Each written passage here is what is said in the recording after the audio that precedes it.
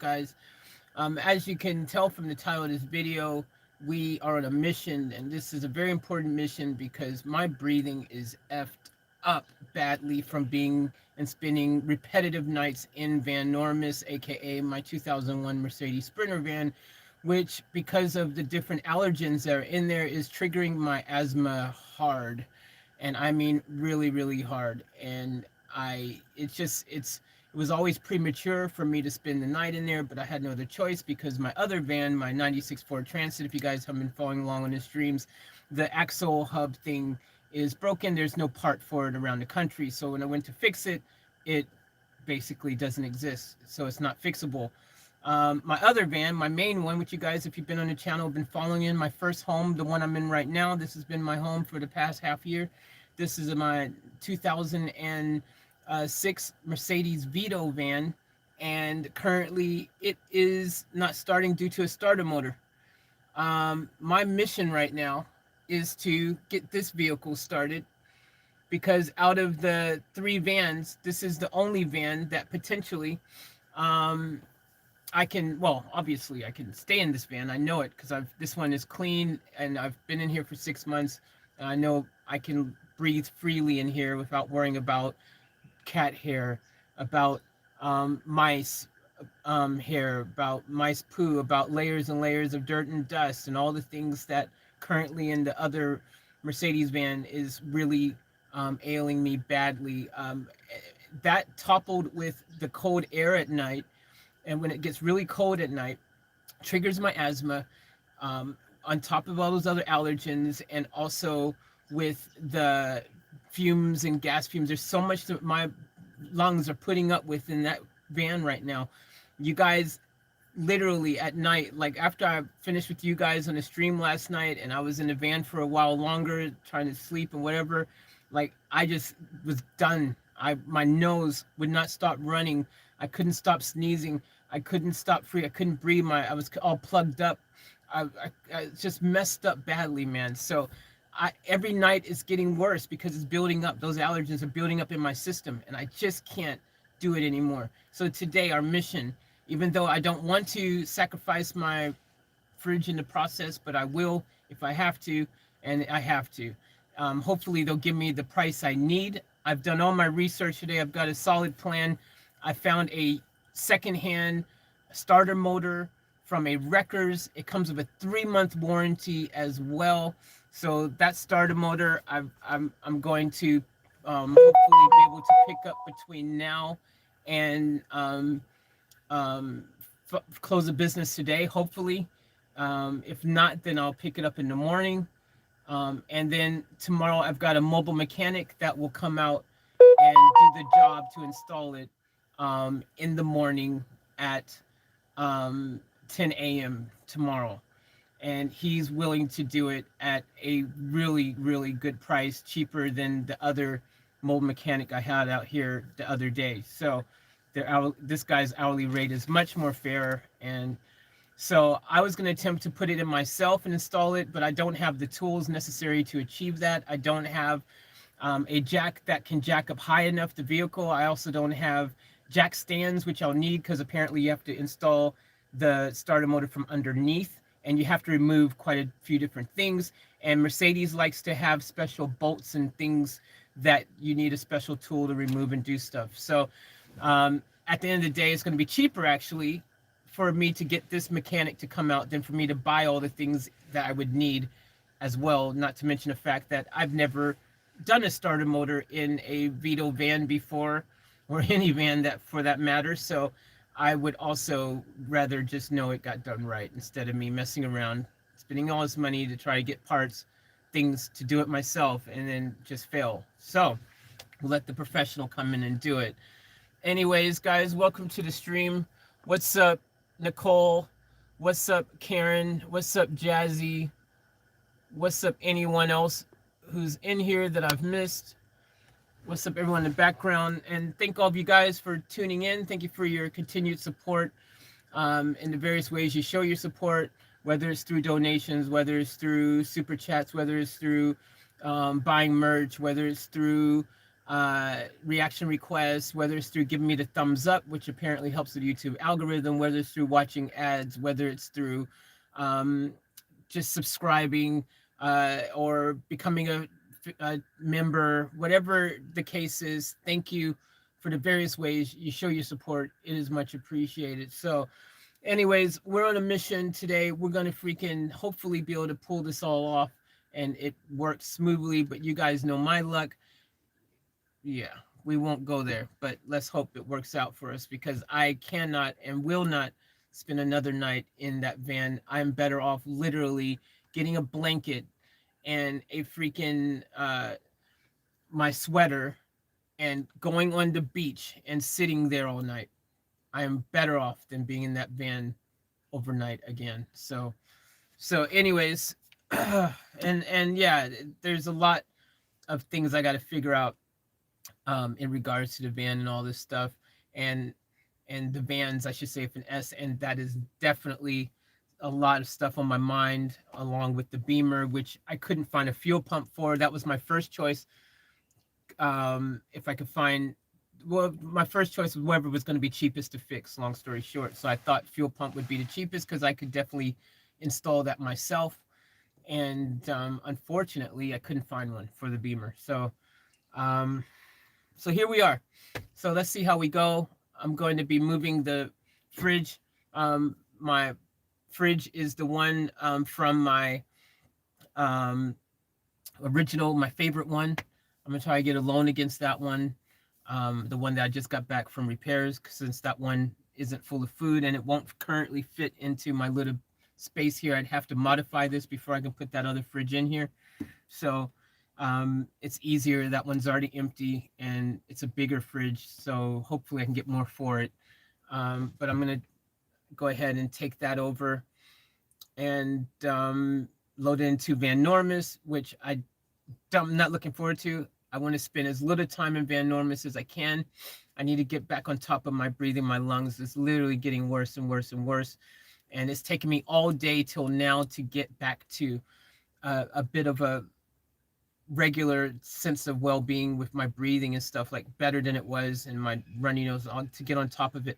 I spent all since the storage unit opened this morning at 5. I spent all this time in this van here, Van Diesel, because that's the only one where I could feel like I could actually breathe and literally save my life. Because if I continue staying in that van over there, Van Normus, I will have an asthma attack, and it's putting my life in jeopardy. That's how bad the situation is. The film can never do justice just how bad the dirt and stuff is. And I think some of you guys don't realize there's the back of the van is carpeted. I don't know if you guys realize, maybe I haven't really said it or mentioned it clearly or not, but the walls, the ceilings, the roof of the van, all the way from the front, all the way to the back, all the walls, all the way from the front, all the way to the back, every part of it's carpeted. It's got this black woolly type carpet, the worst type of carpet. It's like that wool kind of carpet that just grabs hair, dirt, spider webs, all that stuff, and it doesn't, like, it's hard to, that's why it's so hard to vacuum it out of it. You know, if it had been a wood ceiling or vinyl or something else, metal or whatever, I could easily have cleaned that stuff. I could have sprayed that and gotten that really great. But it's because it's carpet. Carpet is not an asthma person's best friend when you have a situation where pet hair and pollen and dirt and whatever else gets trapped into it. So I've done my darndest to get it clean and to make it breathable in there, and it's just not working. So unfortunately, if I continue to build in there or to keep the van, it looks like for my breathing, I'm going to have to get a professional or someone. I don't think I can. I mean, anyways, it'll just be really hard to, with the breathing, to have to spend a lot of time necessary to take apart. I'd need to remove all the wood and roof and everything in there, which would be a big job and aggravate my breathing even more. And I'd need to remove the dash. I'd need to completely just get it completely hit and done in order to make sure my breathing is going to be okay in there. And that's the tricky unknown part, if it's even possible to do that without having an extreme, completely just removable of everything in there, which sucks because it has a built roof, it has downlights, it has, you know, the walls and all that stuff. To have to remove all that sucks because it's already there, and that's a big job, an expensive job to get done. So I was, you know, I was happy that was all there, and it has switches in there for the lights and all these different things. So it's a big job, and it would be annoying to have to deal with that and electrical and move all that. But I don't think there's another way because it's just trapped in that carpet. I can't get it out. So, anyways, my health is most important. Um, I do not want to have to call an ambulance, and I've done it many times over years where I've gotten so bad with my asthma that I've had to call an ambulance, and I've literally had to end up in the hospital after having asthma attacks. I do not want to experience that, and the best way to make sure that doesn't happen, prevention is the best cure. Prevention's the best cure for everything. You guys have heard me say this a million times lately in regards to COVID, but for asthma, if you know what your triggers are, don't be around your triggers. It's just a no-brainer. If you know you're allergic to cats, if you know you're allergic to dogs, if you know you're allergic to pollen, dust, whatever, minimize your contact with that crap, you know? So, anyways, stupid flash. So, anyways, guys, so that's the mission. We're running out of time. I want to get there before they close. That's the first step. I've already booked in the mechanic, so I'm hoping this all works out. Otherwise, I'm gonna have to cancel the booking. But he's booked in for 10 in the morning. I've already booked the part. The part is reserved for me. They've got it ready for me, sitting there. So I'm hoping all that goes smoothly because I need to get back into this van for the moment. It's the only van that can be repaired easily. Van Normus, the repair is about obviously the breathing stuff, you know, the wood, all that stuff that needs to be removed for my breathing. So that's what I'm talking about for that and repairs. Mechanically, whatever, that's not the issue. That fantastic. You guys know I don't have a part to fix it. This is the only van that if we can fix the starter motor, I can go back into and be fine for my health, for my breathing, for all that. Okay, so anyways, that's just the goal. What's up, Charlene? What's up, Data? Hope you all are well as well. What's up, Nicole? What's up, anyone that I've missed? Anyone else that's come in? What's up to all of you guys? Much love to every single one of you. And anyone who's watching in the background, much love to you. Now, guys, so again, I just want to put this out there so you guys know, because I know sometimes you guys like to make donations and support repairs and builds and my life in general, etc. And so if that's you, if you want to make a donation, the best way to do that is through my PayPal link or my Streamlabs link, which floats on there. Maybe Jazzy will put the PayPal link up there for you guys, or you can find it in the description. In the description of my video here, if you go in the description, all the links, it says support the grind, and you'll find my paypal.me/offtap life link. When you do it through PayPal or Streamlabs, I get to keep 100% of the donation, and I get it instantly. I get instant access to it, so that means I can instantly use it for repairs, to fix the van, to, you know, do that kind of thing, or buy food or whatever the case may be. That's instant. And I keep 100% of it. When it goes to the super chat, which is the button on the YouTube thing with the $sign on the chat thing, they take a huge cut of that, and then I get taxed 24% on top of as well. So I end up with less than 50%, the short of it is, and I don't get instant access to it. I only get that once a month. So that's the case. I'm sure you guys don't want to make YouTube richer. You probably want to help me. When you do your donation, your goal is not to help a billion-dollar company become richer. So anyways, that's the situation. All right, let's get into it. We're running out of time. And yeah, there's no way in hell I'm sleeping in that van tonight. So let's get it. I'm gonna put my mask away. I've got my mask ready to go. We're going to be going inside this freaking pawnbrokers, which I do not want to do, but it is what it is. I've got my, I don't know if I ever told you guys. Did I tell you guys? I think I mentioned it at some stage. Maybe I did. Maybe I did a video on it or a stream. I think I did mention it. Anyways, I found my driver's license. I'm sure I did a video on it or mentioned it or something. But yeah, it was in the most unlikely of places where it should not have been, but for some reason it was there. It was so random when I found it. And anywho, yeah, I got it. Yeah, babe, you told us. Okay, good. I thought I did. All right. Cool.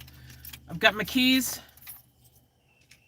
to the van, so we got to go into Vantastic, take the fridge out of there, and then put it into the back of Van Normus. And then we drive down to the pawnbrokers, and we'll see what they say. Now, I'm not entirely liking my chances, but we'll see. I don't need to put that on yet. All right. All right, let's get it, guys.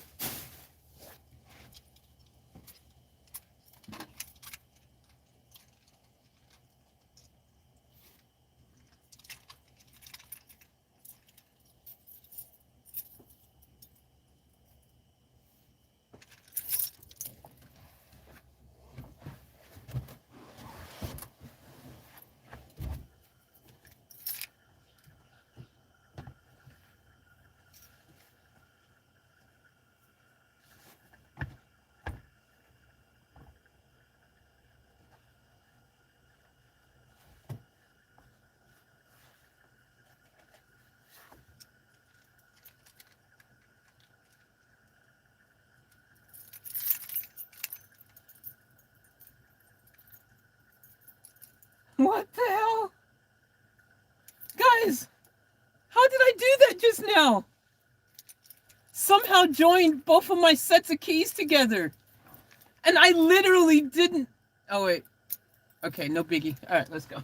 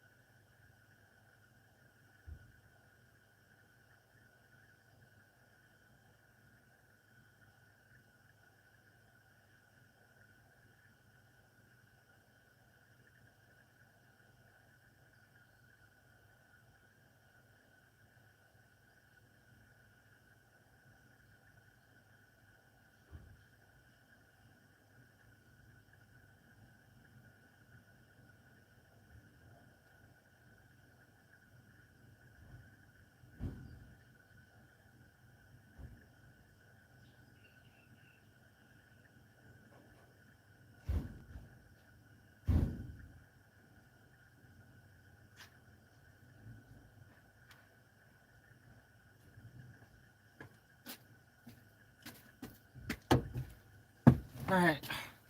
I was going to stick it in the back part of the van, but I just changed my mind. Could y'all see me on there? I don't know if y'all could have seen me go over there. I'm gonna stick it on the side one. So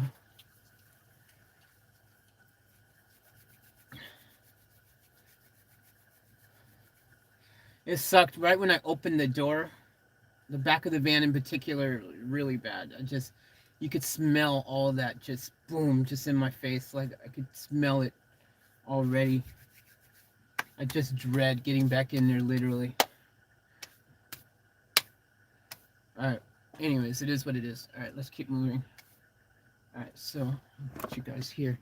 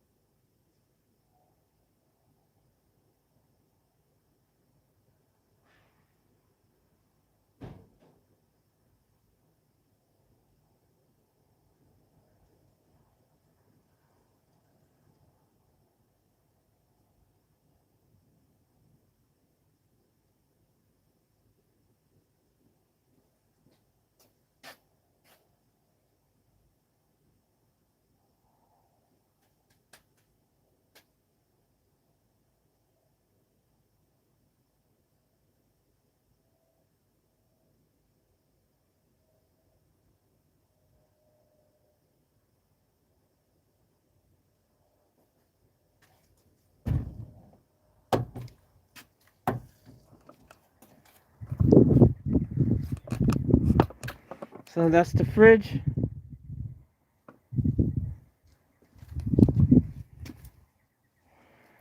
And we're going to bring it and put it in here, right there.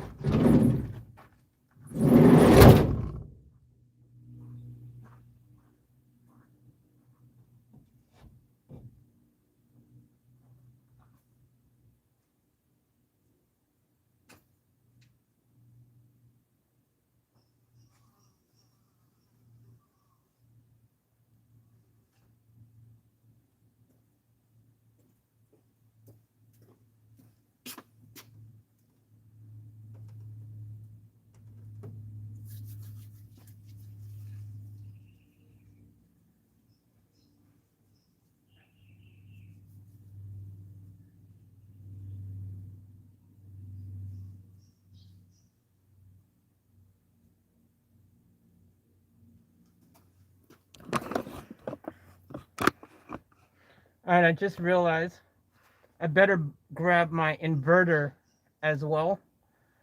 It's brand new, my 1500 watt um, I, inverter. I haven't connected yet, I haven't used it yet. So I'm gonna bring that too, just in case, to make sure I can get over the threshold. If that's what it takes, that's what I'm gonna do. So, all right, I'll be back.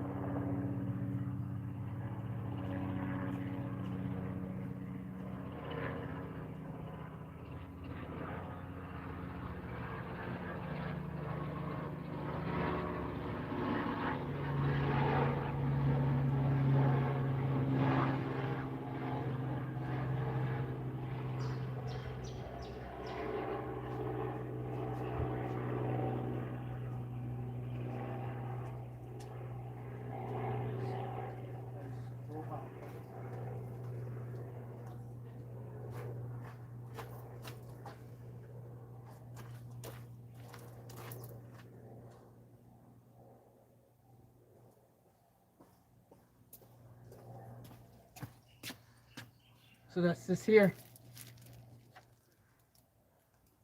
brand new.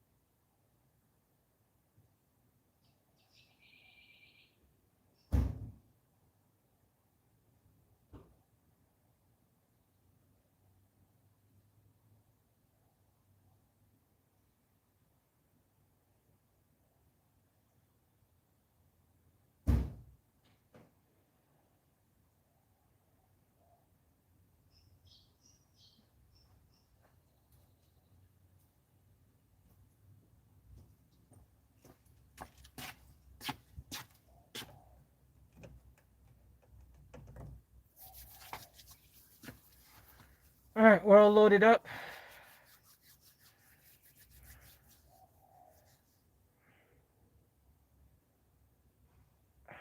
Hurt my hand. Here's all freaking super sore. Smashed it on wood thing earlier. You can see it's bruised.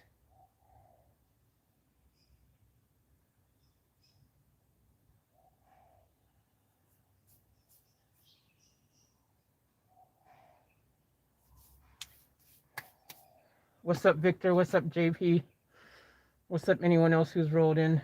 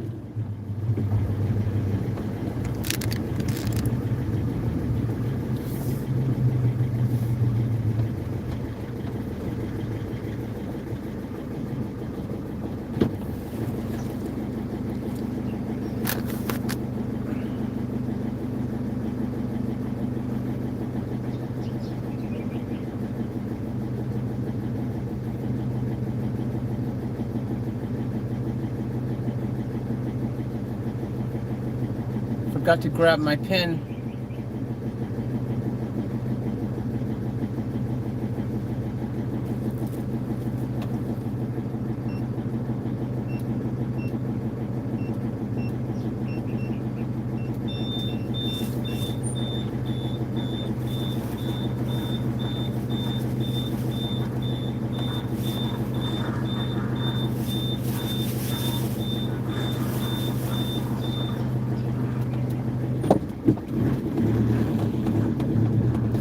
I like to use my own pen when I have to sign something, you know.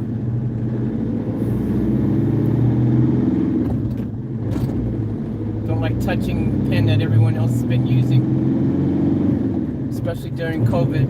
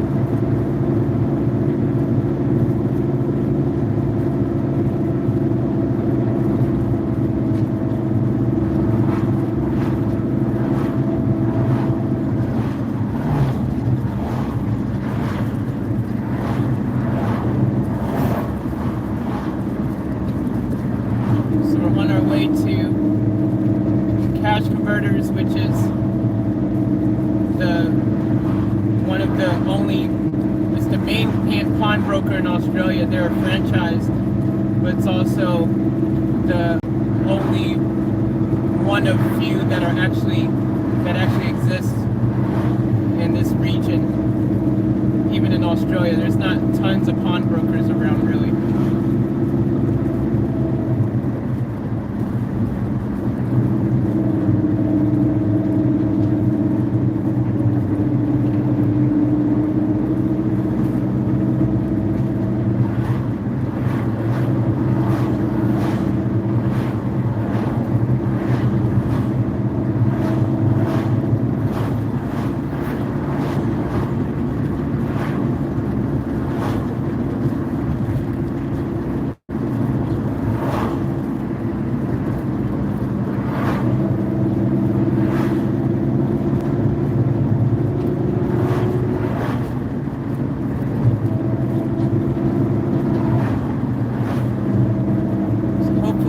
Too busy in there. We can be in and out nice and quick.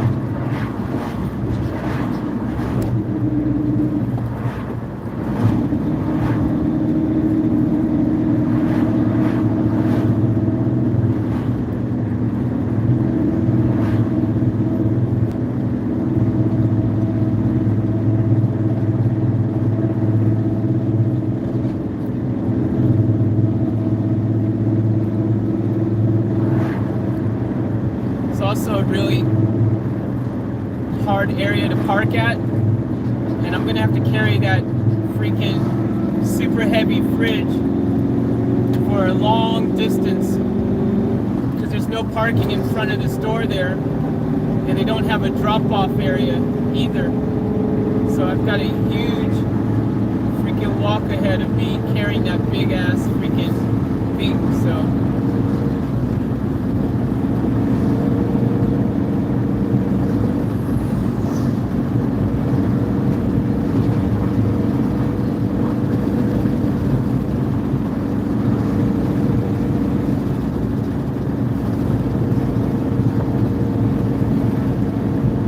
it's all not for nothing. It really pissed me off having to carry this thing super far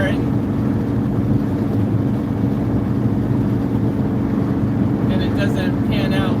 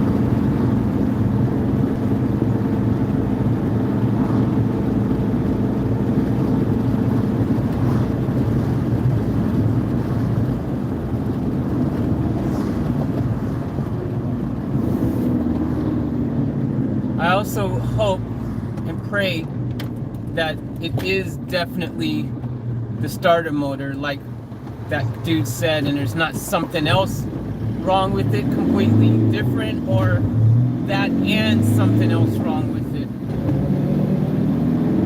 That will suck.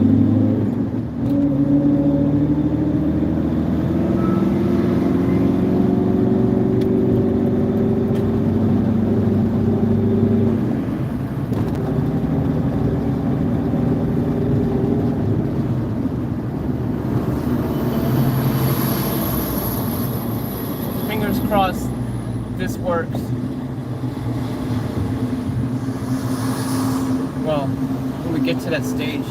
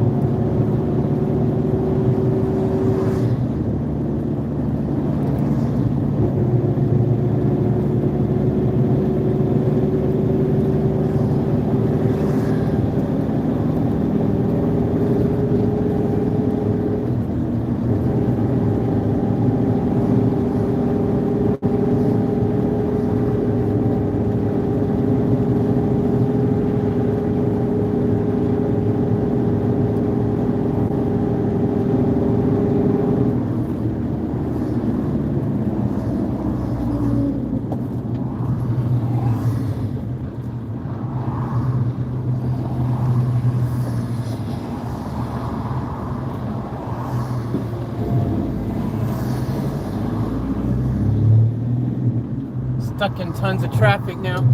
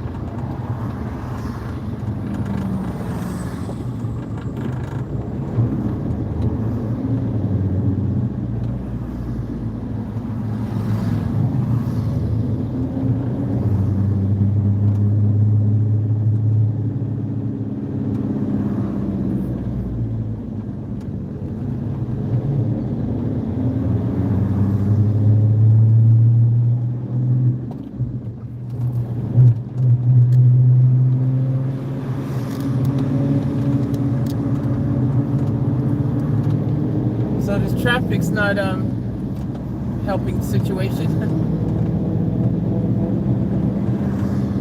Gotta get there before they close and then attempt to get to the other place before they close.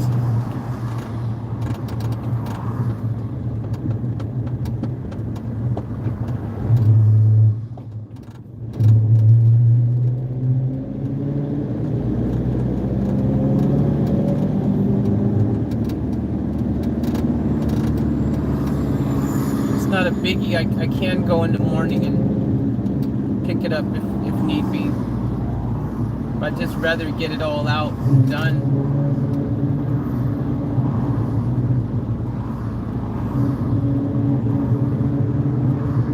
Least amount of time I have to spend in here, the better.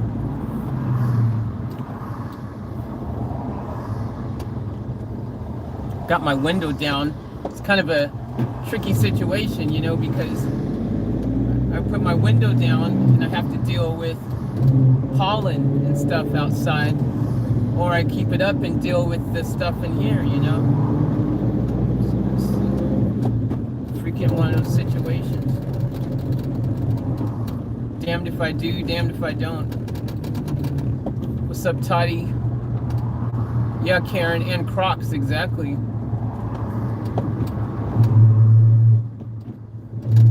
Yep, Jazzy and Crocs, yep.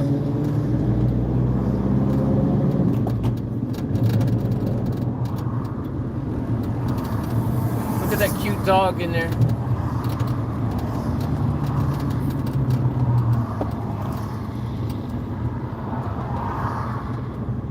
There's Karen in her Jeep picture. Karen, is that you? Karen and her dog in her Jeep. Looks like Karen. Karen, there's your dog in your Jeep.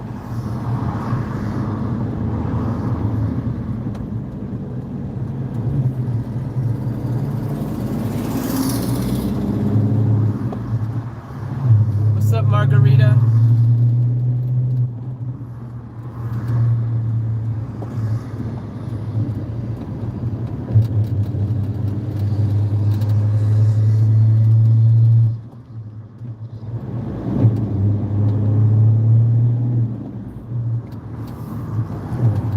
There's Karen and her dog in her Jeep up there.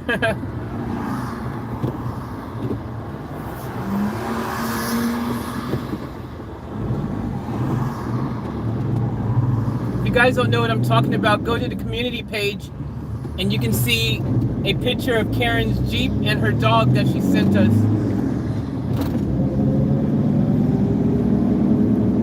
If you guys want to post your cars up there,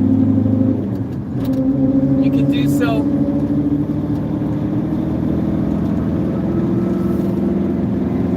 Just shoot them to me.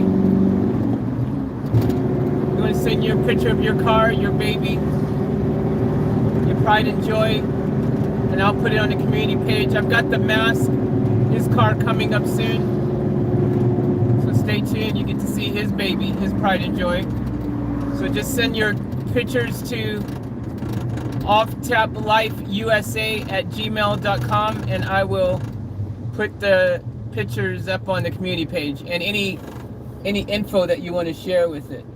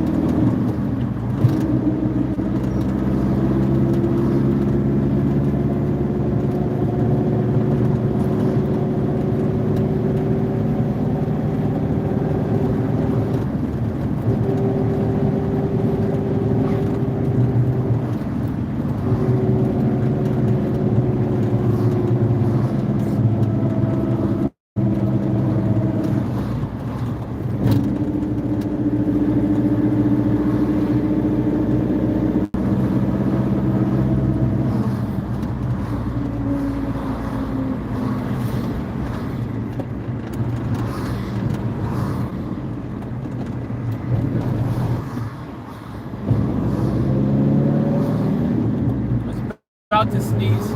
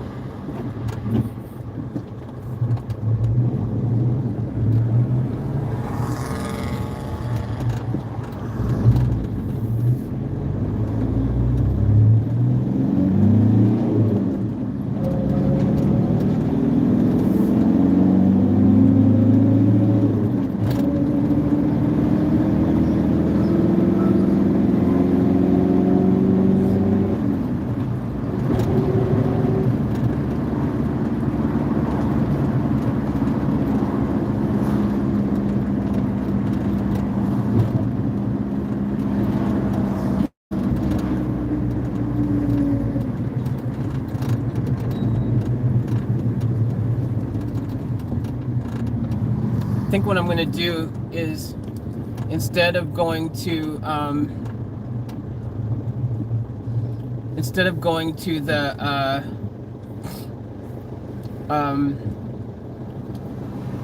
I don't think I'm gonna make it to get that part now anyways. So what I'm gonna do is I'm gonna go over to the other storage unit and just give him the Beamer a start, another go. Just hope that maybe it can just kick in.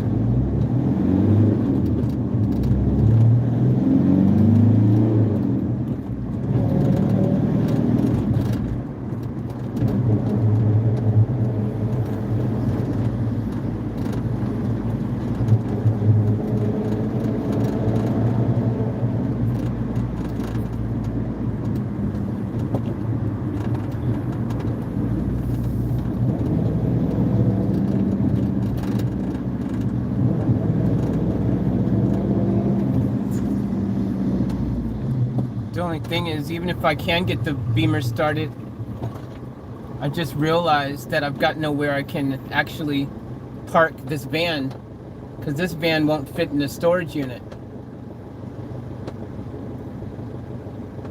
So I'd have to leave this parked on the street.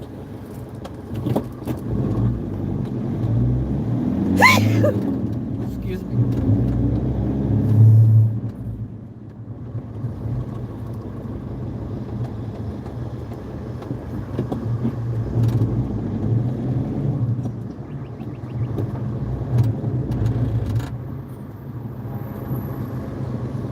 Ugh.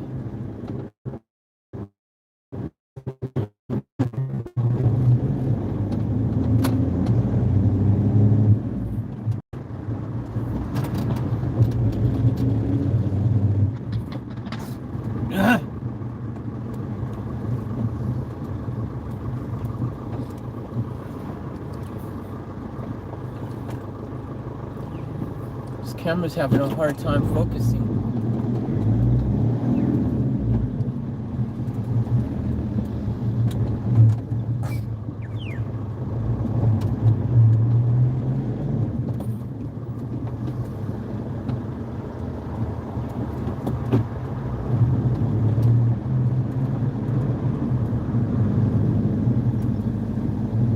This traffic's mental.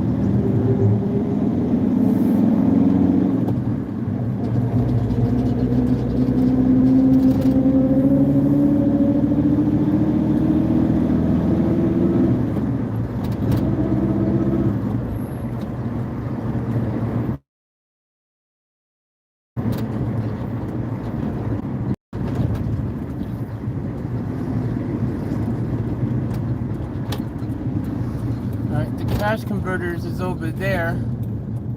You see the sign. So I need to come this way and go around the other way and come out the back.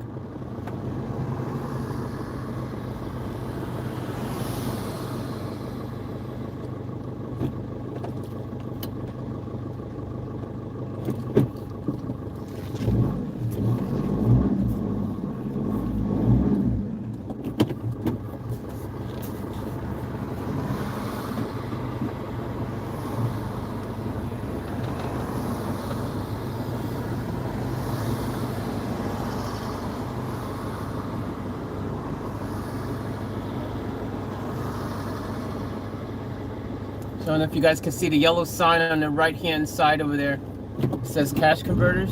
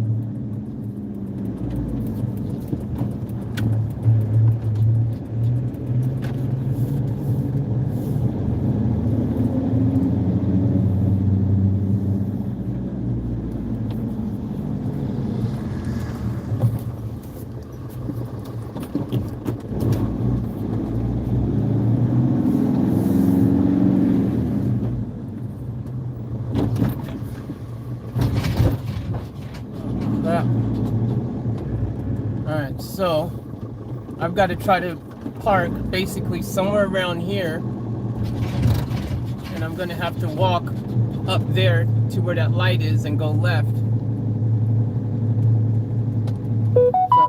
I'm going to try to park here. Hopefully my car doesn't, the van doesn't stick too far out.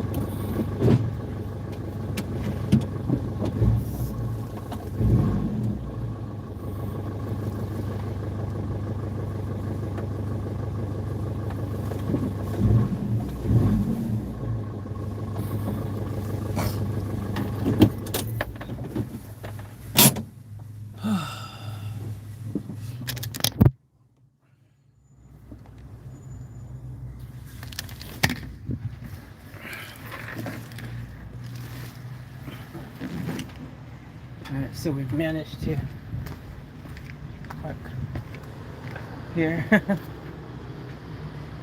Blocking the sidewalk, but we're in here. We're not hanging too far from the front, so we're good.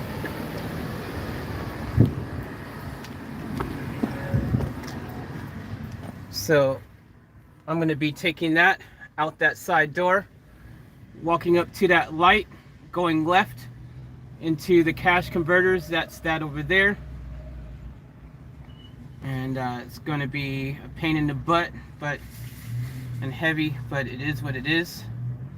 So I'm going to I'll put you guys on a tripod up against the window so you guys can see as much as you'll be able to see. And then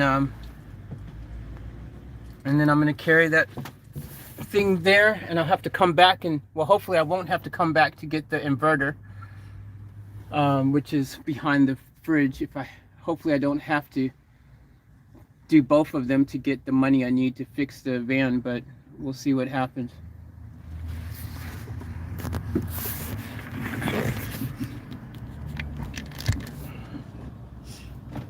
So I'm gonna put you guys on this tripod.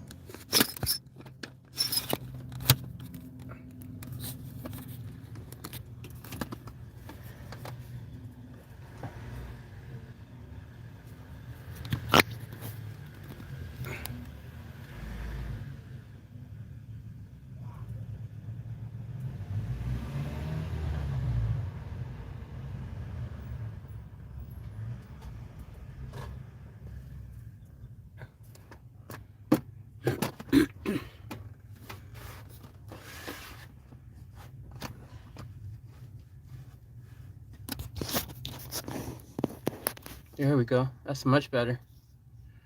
All right, so you guys will be able to see me carrying that bad boy up there.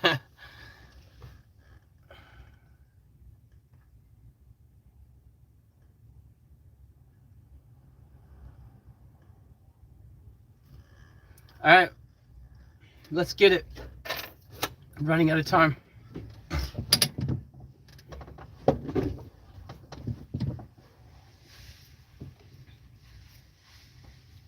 Put my mask on. Good to see other people wearing their masks.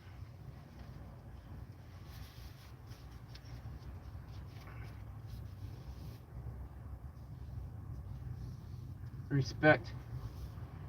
Even the guy outside doing the trolley is wearing his mask. Awesome.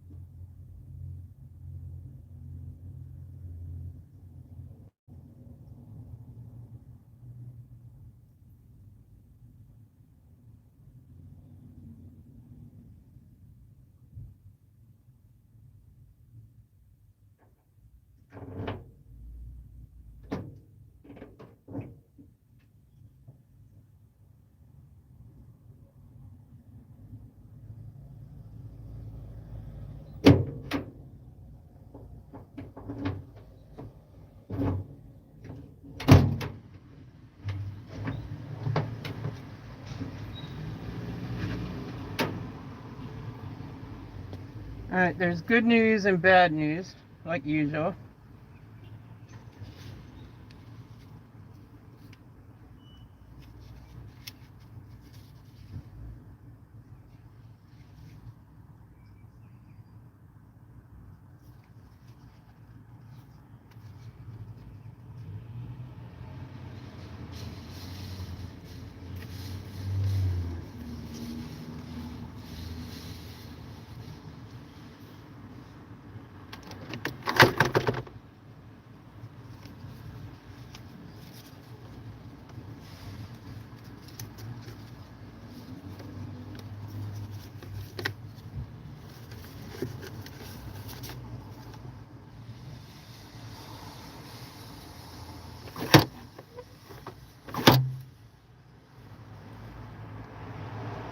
I'll tell you in a second.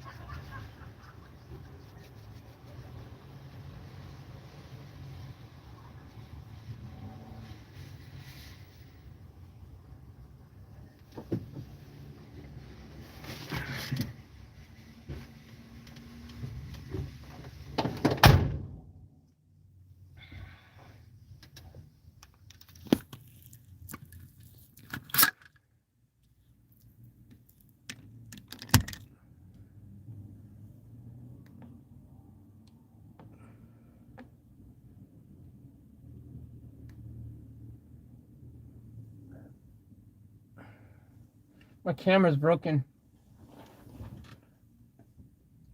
There's no reason there should be glare now.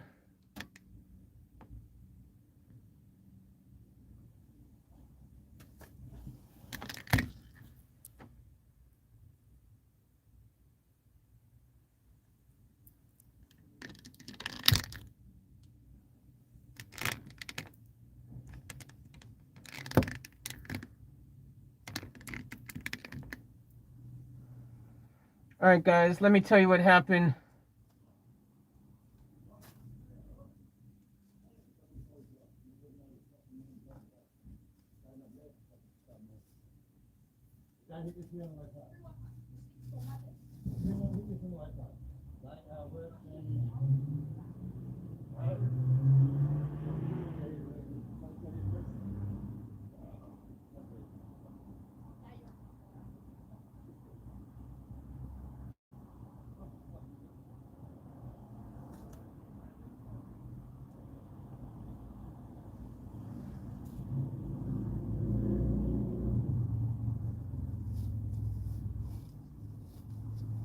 The guy just walked by and freaking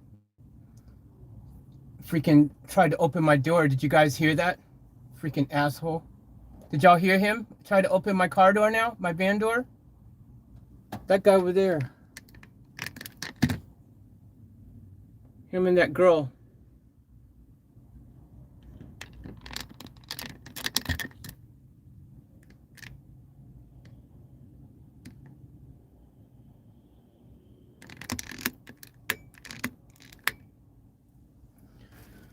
All right, guys, let me tell you what happened.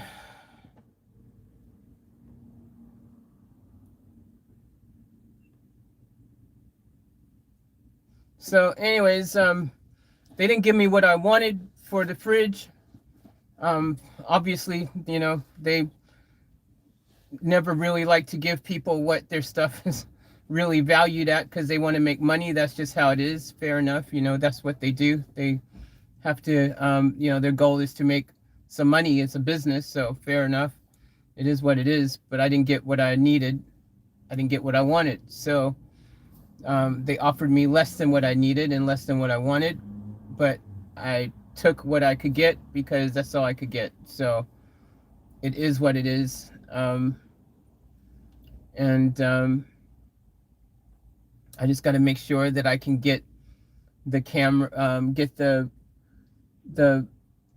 fridge from there. I need to pick it up because I do not want my fridge that I paid over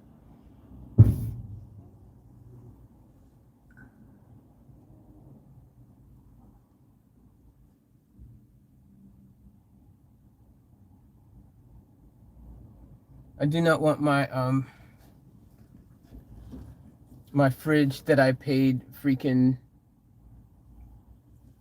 a lot for. That fridge cost.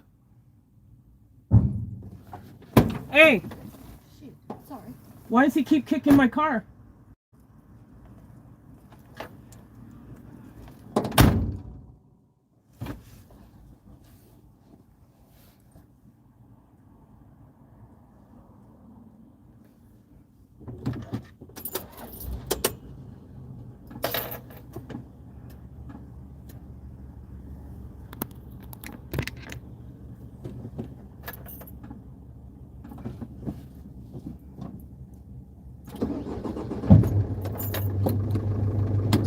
my car from here.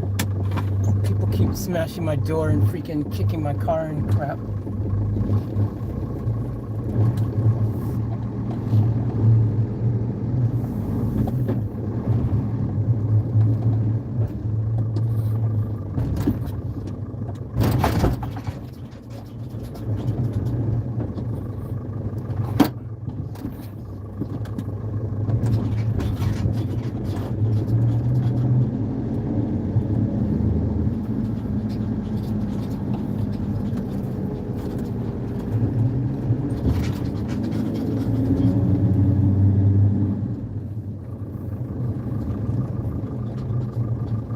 When people are rude,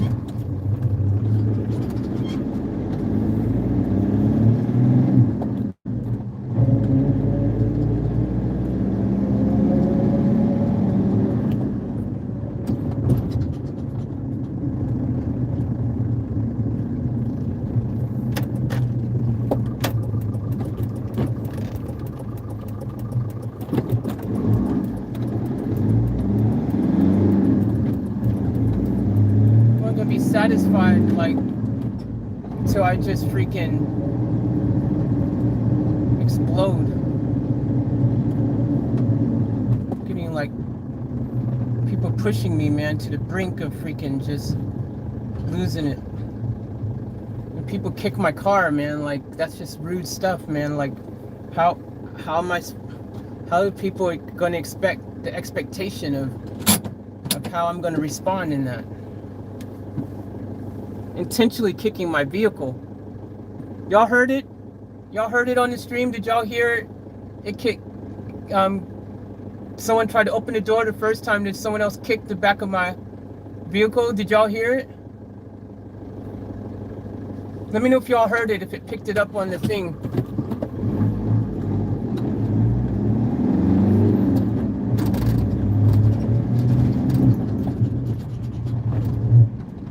Pushing me, man, to the brink, man. I'm telling you. Everybody's got their limit of the BS that they can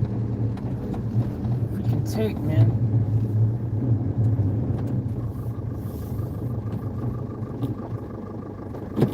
That wasn't good, was it?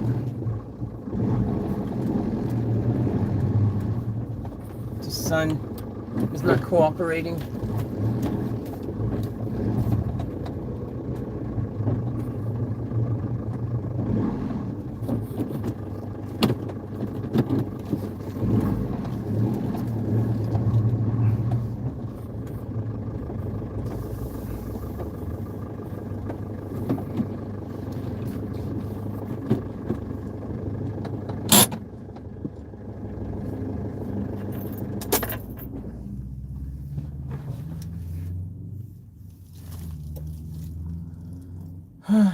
Alright.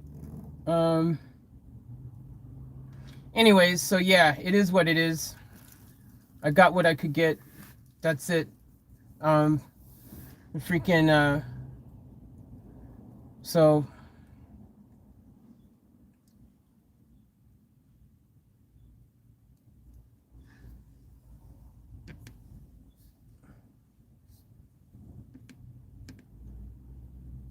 the guy in the place there was annoying me as well. All right, sorry guys.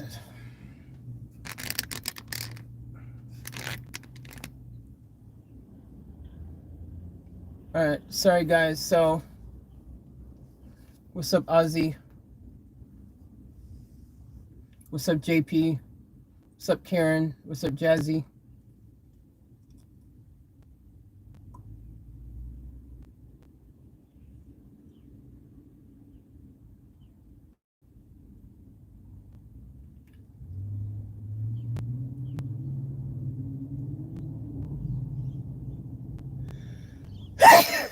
Excuse me.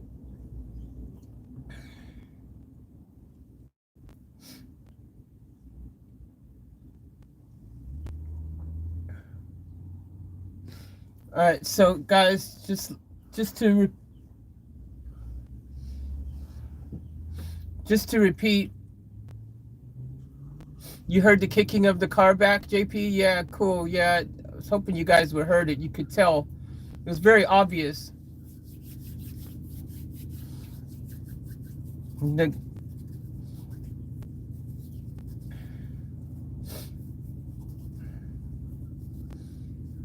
it's just rude. Two different people. Yeah, you heard it too, Jazzy? So you guys heard it. Good.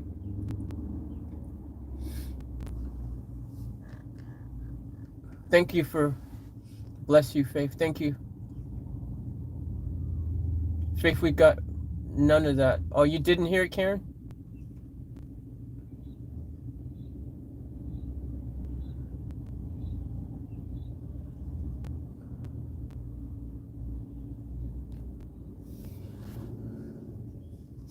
Why people there was so rude? I don't know, JP. It's $1 million question. Oh, Data, we heard it. Yep, you all heard it? Cool. It's rude.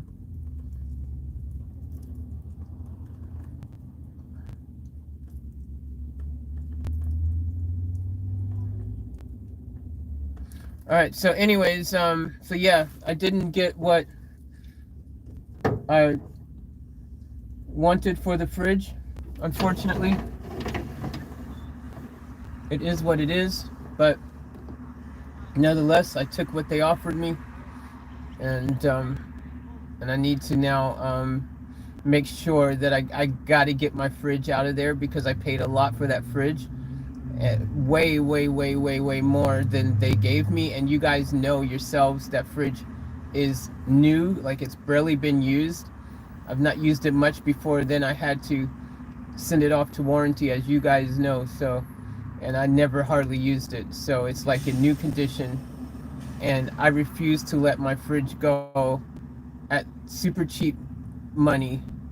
I took what I could just to, you know, make it closer to getting what I need, but yeah, I can't let my fridge stay there for that price. The thing is, they would have gave me what I wanted. They said I don't have a good history with them. If I had a good history with them, they would have gave me what I wanted. I have to build trust. I have to build up history, build up trust with them. Because they said if you had a good history with us, then they would have seen me come in and be like, hell yeah, we'll give you what you want, because they would have had trust and faith in me that I will, come back and pay back the loan. But because that trust wasn't there, they were like, no, we good. We'll just give you this, and next time, once you get, you pay this one off, next time, yeah, man, we'll show you some love.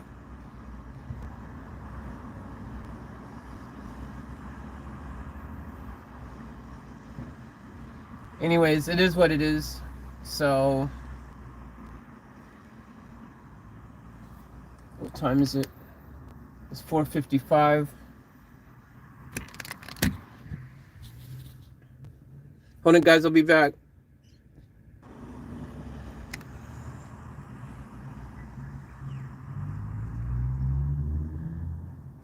So, stupid me, also, because they give you cash, they don't put the money into your account directly or something like that, which would be way better if they did that. They give you cash, and so you can put I wanted to put the cash. I don't like cash. I don't like carrying cash. I wanted to put the cash into my bank account, because I don't like carrying around cash. Number one, I didn't bring my bank card. If I did, I would have been able to just put it in there myself in the little deposit thing. But guess who didn't bring their bank card? Me. Number two, they're closed. The tellers are closed. So I can't just show my ID and let them put it in for me. So, yeah, well, that is what it is. Stuck with cash.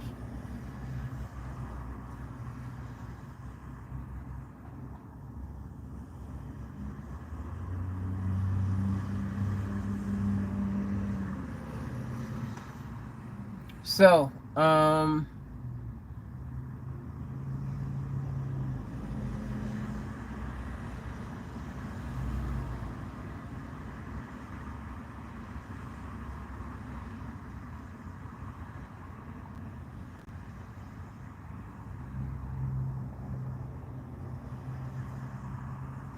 yeah, so I don't know what to do. So I have to go in the morning tomorrow. It's too late to go grab the part that I need. I can at least go grab the part. I have to go grab that in the morning.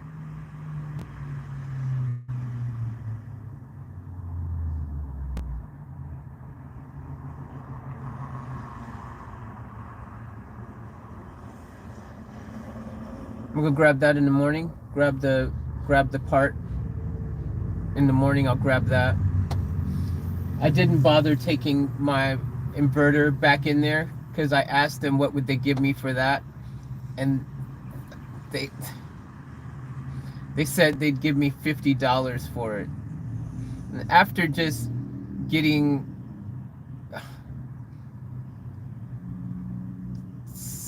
nowhere near what I wanted for my fridge,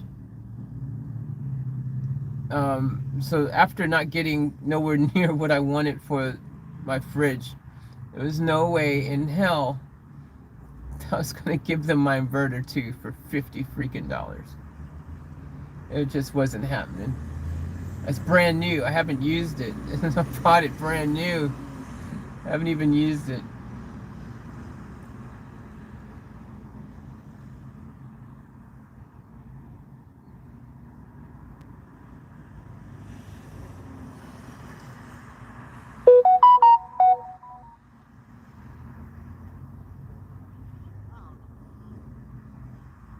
So my bank card, which normally I would have with, I'm just used to always having it in the car, you know, because normally I'm in Van Diesel, and it just always sits in the, you know, in the car in Van Diesel. I just don't have that stuff in this thing, you know. This Van Diesel's been my home, you know, for 6 months. You guys, you know, it's been a long time. It's been my home, so I've been inside of Van Diesel.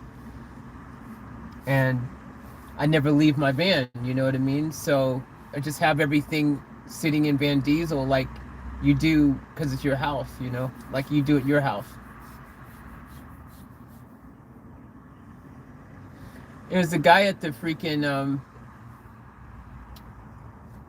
at the pawnbroker, you know, he was friendly enough and stuff, you know.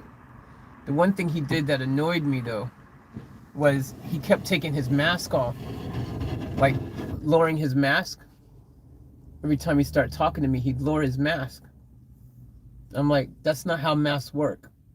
You're supposed to keep it on, not take it off when you're talking. That's the whole point, is to wear your mask so that when you're talking, it doesn't spit your COVID potential, if you have it, out at people. You don't wear a mask all the time and then take it off when you decide to talk to someone. That kind of cancels out the whole reason why people want you to wear a mask. Unbelievable. He kept doing it. It was so annoying. I was like, But anyways, it is what it is. I had my 3 masks on, so hopefully that was enough masks for all of us. I forgot to bring more masks, so I've got 1 mask. So I took 1 top layer of my 3 mask off, So now I've got 2 masks because I just felt uncomfortable with the other, because I end up spinning. You guys see me, I spend a while in there in the store. So if I take the top layer off, hopefully, if there was anything nasty in the mask, hopefully it just went to the top layer, stopped it. And so by me taking that off, now I've got 2 other layers. That's actually how you should do it. You should start with your day with 5 masks on, and then you walk around and you go to your different places and you just take layers of your mask off everywhere you go. You're like, oh, yeah, cool. Take that one off, throw that one away, and you have a fresh one ready underneath. And you just keep doing that all day. Fresh one, take that one off, keep walking, fresh one, take that one off, keep walking, fresh one, take that one off.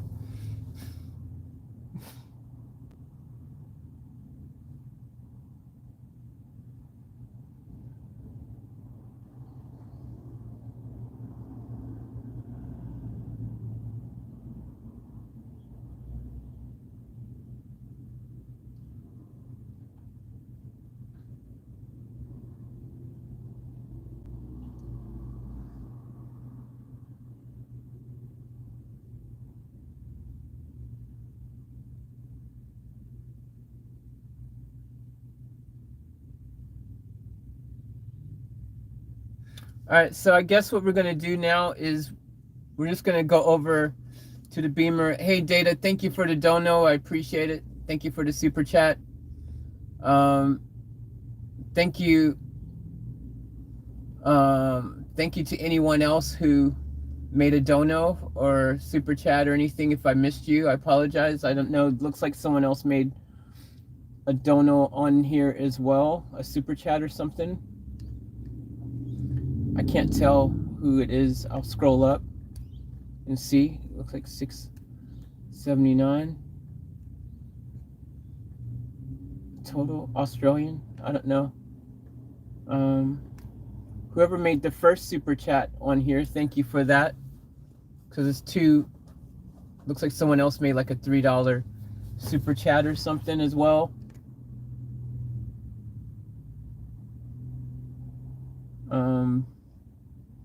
Let me just check my. I want to see. Hold on, guys. I'll be back. I want to check to see if anyone else has made things, so I just know. I don't want to miss anyone.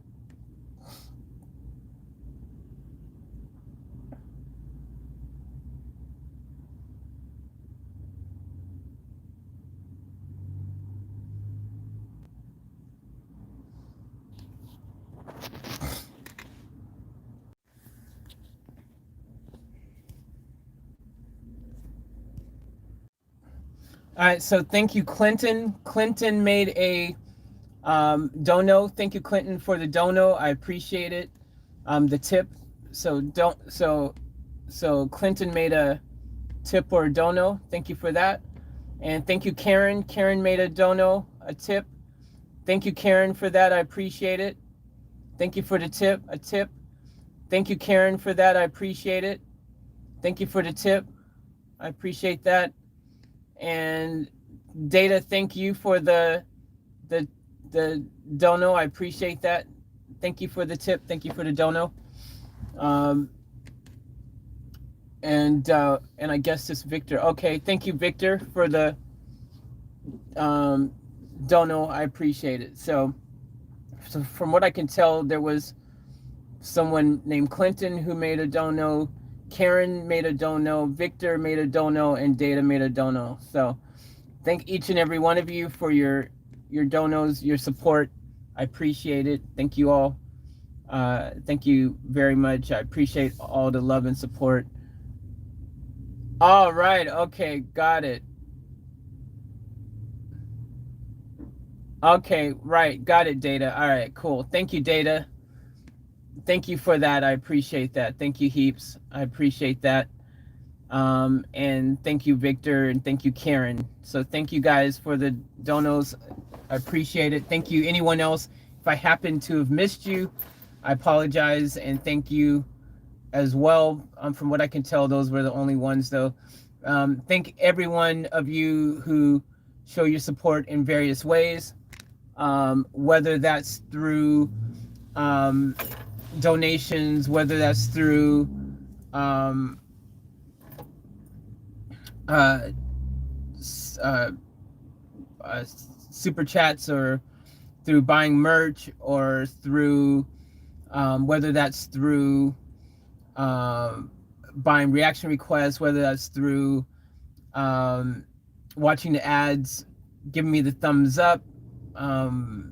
That helps with YouTube algorithm and things. Whether you're just watching the videos, whether you're just a subscriber or a club member, it's equally loved and appreciated.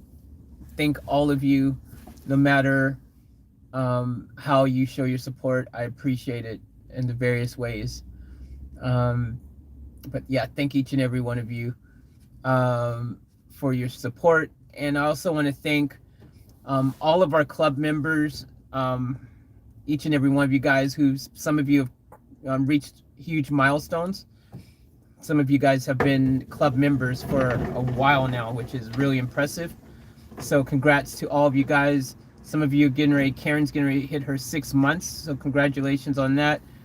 We've got 12-month people, members, Jazzy, Lazuna, I think Kelly is a 12-monther. There's tons of probably other 12-monthers. I just can't think of their names right now, but there's definitely other people who are 6 months on. People like Donna Leah, I think she's over 6 months. She might be a 12-month.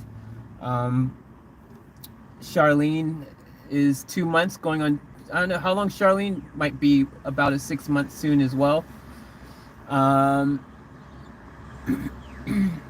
There is Data. Data is somewhere between 1 and 2 months. So congratulations on Data.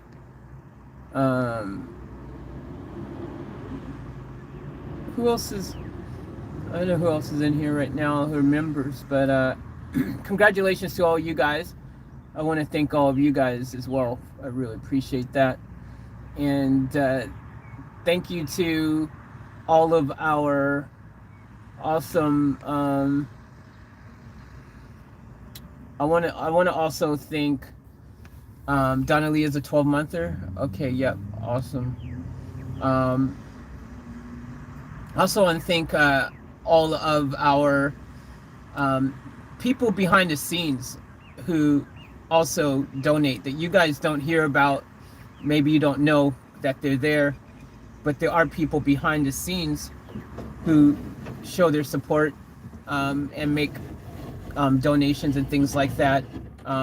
There's some regular contributors on the backside that some of them started back when I had my Patreon. I did have a Patreon for a short period of time, and so some of them are original Patreon members who then converted over when I stopped doing Patreon, and they still wanted to show their support even though I didn't have my Patreon. So some of them are supporters in the background, regularly behind the scenes, who regularly show their support and make contributions and things, you know. So I want to thank all of those people as well.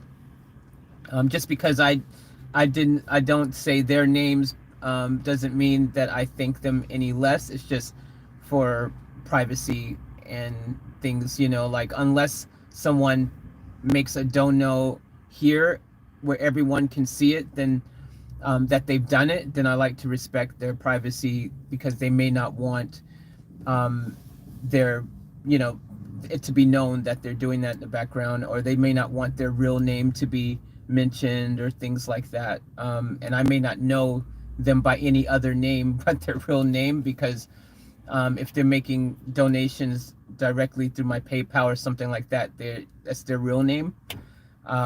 So sometimes I just don't know, you know, so yeah, just to respect some people's privacy. Some people actually literally, you know, they don't want it to be known that they are doing that kind of things and stuff. So you got, you know, unless they do it in the public forum where people can see their name, I just like to respect that. But they know who they are. You guys know who you are, who are on the backside doing your thing and showing your support on the regular. You guys know who you are. So thank each and every one of you guys. So my game plan at the moment, it's 5:13. I was going to go over to the other storage unit and see if I could get the beamer started. But unfortunately, that storage unit closes at 6 and it's going to be dark. It's already almost dark here. And so by the time I got there, they would literally be getting ready to shut. And again, because I'm just attempting to see if I can get it to start again, it just may not be worth the effort when I know it's probably the fuel pump is gone or whatever. Plus, if I was able to get it started now, my dilemma is that I wouldn't have anywhere to put the van. I wouldn't have anywhere to put this van. Usually Van Diesel was great because I could just take the beamer out and then put Van Diesel inside the storage and in that shed, and then it was sweet, but it won't fit in that shed. So yeah, so what I'm better off doing at this stage, because it's much to the muchness, even if I could get it to start now, that means my van, and as you guys can see from the rude people that already exist, the last thing I want to do is leave any of my vehicles unattended on a street somewhere, random street, you know, park somewhere where any a-hole could just do rude things to my vehicle, and that ain't on. So we don't want that to happen.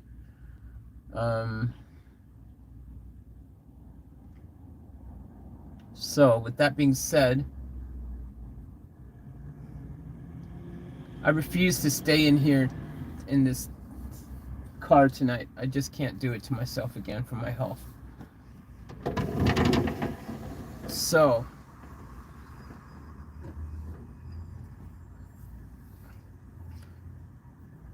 what I'm thinking of doing,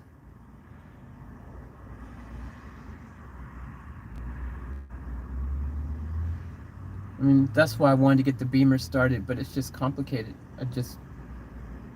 Even if it could start, which it probably won't again because it's the fuel pump. I might,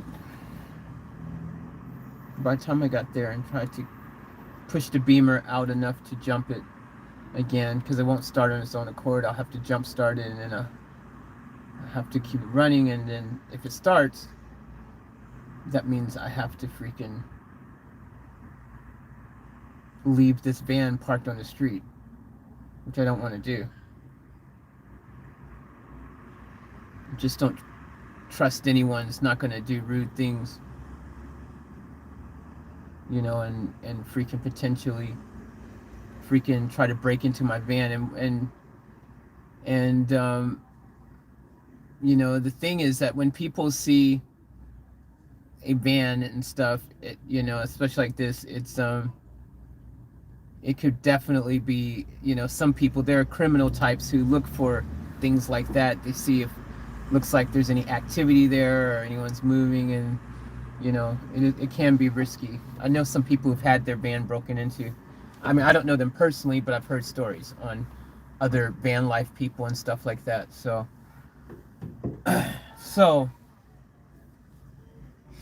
what I'm going to do is, this is my plan.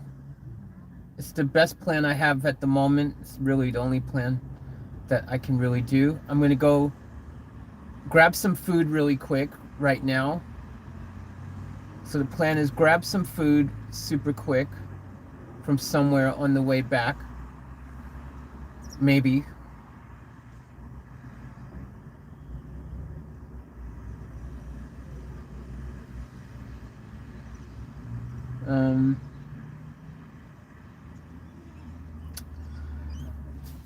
That's not a good plan. All right. Damn it. Um,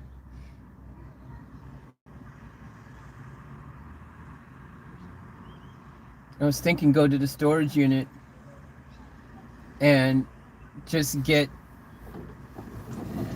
I was gonna get something to eat before I got back to the storage unit. Go to storage unit because it's getting dark. Where blah blah blah. Then get my stuff that I need just for the night until 5 in the morning to put inside of Fantastic. I know, hear me. I know it's broken. I know I can't drive it. I know it's dangerous, but hear me out. Put the stuff I need just for the night, just until 5 in the morning when the storage unit opens back up. Just until then,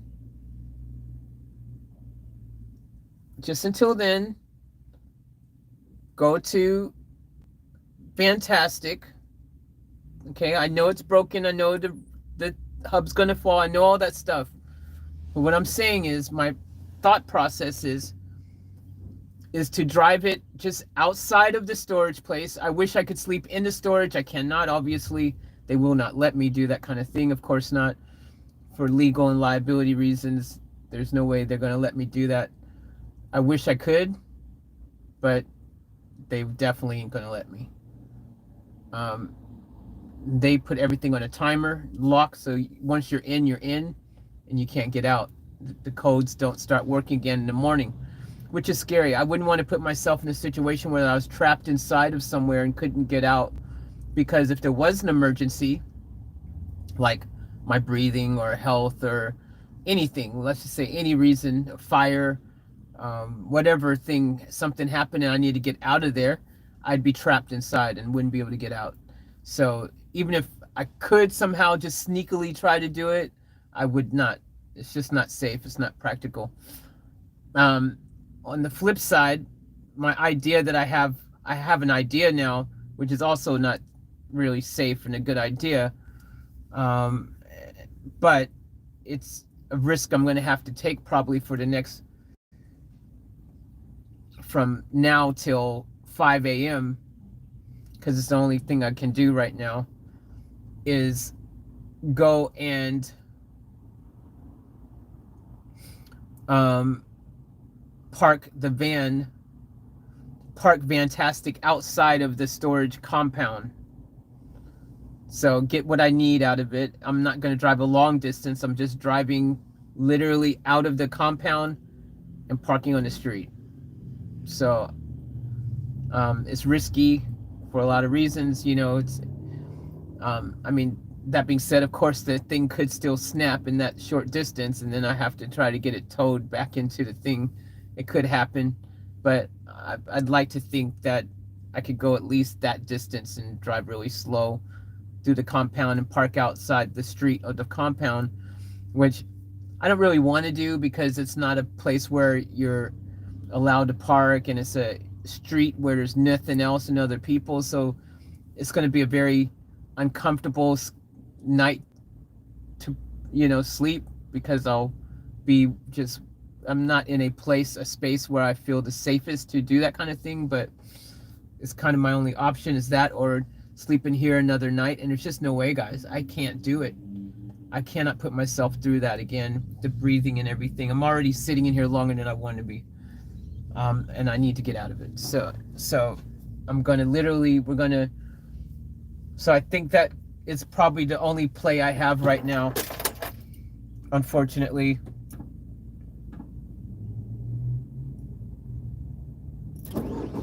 I mean, if I could get the Beamer started, the only other thing I could do is park the van on the street at that storage unit, a completely different one. Park it on the street of that storage unit, and then I park behind that storage unit in my Beamer. I mean, park behind my van in the Beamer. And the problem is, my Beamer also attracts tons of attention. And my Beamer, if you have the Beamer and the van both parked on that street, it's too much of the wrong type of attention that I'll be getting. So, and that's if I could get the Beamer started, which I can't. So, or at least I don't think it'll start.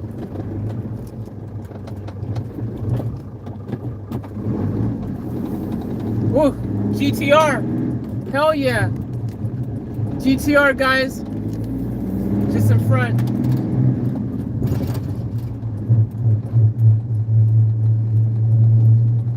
Oh my gosh, that sun, yo. Oh. Hey, I can't see. I can't see. I can't see. I can't see. I can't see the road at all. I literally I can't see.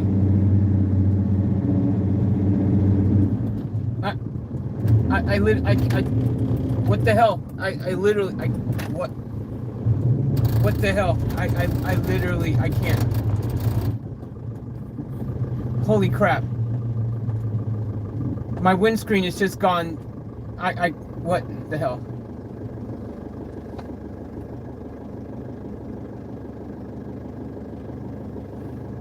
Oh my gosh. Crazy.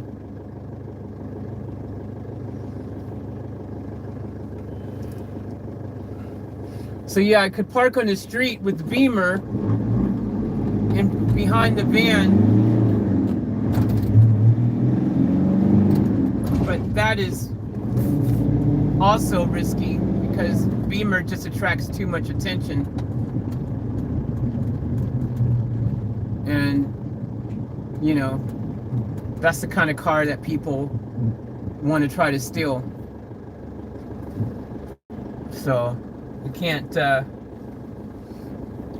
do that.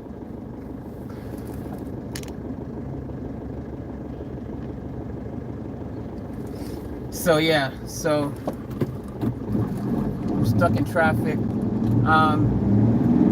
Whatever I decide now, I'm on borrowed time.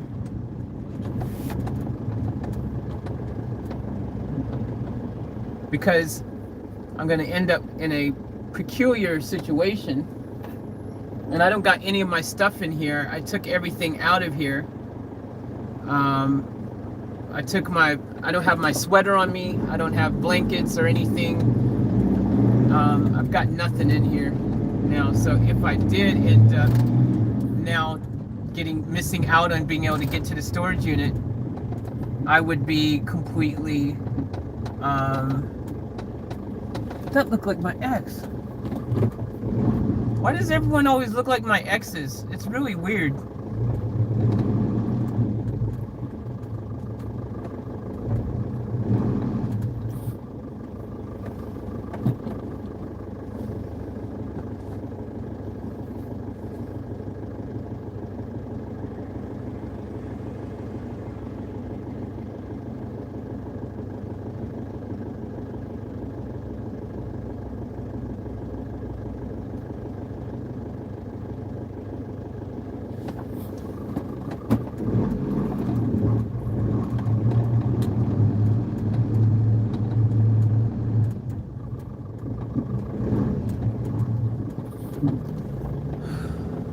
So yeah, so I'm running low on time.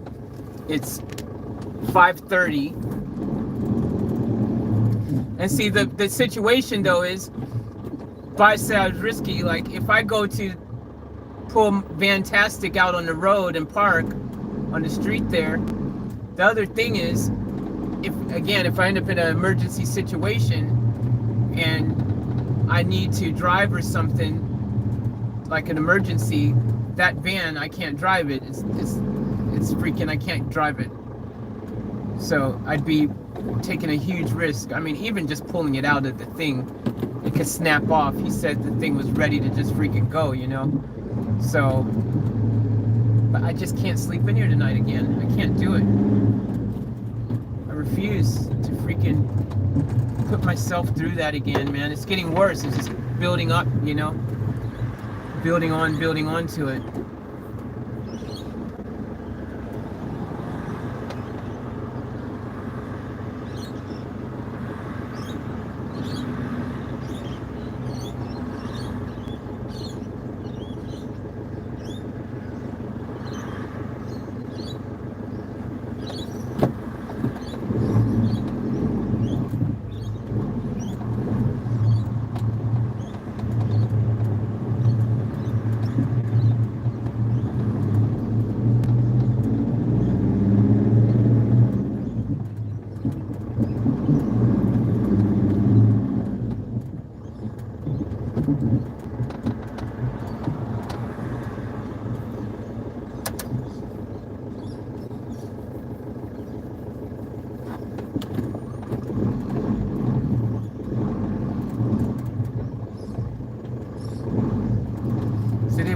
been carpeted all the way from the front here all the way to the back. It's all carpet all the way down the side of the walls to the ground doors. Everything has that black carpet on it.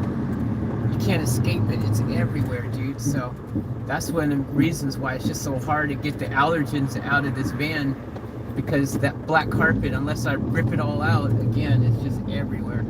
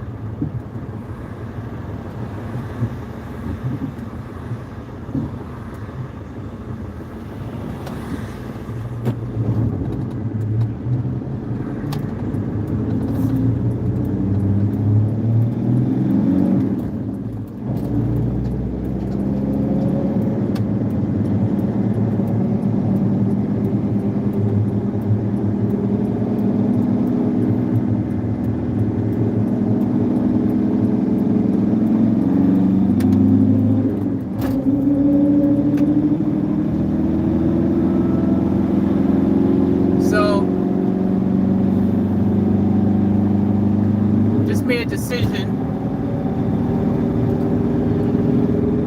so I think it's worth. Look, either way, I'm damned if I do, I'm damned if I don't. You know what I mean? There's no really good situation, no really good decision tonight. They all suck. So what I'm going to do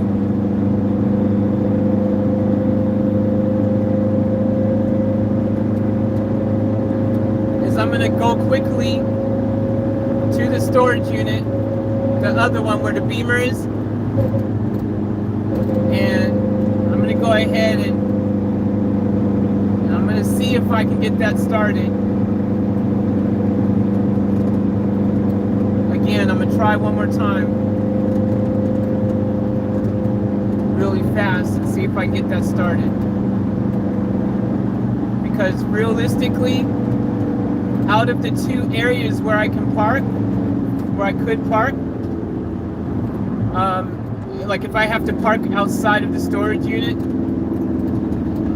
I think that I'd rather park outside of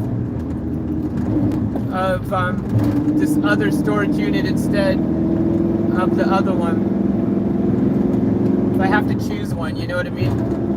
But it's dependent if I can get the Beamer started. If the Beamer doesn't start, then we have no choice. So yeah, if the Beamer doesn't start, we have no choice. And the decision is made for us, so we'll have to go to the other storage unit. So I'm gonna try to see if hopefully I can get to this other storage unit within the next 5 minutes, and then hopefully Beamer starts. If it doesn't, then all this has been for nothing. But I've got nothing in this vehicle. I got no shirts, no jackets, no blankets, no nada. So we definitely don't want to end up. I don't even have.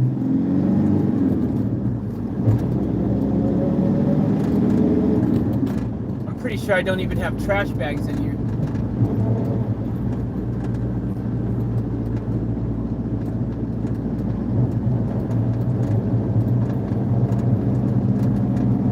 So I took everything out and put it into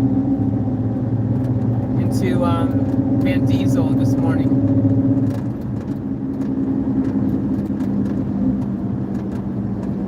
Anyways, let's see how we go.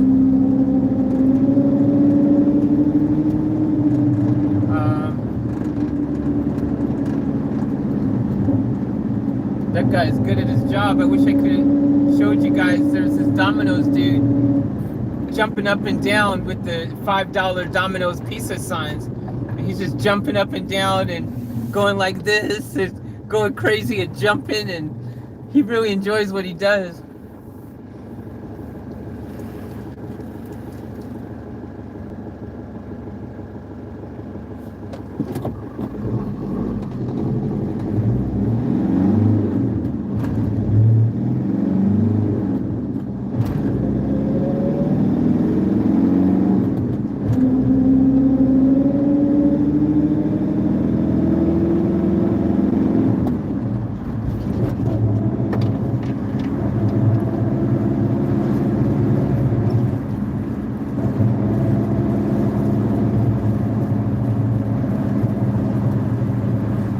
What's up, Ozzy? What's up, anyone else who's come in? What's up to anyone watching in the background? What's up to anyone that I missed? Hope you all are well.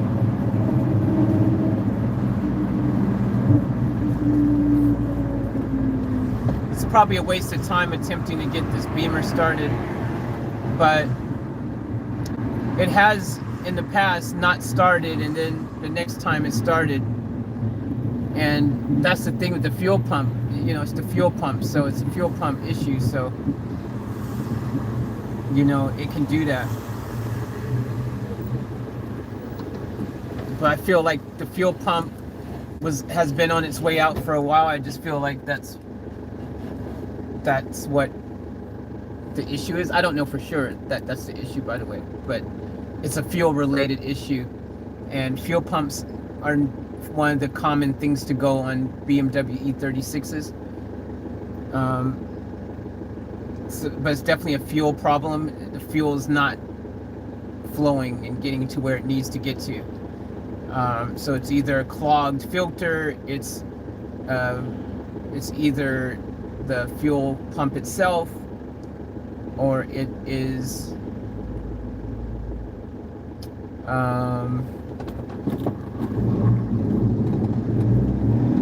injectors, clogged injectors. Need to change the injectors or something.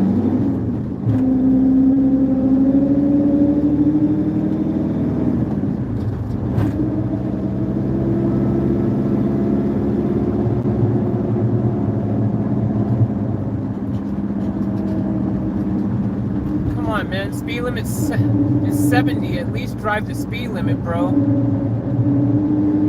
You might want to drive in the lanes, not making your own lane on the side of the road, because that's dangerous.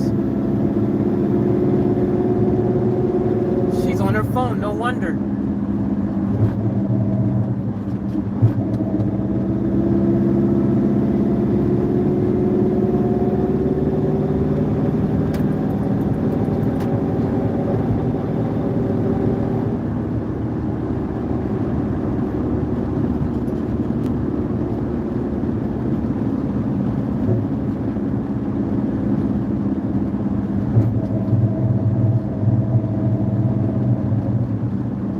Alright, so the plan is run inside really fast to the storage unit.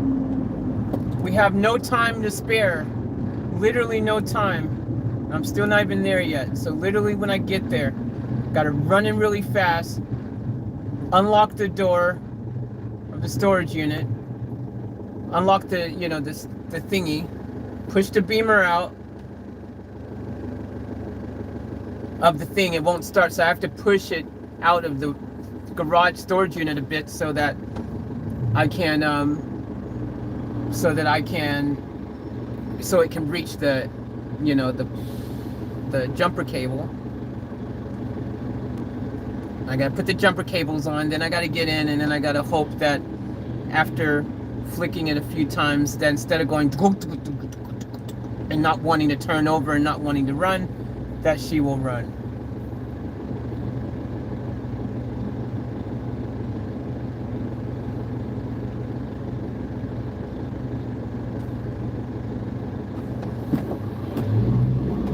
I never thought the day would come that the Beamer would let me down. I knew it's possible, I've always felt the fuel pump could potentially be on the way out or something. I suspected it, but then when it started again and just ran fine, I was like, nah, must have been something else. She's going now, you know.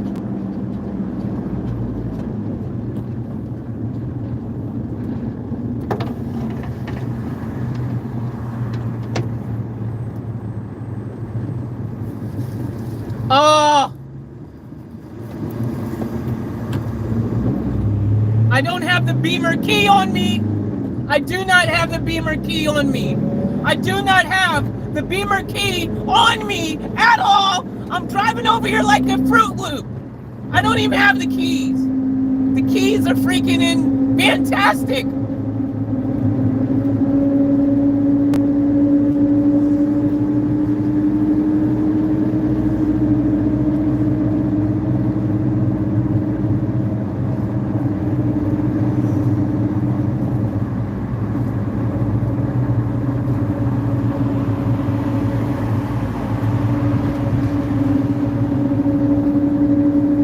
Been a waste. I don't even have the keys.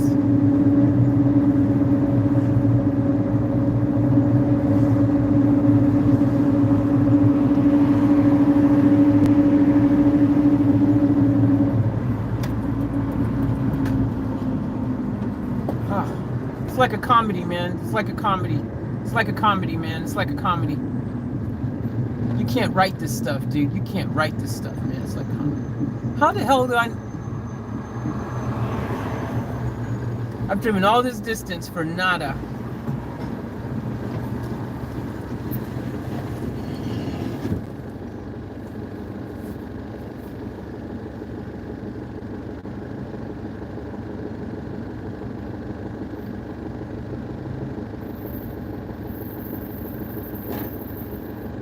Ow. And I just stupidly banged my bruised hand on the steering wheel.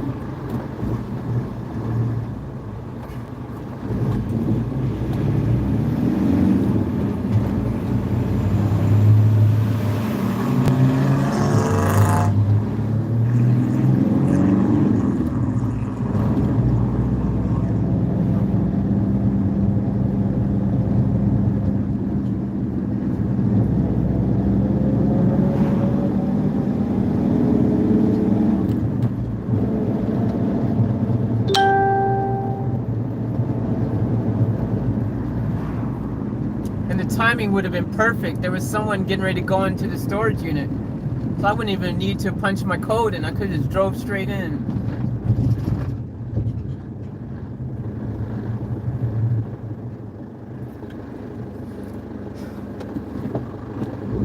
Just laugh, just laugh, just laugh. That's all I can do.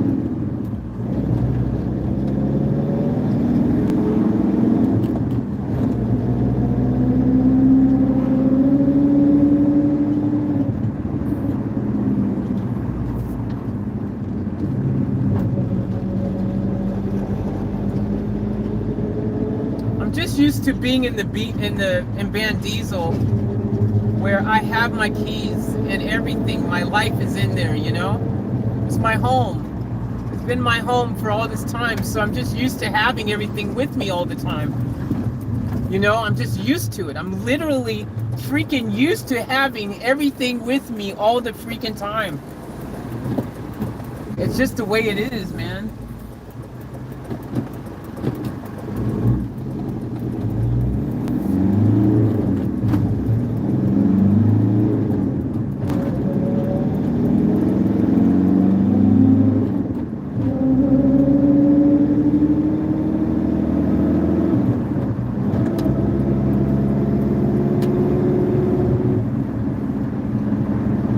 Used to it, you know, and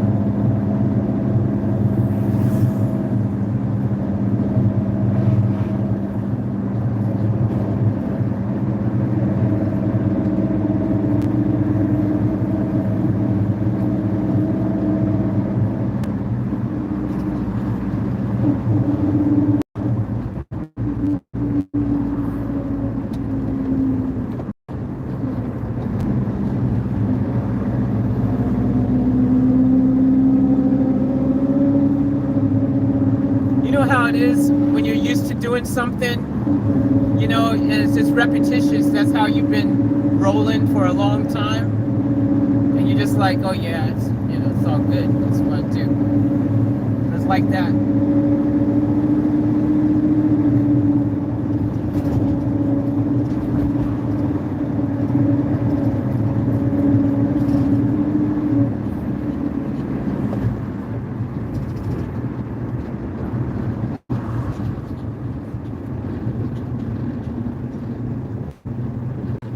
Would have liked to have gone to a drugstore and just picked up some allergy medicine, even though that doesn't work. The hay fever stuff and all that stuff doesn't work for me. The only brand that used to work for me was Clarinase, but all the other ones don't work.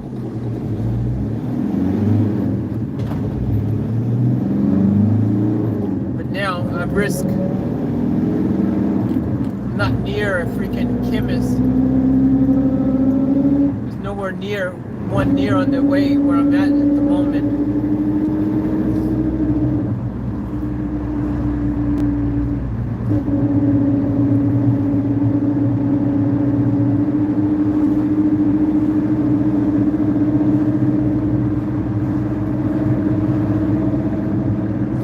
And I don't want to be messing around and not make it back to the freaking in time before they close, because the other storage unit shuts at 7. I mean, it wouldn't suck as much. Also, the other thing that just makes you pile it on top of everything, but you know, if the heater worked in this thing, at least it would take the cold equation out a little bit, you know, and I'd have some heat, you know.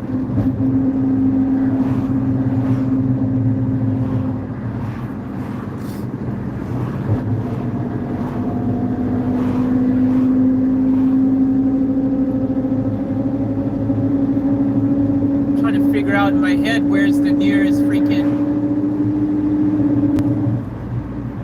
chemist right now.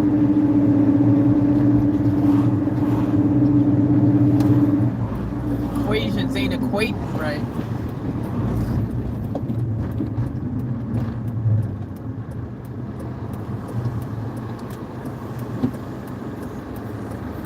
I'd go to a gas station. Some gas stations sell allergy medicine,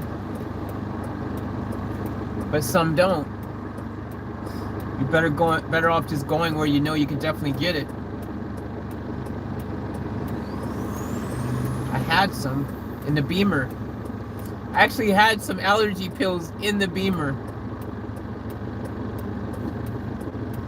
Ain't that something?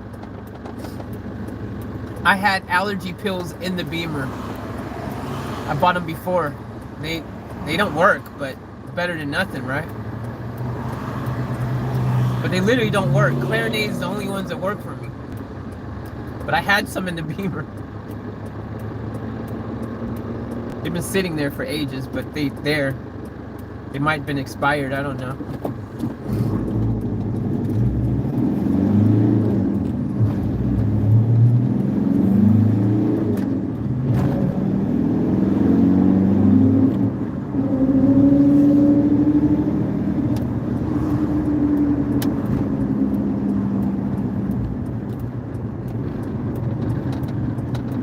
So I'm gonna flip back around.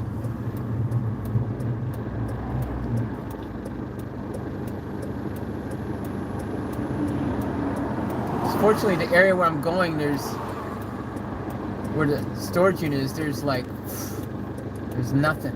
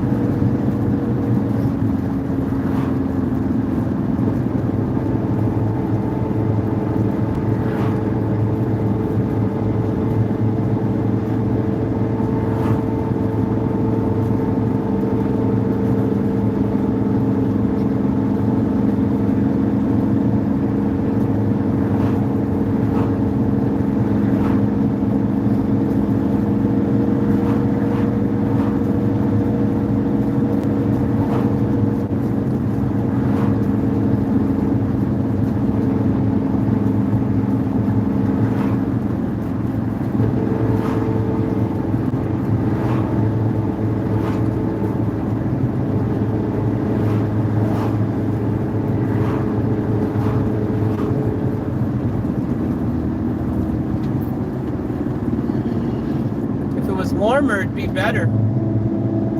It'd be a bit easier if it was warmer.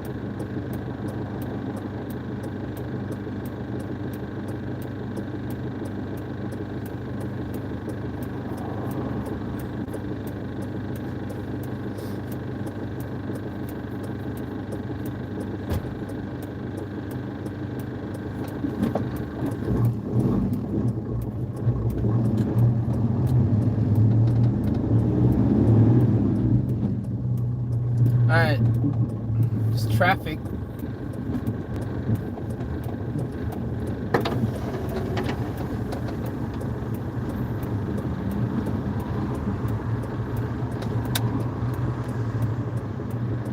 Man, it's so annoying because if this van was just breathable, if I didn't have the breathing issues in here, I'd be fine, man. Like, you know, I'd be like, alright, you know, at least I can breathe.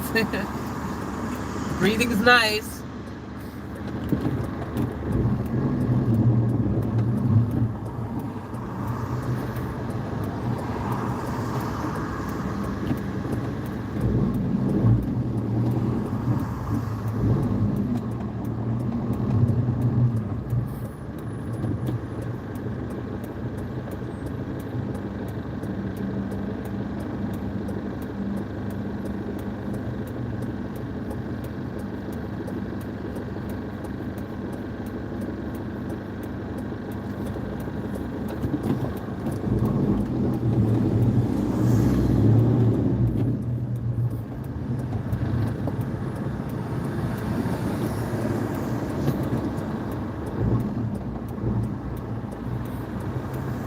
See you, Charlene. Thanks for dropping in. Enjoy your dinner.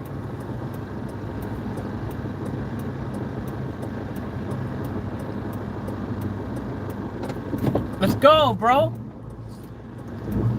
You don't understand how roundabouts work, do you?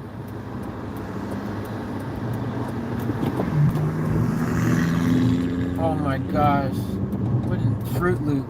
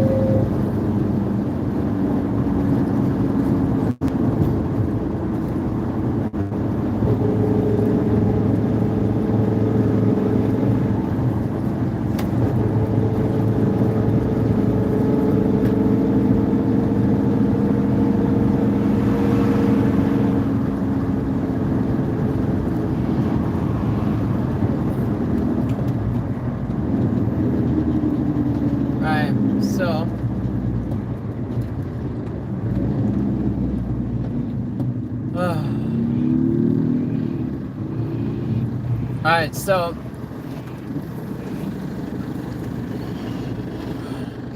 new plan. So Beamer plan's out of question because somebody don't have the keys to the car. I didn't even have the keys to the storage unit, so it was just no win there at all.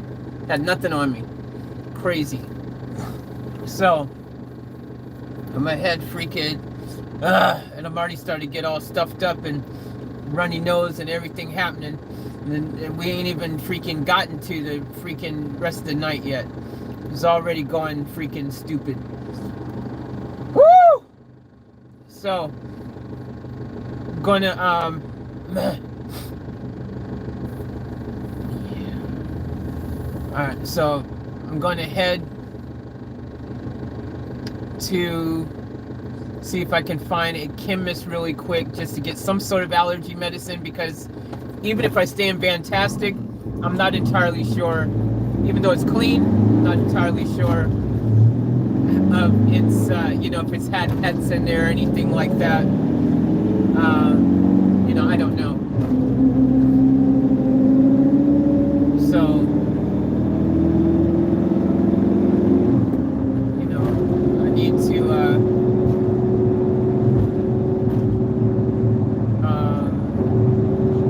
have something's better than nothing, even though none of the allergy medicines work for me. Something's better than nothing. And the only one that worked, like I said, Clarinase used to work. Allegedly, they used to put well, it's not allegedly, they did. They used to put they used to put something in there which people used to use to make speed or something. And so, because people were using it to make illegal drugs like that, they stopped making it because people were using it for the wrong reasons. So they took it off the market, but it worked for me, man. That was the one that used to work for me. Anyways, so I'm going to freaking see if I can find a chemist.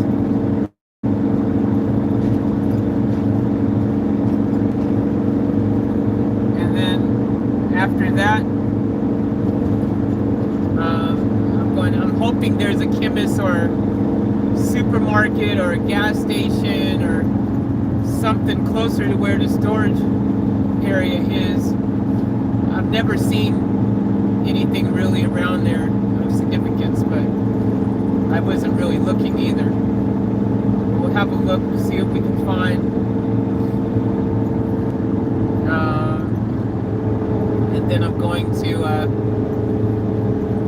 after that, I'm going to go back to Fantastic.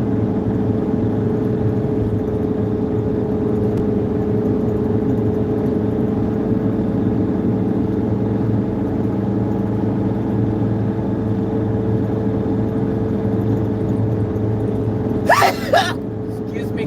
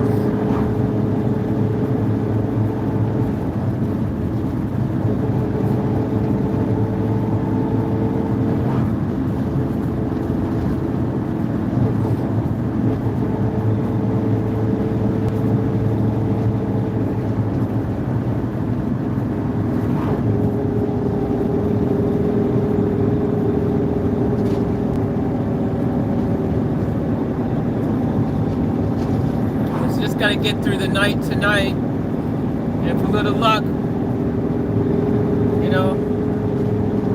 figure out everything else.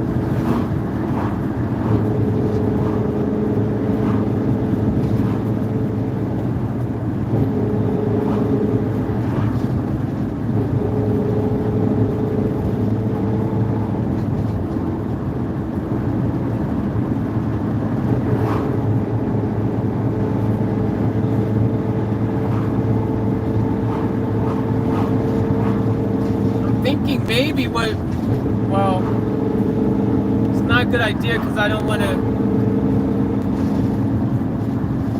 to lose my park inside of the storage thing. But what I was going to say is, what could probably be better is having, both of my vans parked out front of the storage thing on the street together to act as a deterrent, because if someone sees two vans and it looks like people may be sleeping in them, then maybe it'll act as a good deterrent, for security. And also, if there's an emergency and I need to go somewhere for emergency, at least I'll have a van that I can drive as an emergency there. So maybe that's an idea. I don't know.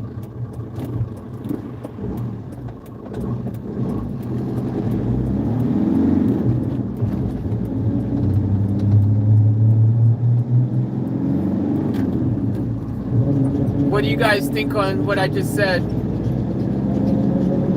Would it be smarter to have both of them on the street parked, or would it be better just to have one? Share your thoughts, guys. Chime in.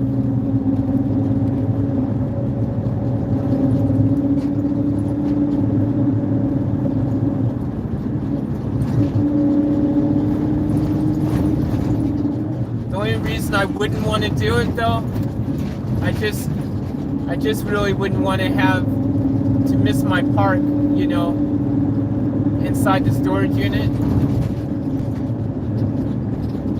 But if I wait till the last second when the storage unit closes, then it should be fine, I guess, as long as I'm the first one back in the morning.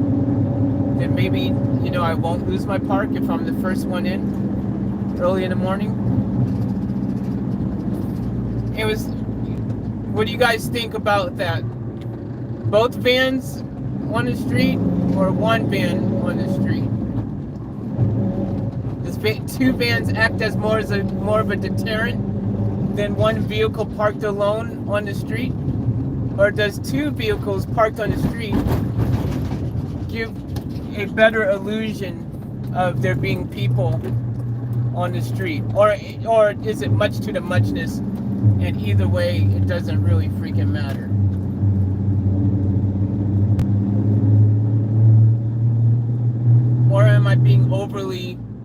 Or am I overthinking the situation and being overly pedantic, which I've been known to do? I'm not going to pretend like I don't do that. And I'm not over worrying about something I don't need to worry about that much. Because the advantages, whoa, crap. If you want to talk about the advantages of having both vans, it means I've got transport. I'm not stuck. It means I'll have a way to, if anything happens, I'll be able to go in an emergency. I'll have, I won't be stuck on the street there. Is that the...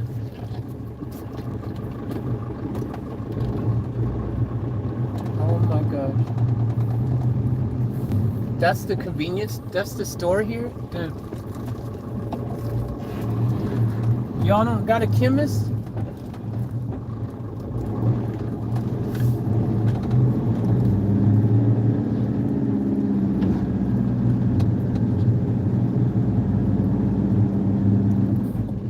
Closed. They had a chemist, but it's closed.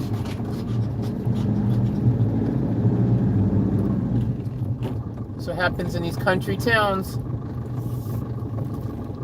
They don't stay open super late.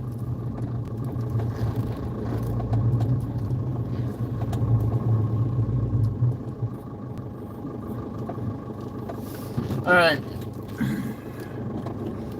Looks like I'm going to go into the supermarket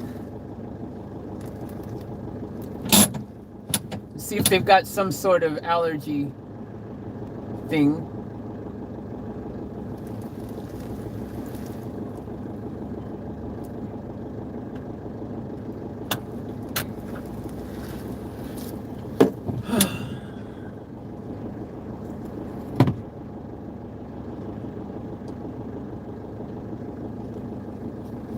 Let me see if they've got some sort of allergy medicine here.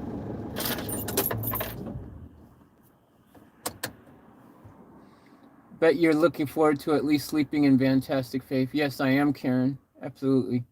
It's going to be very comfortable. So what do you guys think? Should I do whatever makes you feel safe, Faith? That doesn't give me your opinion. Victor goes overthinking, I think. Okay. Data goes, we all overthink things sometimes. Yeah, maybe you guys are right. I'm overthinking it. Jazzy goes, both on the street.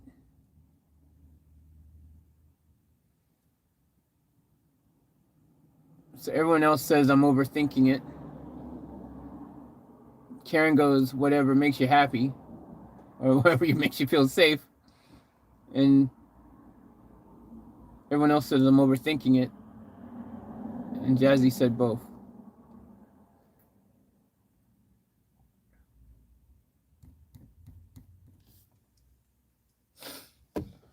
Um,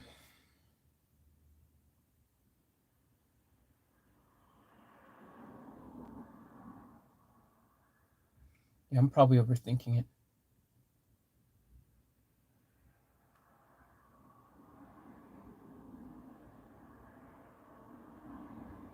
It might look even more suspicious if two vans are parked down there. Because don't forget, you know,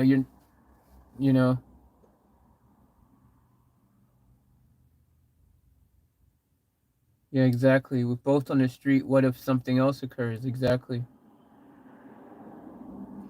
That's the other thing.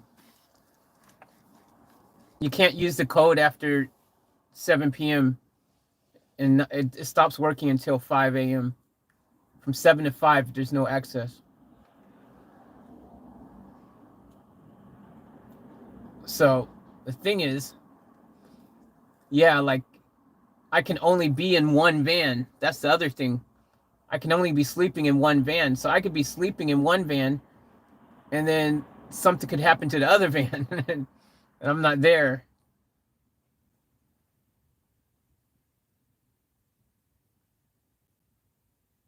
Yeah, there's probably I'm overthinking it. Screw it. All right. Anyways, whatever. I just need to be positive and just think positive thoughts. All right, because then it looks more obvious if there's two vans on the street somewhere parked, and the parking inspectors or the police or the rangers, and they see two vehicles parked there, they'll be more inclined to be like, "Hey, you guys can't park out here," and this and that, and cause potential. I'll draw more attention to myself probably by two huge vans being parked on the back street somewhere. So yeah, there's that. All right.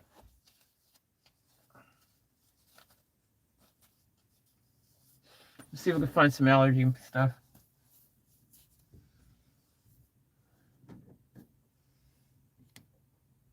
I gotta hurry. 6:11.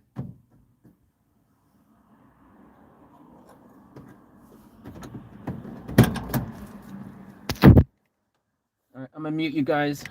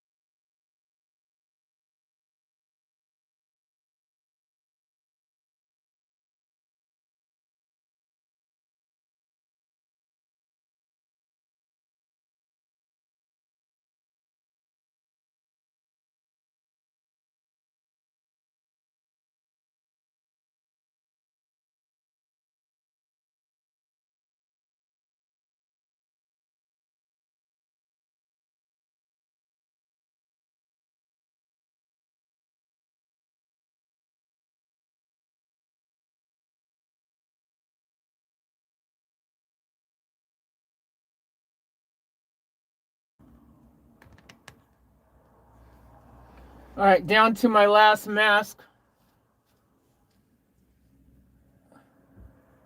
I'm all masked out now. I only had 3 on. Took them layers off, layer by layer. One thing that annoys me,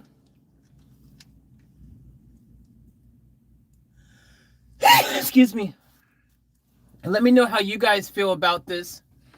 Let me know how you guys feel about this, but let me know what you guys think about this. Does it annoy anyone else if you're being told to wear masks inside of supermarkets, and you're being told to wear masks inside of supermarkets, and there's signs on the outside that says mask required inside of here? And if you're being told to wear a mask in certain areas and people aren't, like, there's some people doing it, the majority of people do the right thing, but then you see some people who just refuse to do the right thing whatsoever. Does it annoy you guys when you see people who think that the rules don't apply to them, that they are somehow entitled and they don't have to, whether they believed in the virus or whatever, it's besides the point. The rules are the rules. Does it bother anyone else? Because it really bothers me, huh? Like, inside there's this lady walking with her kid, both of them just smiling, having a good time, acting like nothing's going on, no mask. And then I saw the supermarket itself was annoying because tons of, like, about, the cashier and a few other people I saw walking around the store wearing masks. But then there was two people, or one lady in the meat department, in the freaking meat department, the meat section. In the meat section of the supermarket wearing no mask whatsoever. And there was another lady near there with her, also had her mask just pulled down on her chin like this, wasn't wearing it. Like, your chin ain't going to stop anything. You know what I mean? Like, does it bother anybody else, man? Like, it bothers me. I don't know if I'm, like, just being overly something, but it feels like it's a real annoying thing to me, man. Like,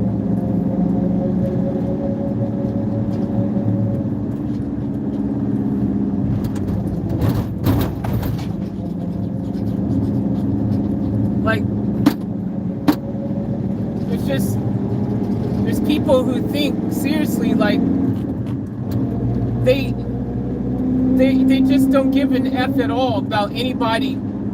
If you don't care about yourself, that's fine, but do that in your own time, in your own privacy. Like, it's just unbelievable to me, man. Like, just some people, the nerve of some people, the audacity of to flaunt their, yeah, exactly, masks are really great, they are, exactly, but to flaunt their just lack of respect or courtesy, common courtesy for their fellow humans, or whatever you want to call it, but just doing it so blatantly during the pandemic, it bothers me. I don't know if it's just me, man. Like, that's fine. Let me know if y'all think I'm just overreacting, but man, that stuff just bothers me. Like, I can't stand it, man. I don't know how I just passed the turn to where I needed to go.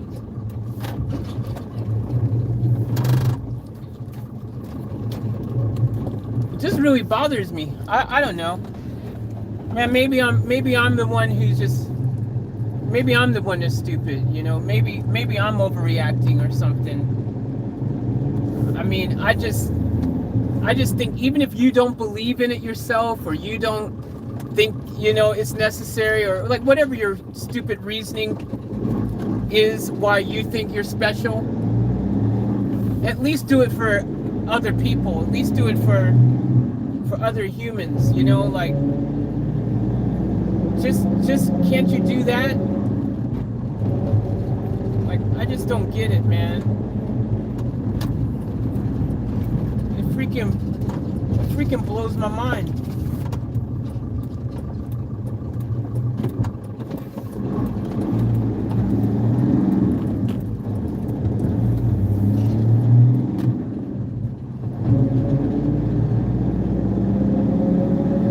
I don't know, man. It just bothers me. It irks me.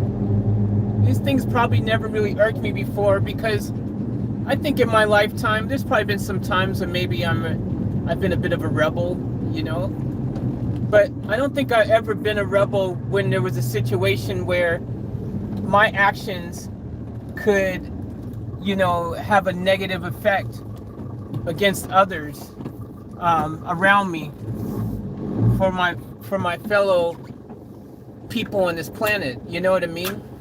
And for me, that's where it kind of gets me.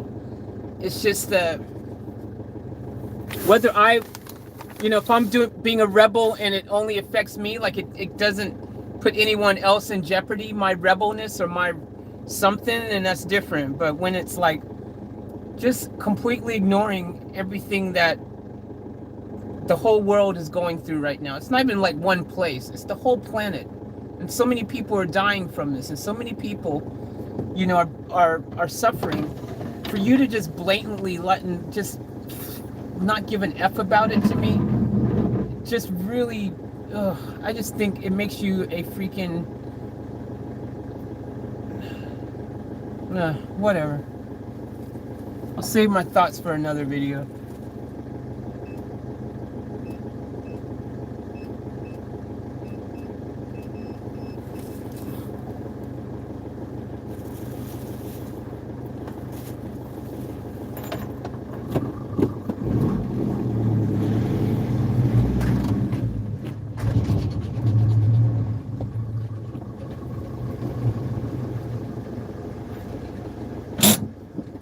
Alright, so I've got to load the stuff I need into freaking Van Tastic, which is a pain in the butt, because I've got nothing in there now. I've taken everything out of there and I stuck it into this van originally, and then stuff ended up from Van Diesel and back to Van Diesel. Like, stuff is just all over the joint right now, man. So it's a freaking pain in the freaking butthole.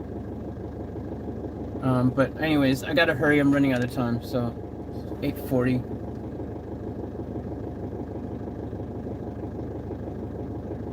I mean, technically it'd be easier to just freaking park both on the street, just because I wouldn't have to just move everything over. But anyways, it is what it is. All right, let me get to it.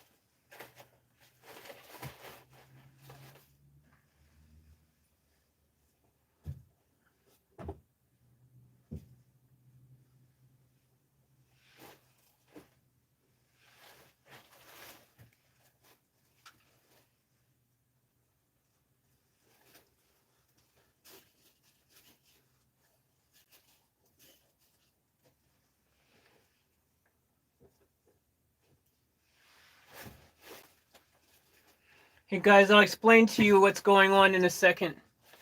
There's a little bit of a situation. I'll explain it in a second, guys.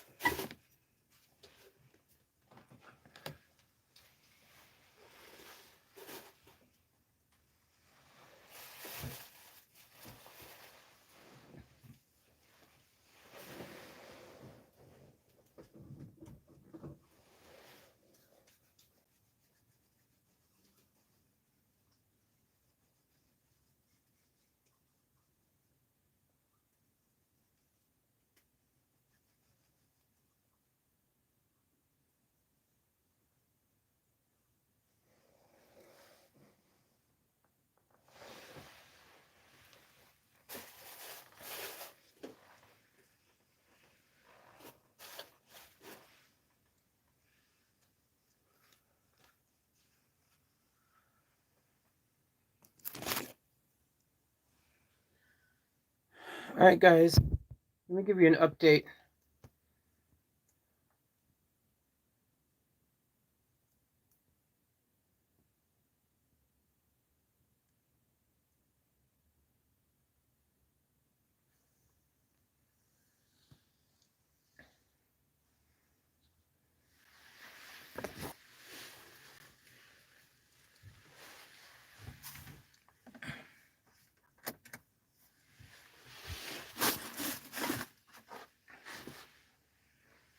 All right.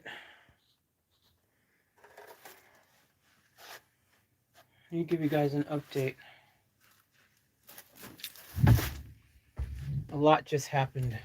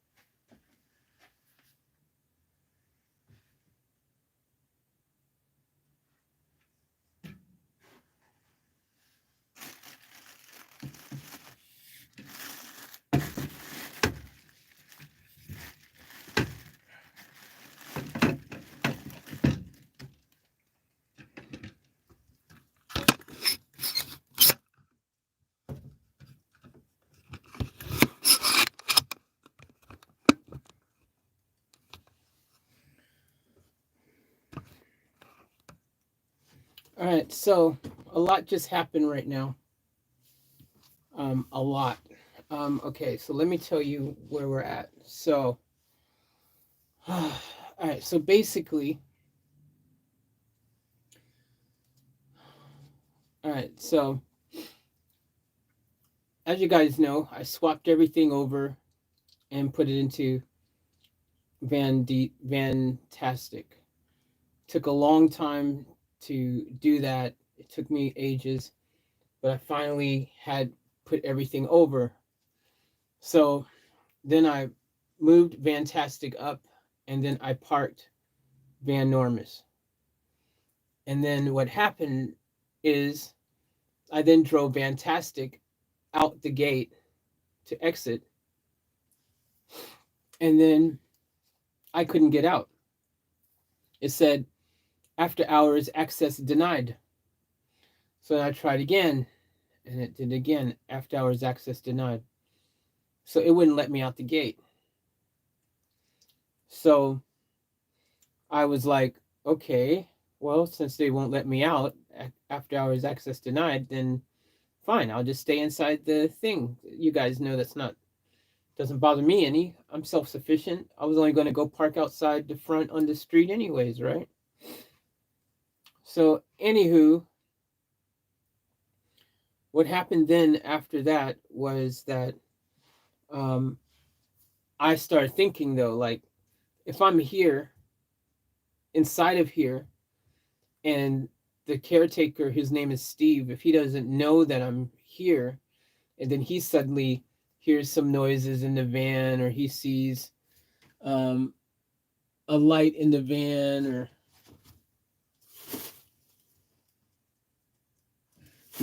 a light in the van, or he sees, you know what I mean, he hears something, or he sees a light or something, he might, because he's the caretaker of the grounds here, he might think, oh, someone's trying to break into the van or something. And the last thing I want is him to mistakenly think I'm someone breaking into the premises, and and then attack me or something, you know what I mean? So I've decided I better go and talk to him and let him know I'm here and what happened. So I told him the situation. I let him know I was here. I let him know what happened. And he said, all good. And I said, well, look, man, I'm just gonna just cook and stay. I'm completely self-sufficient, which he knows. And I'm like, man, look, I'm just gonna be in my van. I'm gonna cook some dinner, and then I'm going to freaking go to sleep. Basically, that's it. I'll be super quiet. I'm not gonna interrupt you or anything. And then he said, so I said, because I was just gonna go park out front the gate anyways, like, because I told, he knows the situation with the vans. I said, look, my main home one, I'm like in between homes at the moment, because my main van is busted up, and then the starter motor, and then he knows about the disc wheel hub thing on here and the bearing thing, and he knows. And I told him about the Van Normus, how I can't breathe in there, my asthma. I tried to breathe with her the past few nights, and I've just been struggling because I have asthma. So I explained all that to him and everything. So he was like, yeah, okay, cool. No, so I said, so look, man, like, yeah, is it cool? Like, can I just, I'll just be quiet. I'll just stay in here, be cool, be quiet, do my thing. And he was like, yeah, cool, no worries. Yeah, Yeah, and then he said, just be careful, like in the morning, like if the manager rolls through or something, she might see you, and then there's problems. I said, well, what time does she usually roll up? And he said, oh, she doesn't roll up until like usually 7 or 9 a.m. And I'm like, well, that's not a problem. This place officially opens at 5. So even if I'm here, it doesn't matter because it's after the time that is open. So anywho, so then he was like, all right, yeah, cool, cool. I won't say anything. All good. So I was like, all right, cool. So I came back to the van, and then I was kind of thinking, I was like, man, but I've put him in a peculiar situation. Like, like I don't want him to get in trouble because I came, and when I went to the gate to get out, I was only 7 minutes past 7. It was 7:07. So they don't even give you a couple minutes grace period. Like it was 7:07, dude. Like 7 minutes late, and then they put access denied. They wouldn't let you leave. 7 minutes late, they wouldn't let you exit. So I'm like, dude, like, geez, can't have like a little grace period or nothing. 7 minutes. So, anyways, but he was cool, and he said, yeah, look, no worries, don't worry about it, all good. I won't say anything. And then, but then I came back to the van. And I was like, man, I've put him in probably an awkward situation. Like, I don't want him to get in trouble because I'm here. So I walked back to his little place here, and I was like, hey, man, um, look, maybe you just let me out because I don't want to get you in trouble, man. Like I don't want to put you in a situation where you can get in trouble because I'm here. Because he did say, he said because of liability reasons and stuff like that, they don't want anyone slipping on the premises except for him. Apparently, he says, but obviously he works here, so it's logical. But anyways, he was like, I was like, yo, man, look, I'm happy to just go out there. I don't want to get you in trouble or anything. He said, no, no, no, it's fine, it's fine, it's all good. And yeah, so I was like, all right, man, because he was having a drink, and he was drinking, and you know doing that kind of thing. And when I went back the second time, he I didn't have my mask on, and he right when I came to the door, and he blew smoke, and it, yeah. So I didn't particularly like that. Anywho, he said it's cool. He said don't worry about it. He said don't sweat it. It'll be fine. Whatever. So basically, I'm inside the storage unit now. So um, so yeah, that's what's happened. So I'm now parked. I parked Vantastic back in its original parking space, and I put Van Normus back. Because da da da. And then and now I'm inside. So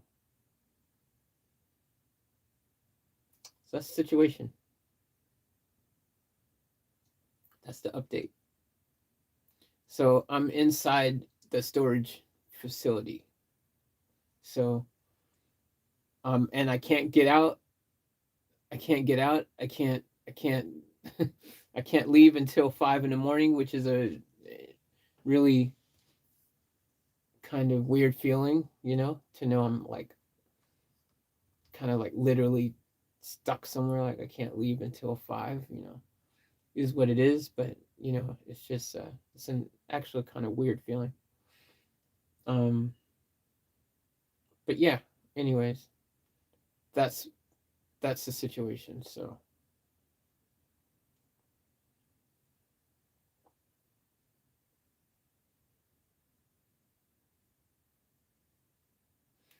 anywho, um we're going to cook in here for the first time, and I've got some cleaning to do.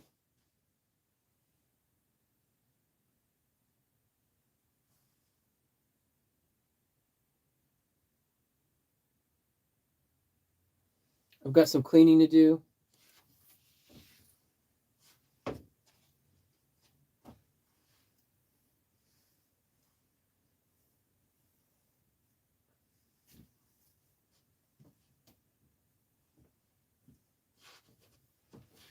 I've got some cleaning to do, and I got to get this thing is a mess in here. Like I just threw everything in here. I was trying to be as quick as I could. So I've got just stuff all over the floor. And the vacuum's under, and you just push that underneath there. The vacuum's there.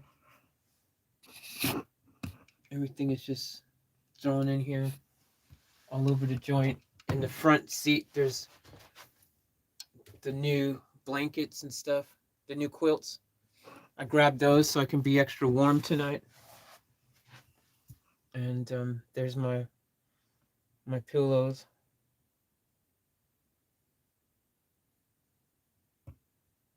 New pillows. Those are new. The $4 pillow game. So, with that being said, so now what I'm going to do is I'm going to go ahead. Hopefully my breathing is fine tonight. All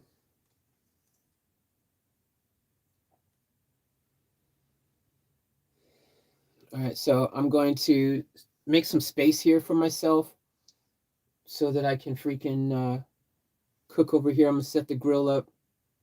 I'll open the door. I'll cook some dinner. I've also got to go to the toilet, so I'll do that.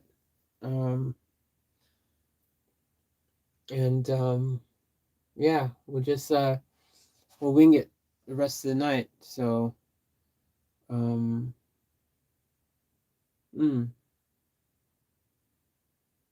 so the thing is, it's still going to get cold. Thanks for reminding me. It's still going to get cold in here, but anyways,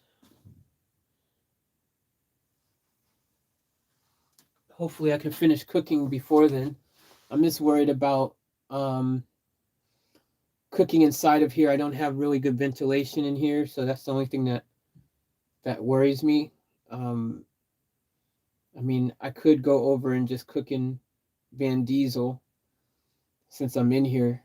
I mean, I could just literally just go next door, but I have light in here. I've got this light, and I don't have the light or anything in Van Diesel at all, so you guys wouldn't be able to. Well, I do have a light I could use.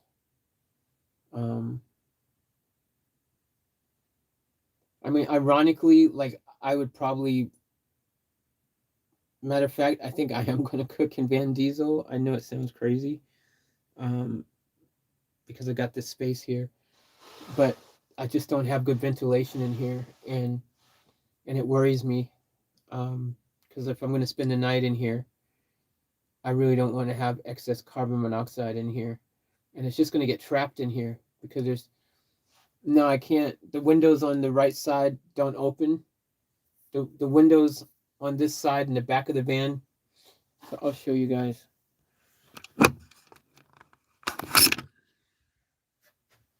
So the problem I have, so these windows don't open on this side at all. Those don't open at all. The back door is busted, so it's a pain in the butt to try to close again, so I don't really like opening the back doors. This door is the only one that I was going to open, this door, but I have a little small, I've got a little small vent here, air hole here on the top. It's not a fan, so it doesn't suck anything out and doesn't blow anything in, but it's a small ventilation hole right here, and it has it comes out the roof. So, but it's really small, as you can see. That's the size of it right there in the corner. It's really small. So I was going to cook here, but the thing is that ventilation hole ain't going to help because carbon monoxide is a heavy gas. It stays on the ground. It doesn't rise up. So it's not like it's going to rise up and go out that ventilation thing there. It's going to literally just sit inside the van here. The front windows, obviously, I can open, but again, if I'm cooking here, getting it to go hope that it comes out the front window there, or that window over there. You know what I mean? Just seems kind of like wishful thinking in a sense, you know? So, and again, nothing else. I'd literally only be able to open the 2 front windows and this siding one, and I have that air vent there. I'd be cooking here.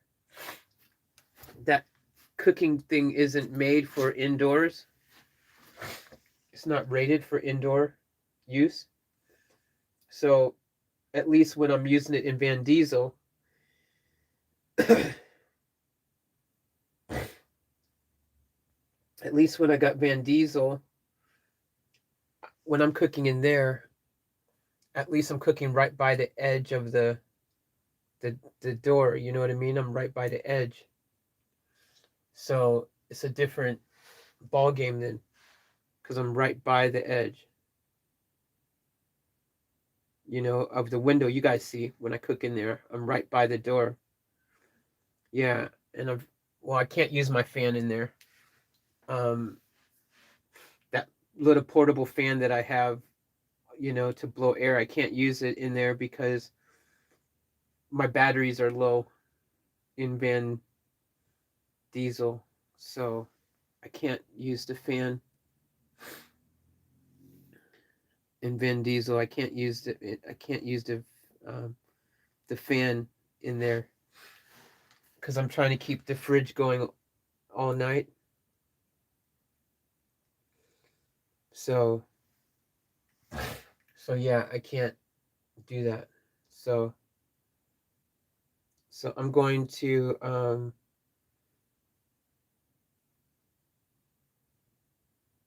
but yeah, I'm just worried, you know, like if I cook in here, there's just not enough ventilation, I feel. I need the proper roof vent fan to intake and outtake. And I also need to have freaking something rated for indoors. That's not rated for indoor use, and that's the biggest problem. It's not technically made to be used indoors.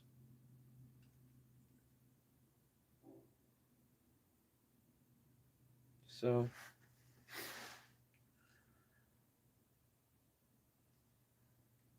I mean, the only way I could cook in here is if I cook in here and then go sleep in Van Diesel. You know what I mean?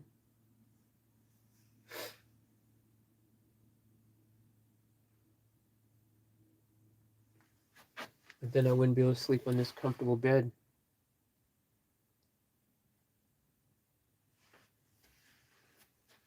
I was trying to get food beforehand, but I just ran out of time. Then I wouldn't have to be contemplating where I'm going to cook and all that kind of stuff. But anyways, my food is freaking in that bag, just melt defrosting. So I need just one way or the other. I need to start cooking and doing something. So do you guys think what I just said? Do you think if only this thing over here was open, if I had this side thing open, between that side thing and just this little vent right here, could I cook there? Or do you guys think that's not enough ventilation? If I had that open and just that vent, would that be too risky, guys? Margarita goes, no, it's not enough. All right.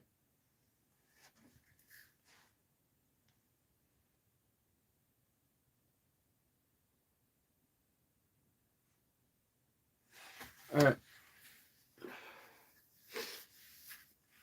Good thing I came back as well anyways, because my sweater is in Van Diesel. So I wouldn't even had my sweater. It's in Van Diesel. So that's freaking funny. In a non-funny way. But anyways, I can go get my sweater at least as well. So,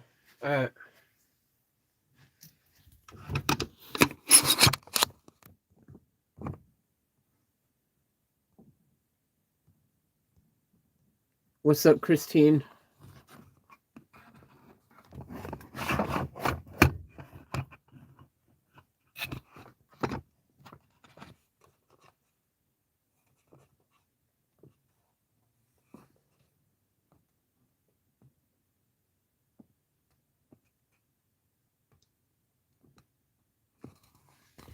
All right, thanks for letting me know that it's not enough ventilation, guys. I appreciate it.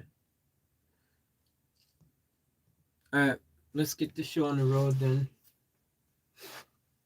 I'm gonna clear up the space in here. I'm gonna start cooking over there.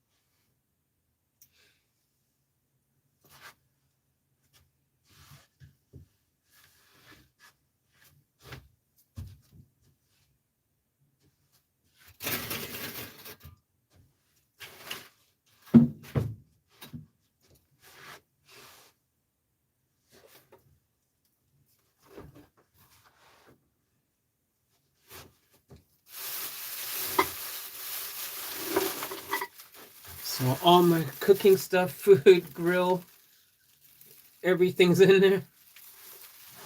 I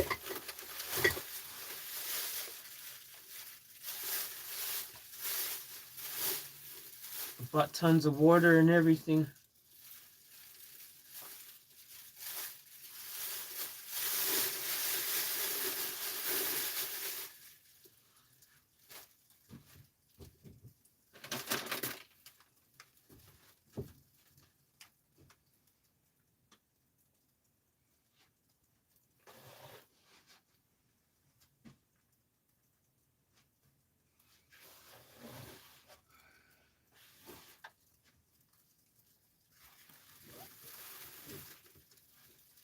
All right, so I've got to go and open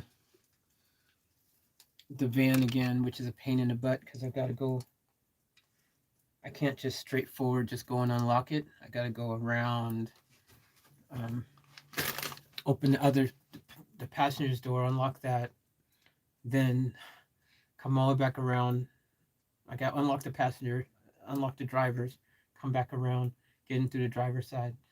There's stuff blocking the door on the other side, on the passenger side, so I can't properly open it.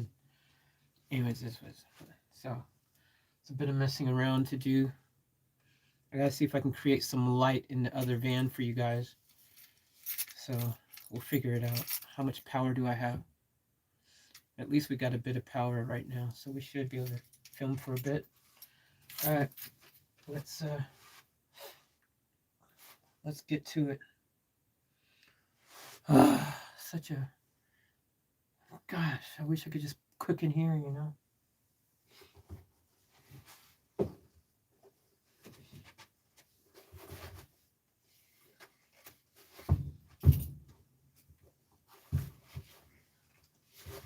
Ow!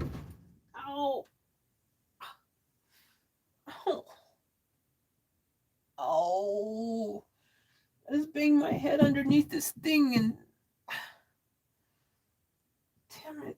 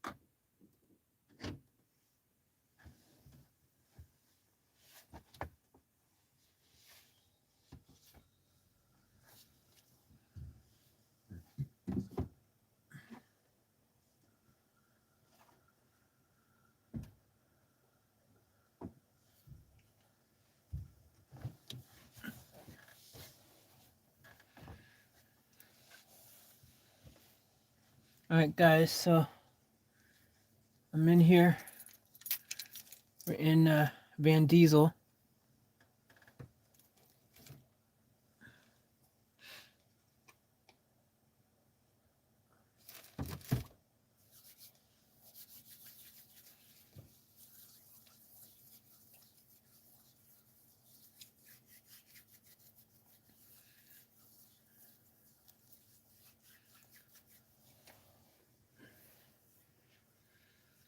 Alright, so we're in Van Diesel.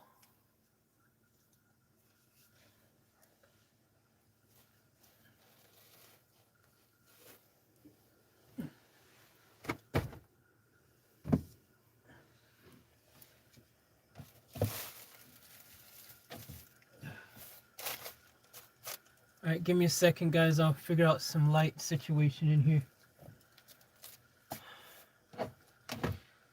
It's weird not having any power at all in Van Diesel, you know. Like, you know, from the car itself. I'm not talking about my, you know, power supply, which is flashing third battery down already, so I definitely don't want to use that.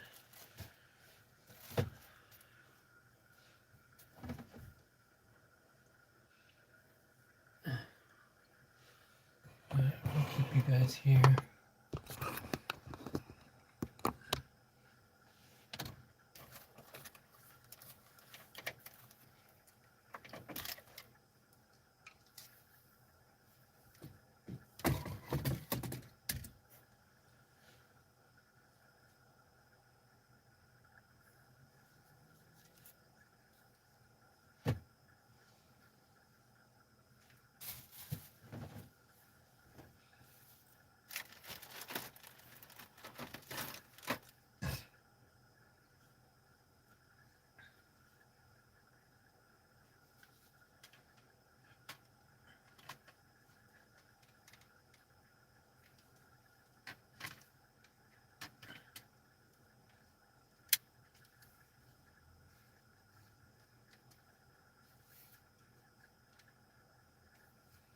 Alright, we got some light using my studio light. I don't know how long this is going to last for,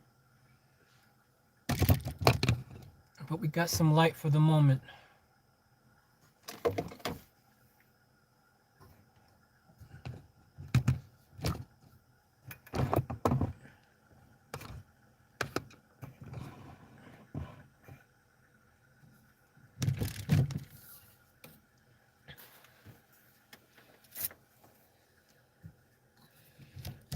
Hopefully it lasts for a while.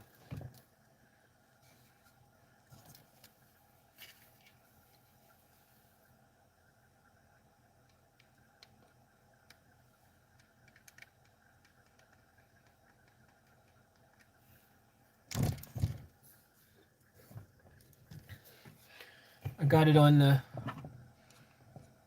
lowest setting possible so I can get the battery to last as long as it can.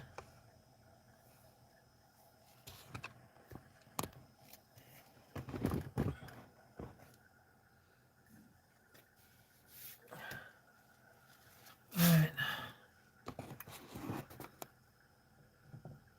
Crap, mosquito or something in here.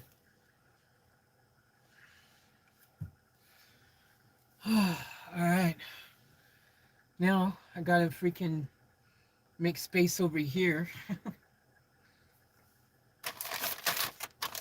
All the blankets and the cushion I just had in here earlier.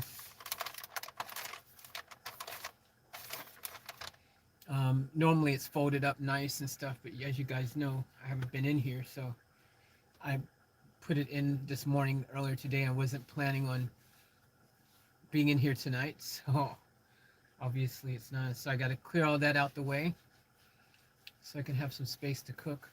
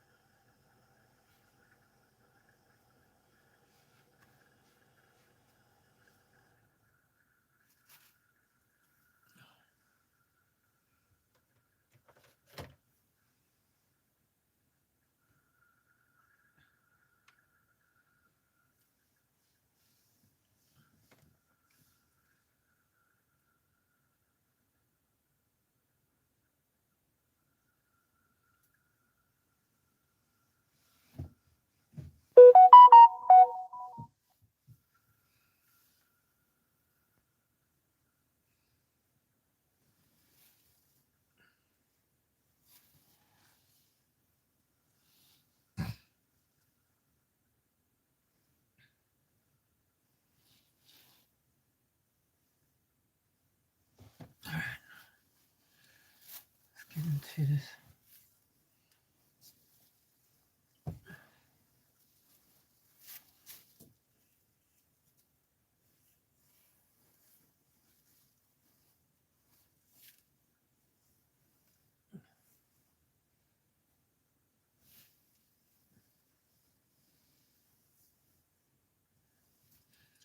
I bought everything. I've got blanket and quilt and stuff in here. So if I don't feel like going back over to Fantastic later, I can just sleep in here.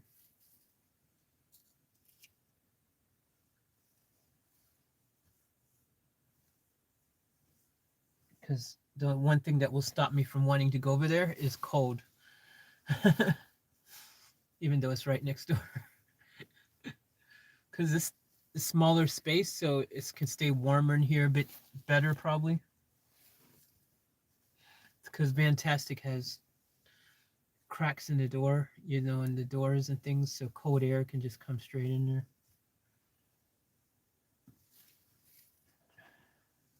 But we'll see. I've got tons of blankets, so either way, but I'll be comfortable over in Fantastic, the bigger bed and stuff. But we'll see. I'm just playing it by ear, guys. I mean, I like being in Van Diesel when I'm not breathing right. It's mainly just my breathing, guys. Like in Fantastic, there's unknowns too. I don't know, like, you know, how bad the pollutants in there really actually are or anything, or if there's any or not. You know, I don't know the history, if there was pets in there or not. Let's see, like in here, I know my breathing's going to be fine. That's a comforting feeling.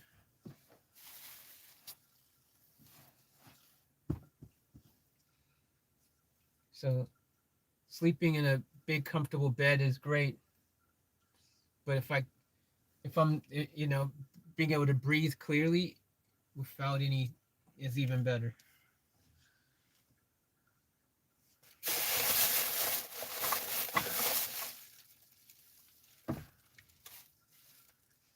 Huh.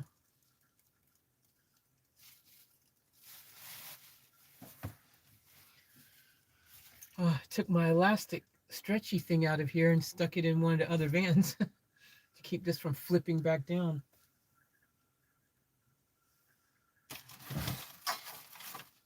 I might be able to make one of these work. It's a different style one. It's plastic and that groove is really small.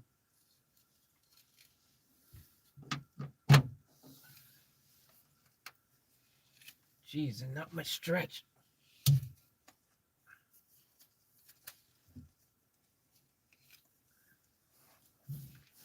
Jeez, these are not great, these ones. Just get to, all right, I got the latch on there at least.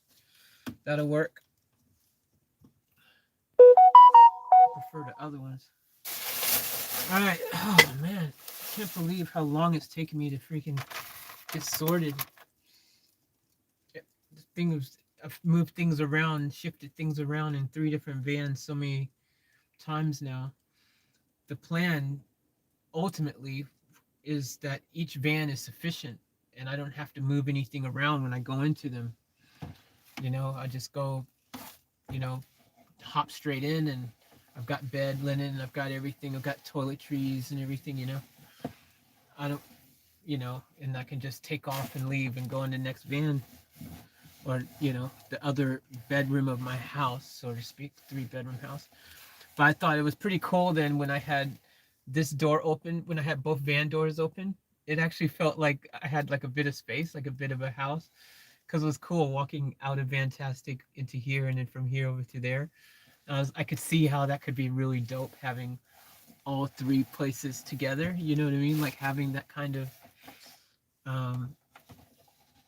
like having all 3 vans in a triangle shape on my land. It would be like my 3-bedroom house. I could see it could work. It could be pretty cool. Then put a tarp over the top of of them. So have the vans parked in a triangle. So one that way, one that way, one that way. Then put a tarp over the top, and then I could just go in and out of each one. Be kind of cool.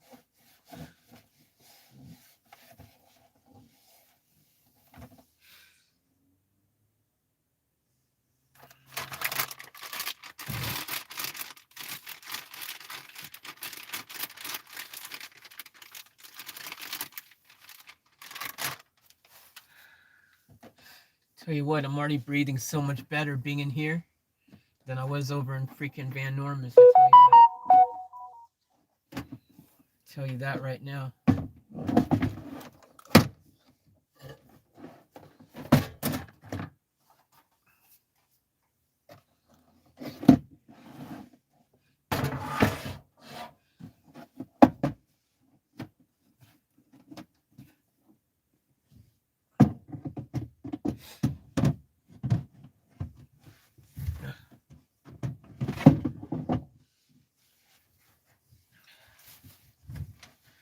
All right, getting sorted slowly but surely. All right,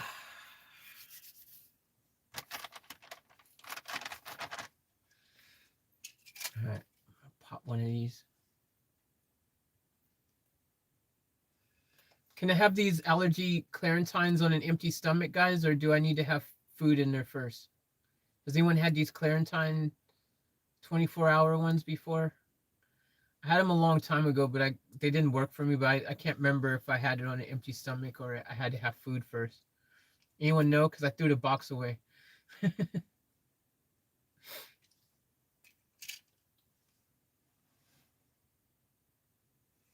Yep, Faith, empty. Okay, cool.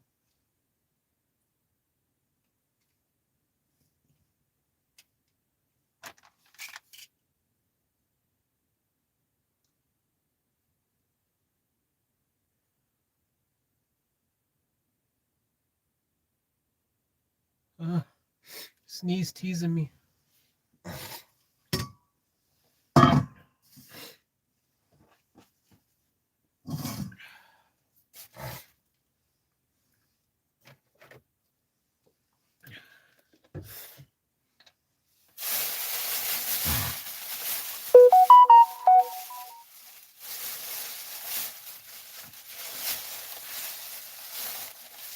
Carbon monoxide sensor.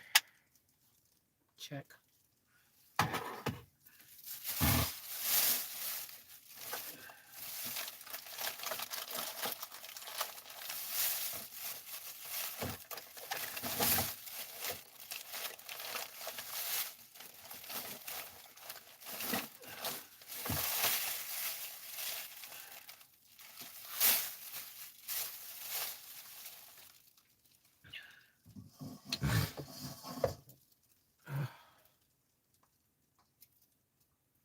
Can't find it.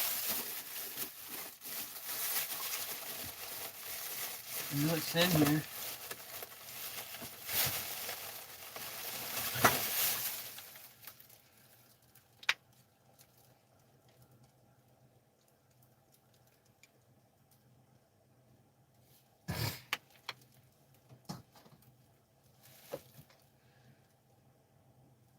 It's funny that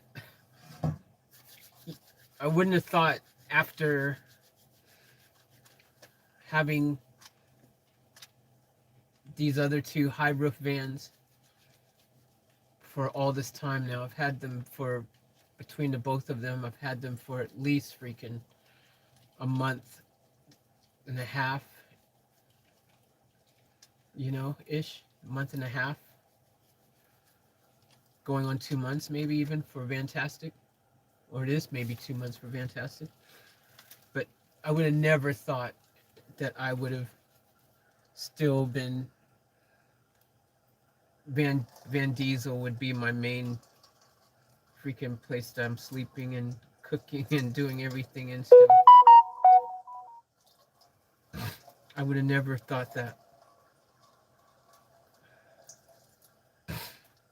I mean, I knew I wanted to do a slow build with Van Normus, you know, and get it perfect, but I still didn't think that I would still be in here. Like, between the three vehicles, this still feels the most like home. It's just facts.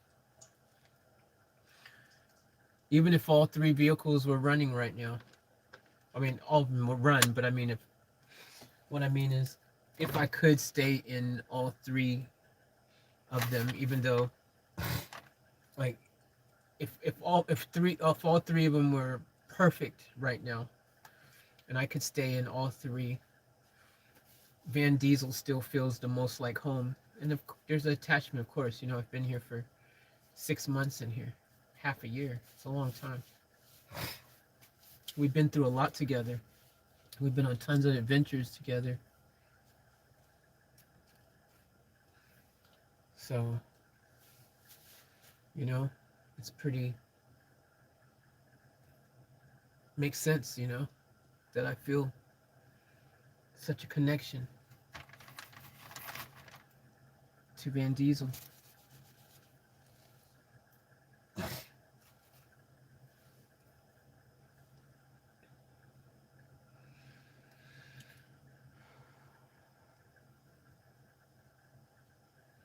I just like, being in here and knowing that I can breathe and stuff, man.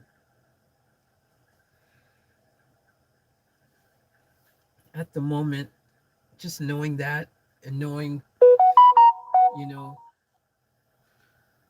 that, I just I feel better in here, just from a cleanliness point of view, you know? Like I feel good in here. I feel like, yeah, it's clean. It's, you know, we've been through a lot together, me and Van Diesel. Like we've been to, you guys know, I built this van myself. Built this bed that I sleep on myself. The power supply, powering the fridge and all that. I put the solar panels. I built all that myself. Freaking put the fridge, um, put the shelves, built all around the fridge. Put this, I did all this.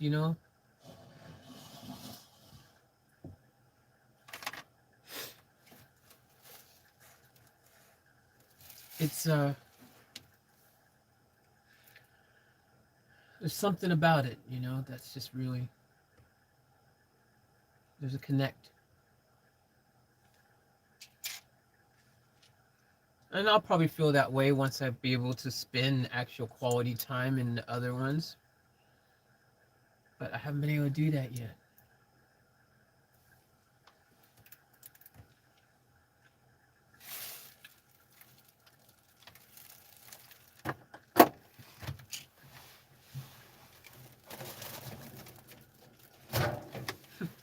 I took all my water out of here. I got no water in there right now.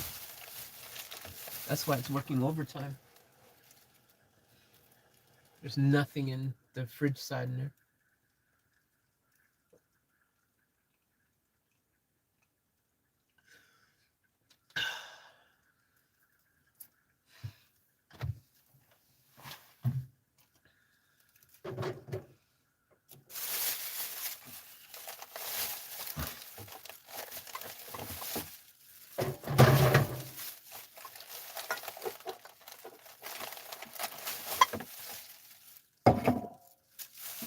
Alright guys, I gotta go to the toilet really quick.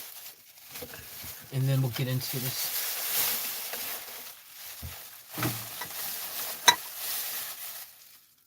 I took one of these allergy pills. We'll see.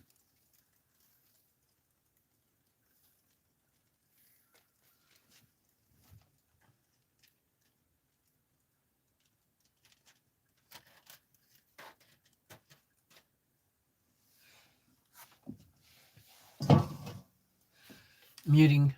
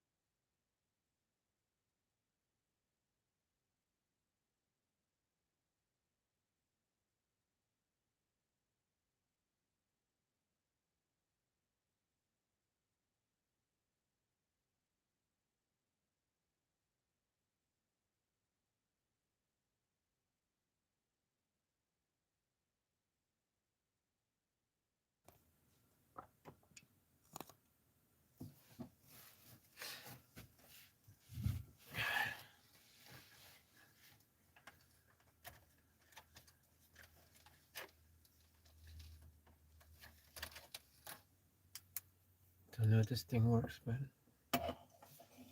so I got. I don't think it works. All right, sweater. Starting to get cold. I'm getting ready to open the door. Start cooking. You guys, it's good to be back in Van Diesel, ain't it?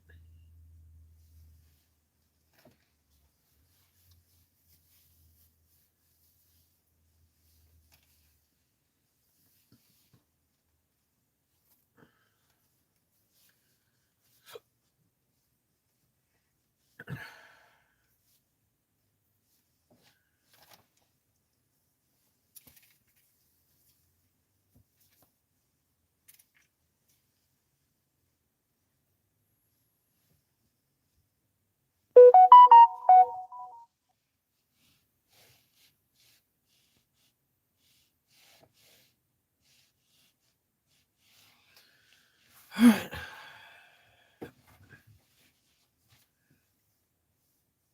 Let's get it. I hope this light doesn't attract too many freaking bugs in here. Because it's the only light that's going to be on anywhere around this whole freaking area.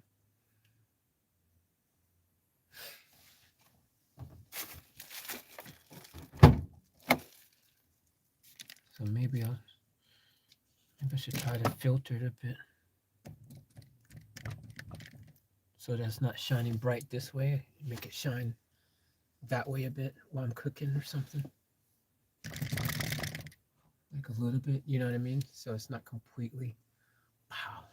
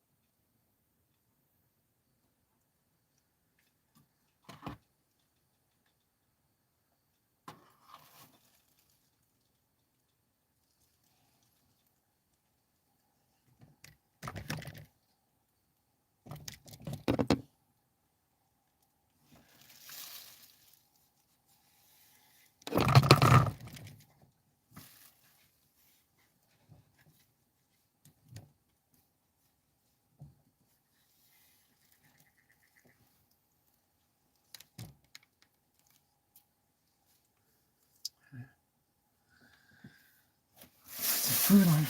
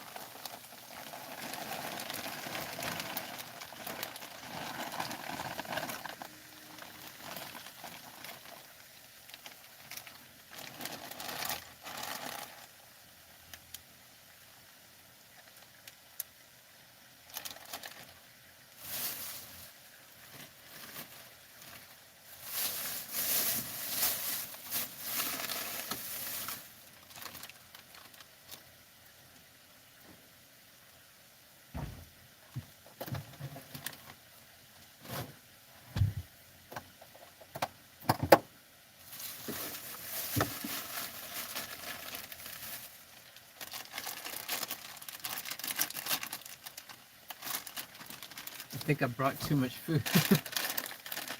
It's already unthawed, so I can't put it back in the freezer. I was just in a hurry and I grabbed tons of stuff.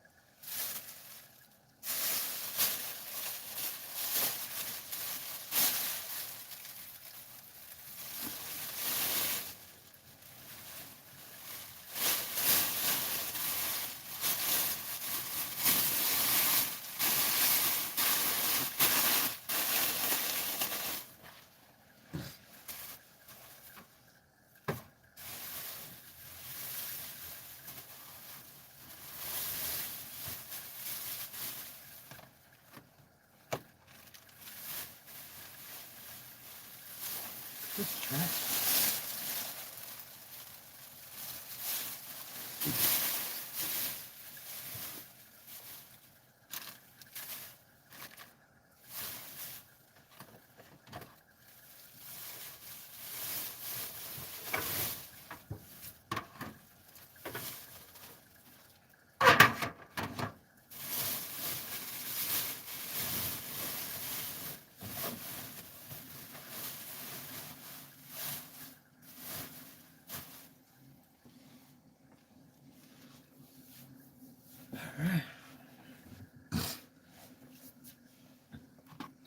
So I can tell you guys, check this out.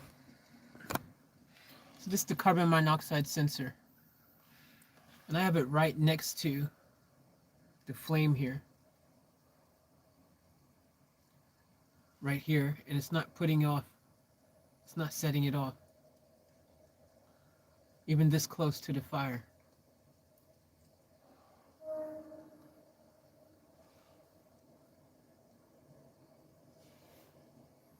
Like, look at that. It's not picking up anything.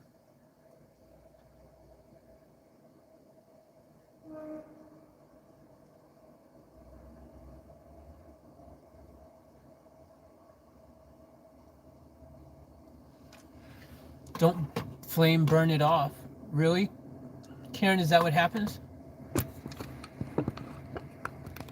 Does the flame burn it off? The flame burns off the carbon monoxide? I don't know, Karen. I have no idea about that. But obviously, if that's the case, well, it's doing a good job of it, because I have the carbon monoxide sensor right by the freaking flame, right by the grill. Nothing coming out. So what does that mean? That it's safe?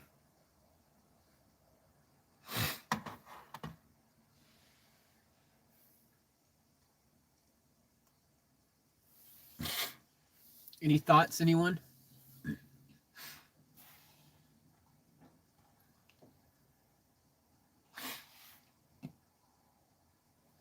So if I could have this carbon monoxide sensor thing right by the grill and it's not registering anything, does that mean it's safe?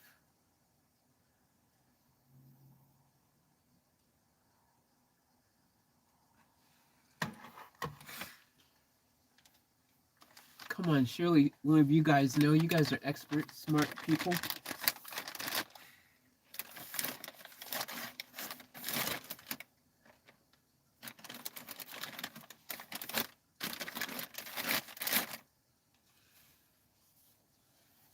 Come on, I'm sure one of you are scientists, probably even.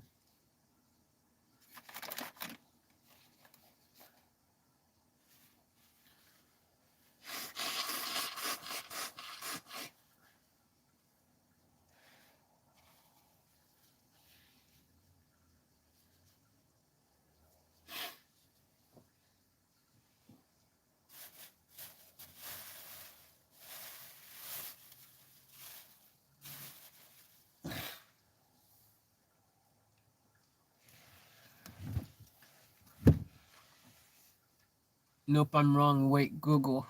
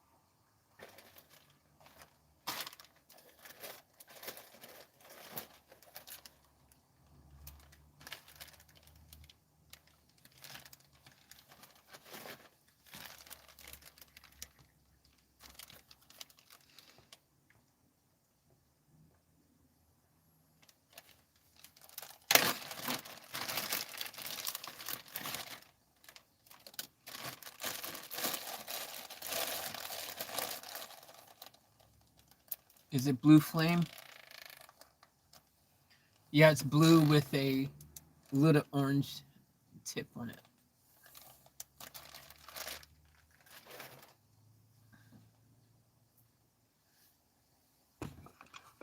I'll show you.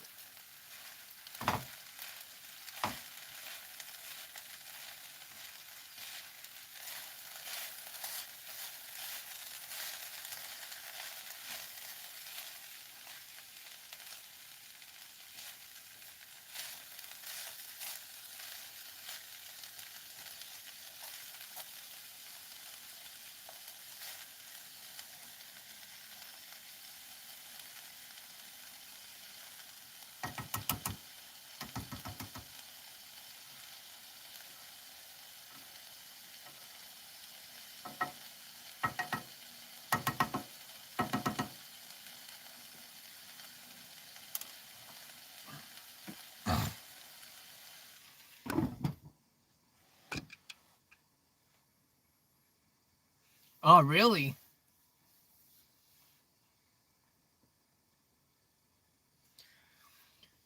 Wait, Karen, so blue flames are safe. Wait, I'll get more info.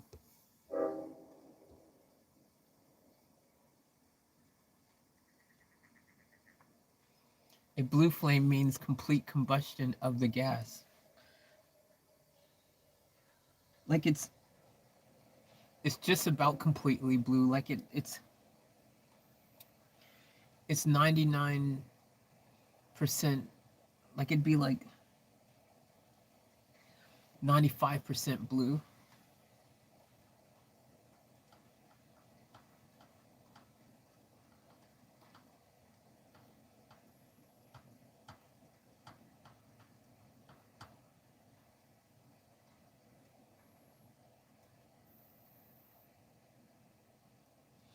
95% blue with like 99% blue or 96.5% blue with little orange, little small orange tips on it,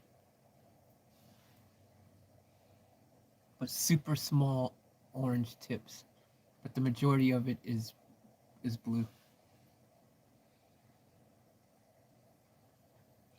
So if you turn it down, the lower you turn the temperature down, the bluer it is, and the less of the orange that shows. The higher you put it, the more orange, you know, it shows. So that makes sense because the higher you put it, more gas is being used to make it burn brighter and hotter. So the higher it is, the more gas that's coming out being used, and therefore it makes sense that that means the more carbon monoxide being dispensed and escaping because it is not catching all the gas as it goes, it does its thing. But if you have it lower, the flame at a lower small thing, then there's not as much escaping and it's not excreting as much gas out of the thing as well. So it makes sense. Thanks, Karen, for looking that up. That's awesome. Burns with blue flame, pure hydrocarbons like methane, refined natural gas, propane, butane, and ethane gas also burn with a blue flame. These gases are all alkynes and are gases that burn with a blue flame. What's up, JP?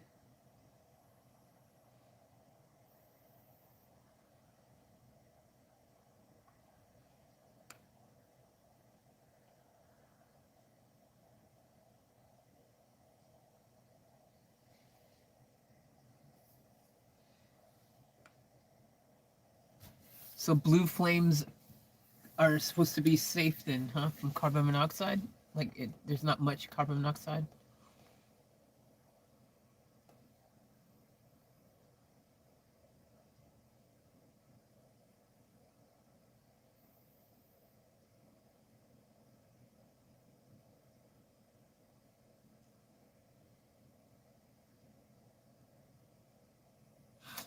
Then if that's the case, Karen, why do they say you can't use that inside then?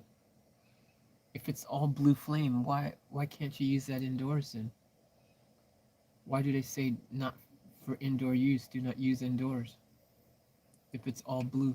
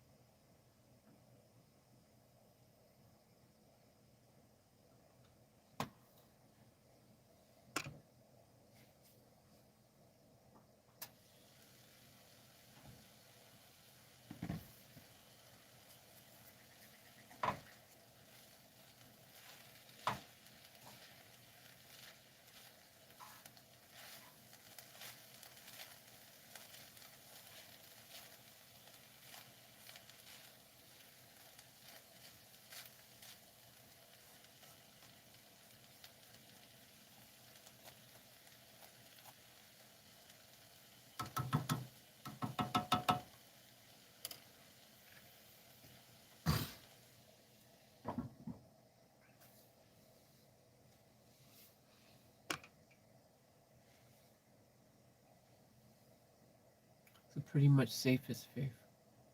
Cool.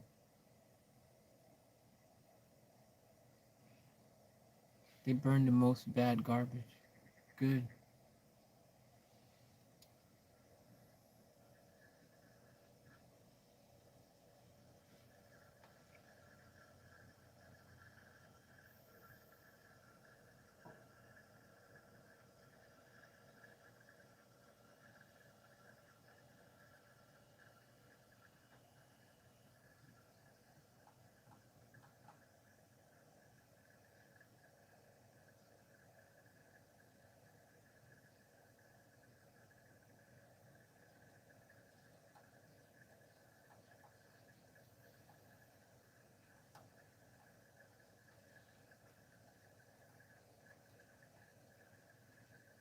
So if you turn it too high, then you can see the orange flames come back.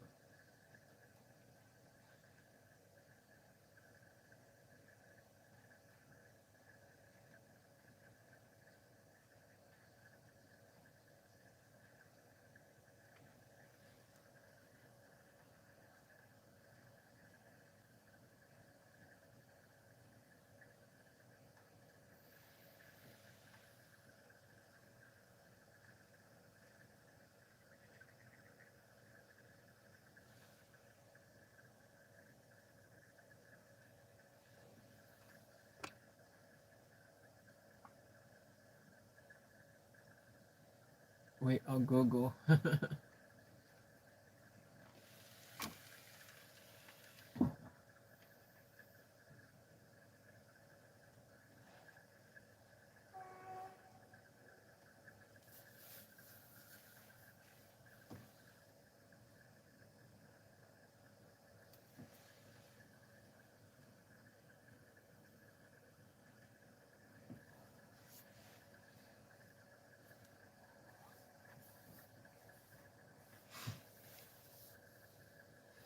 There's this guy on YouTube, some van dude, and he said he cooks with his gas stove in his van.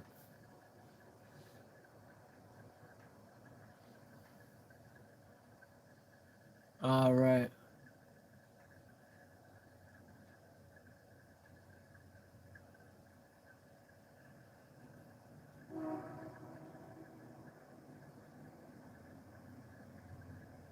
Right. Okay.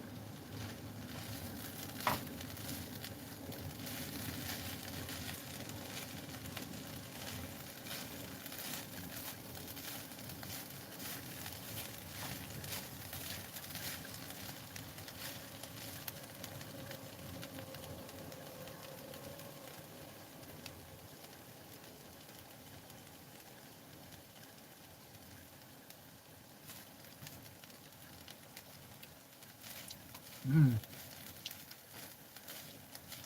Yum.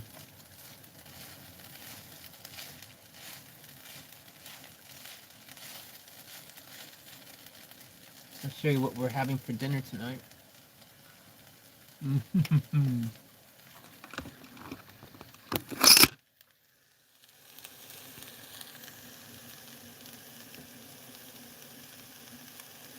So I've got 3 salmon cakes. Those are salmon cakes. And then I've got some plant-based beef with some broccoli, some carrot, some corn, some yeah, that's all. Broccoli, carrot, corn, plant-based beef mixed together on the side there. And then I've got the 3 salmon cakes. Oh my gosh, this smells so good. Tastes so good already.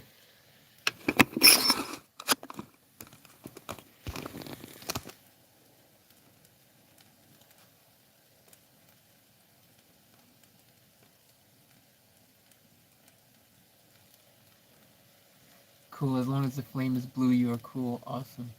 Looking good, Faith. Thank you. So having oxygen is key. Ah. Well, fire can't burn without oxygen. Faith, is there, if there's not enough oxygen, it will burn yellow. That's when it becomes a problem. Ah. Okay.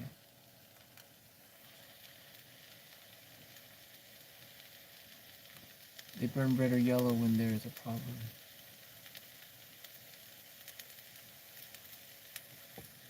Cool. Thanks, Karen. Appreciate the info.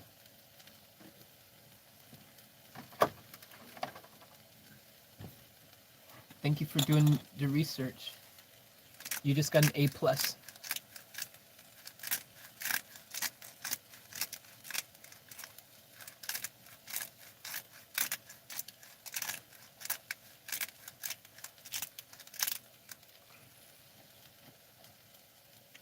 Yummy.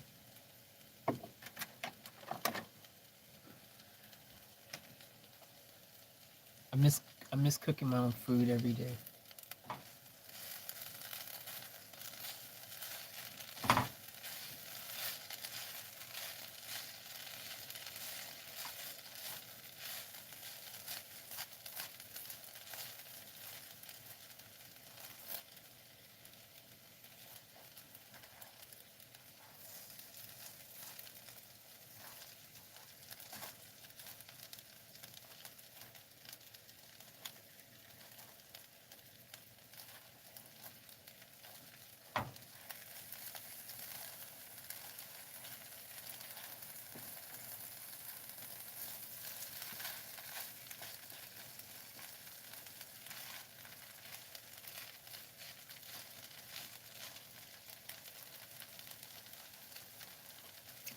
Mm.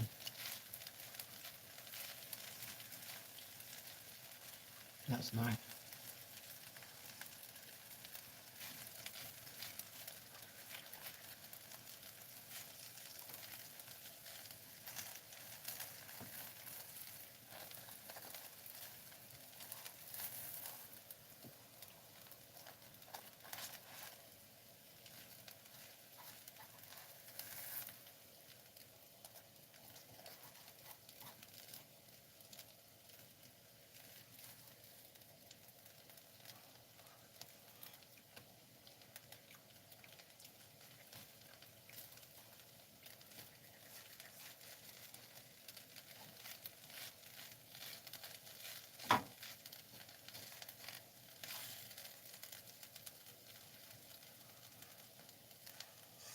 Mm. Mm. It's gonna be so good. It's just about ready. I turned the flame down to keep it blue.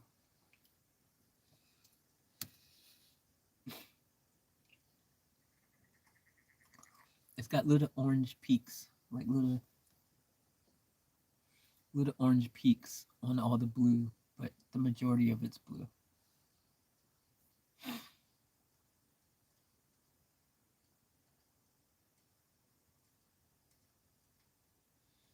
Every once in a while, you see a flash of orange on the blue part.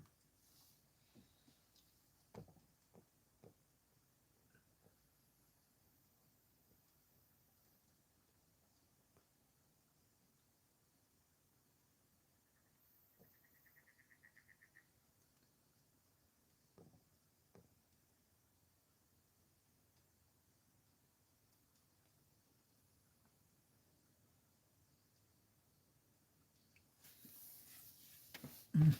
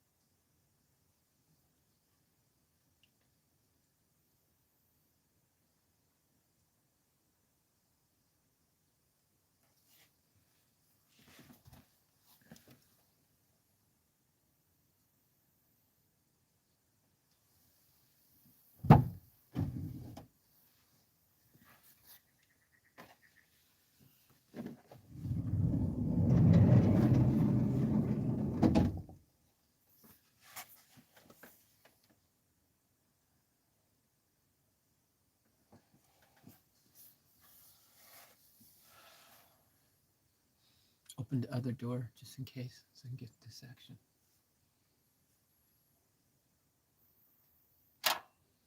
Turn it off. This is done now. Yummy.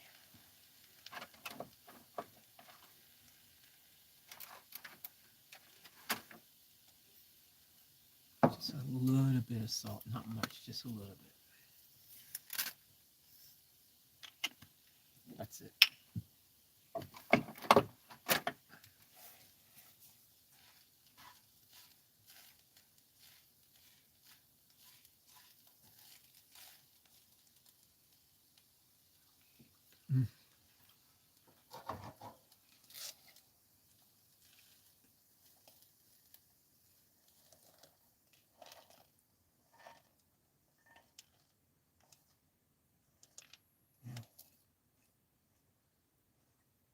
Need bigger plate.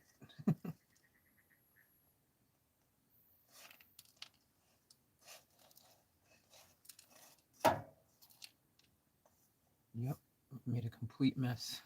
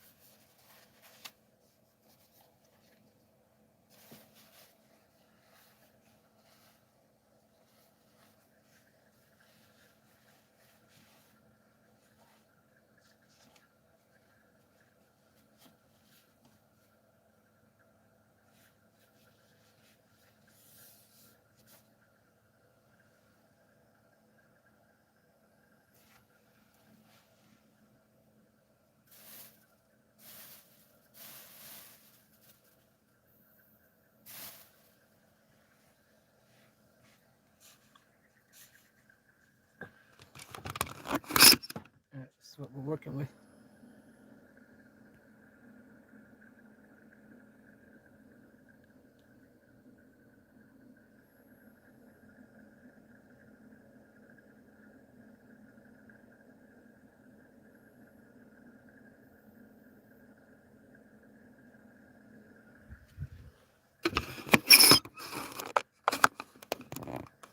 Hell yeah, it is.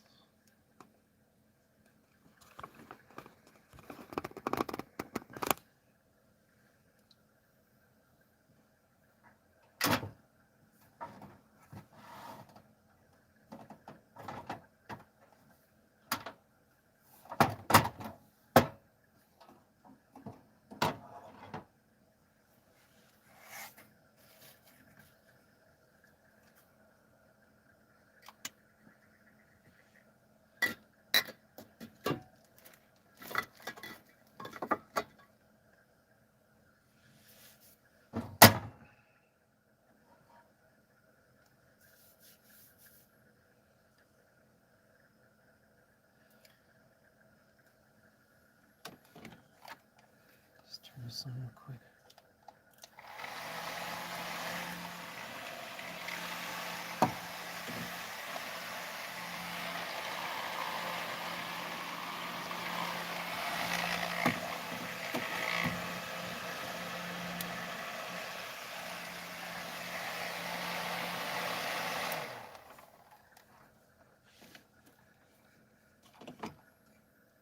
That's as long as I can run my fan right now.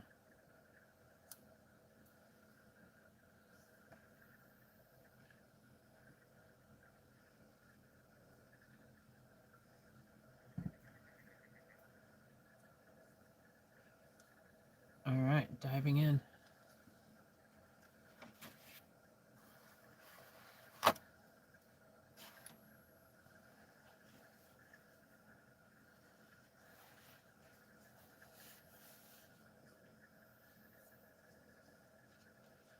Itidakimasu.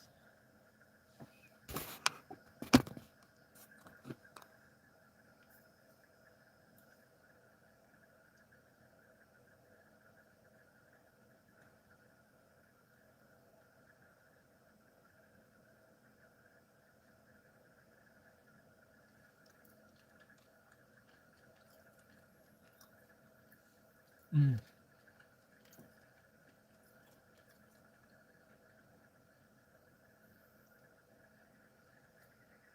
Thumbnail.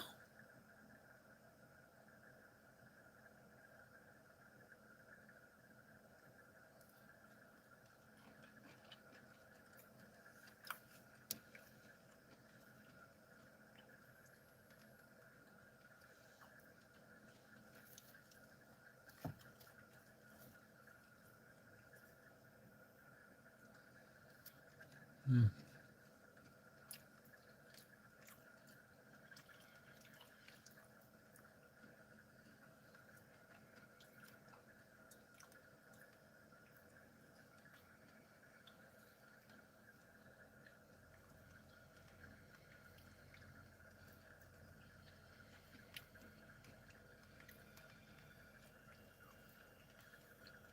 Mm. Hell yeah.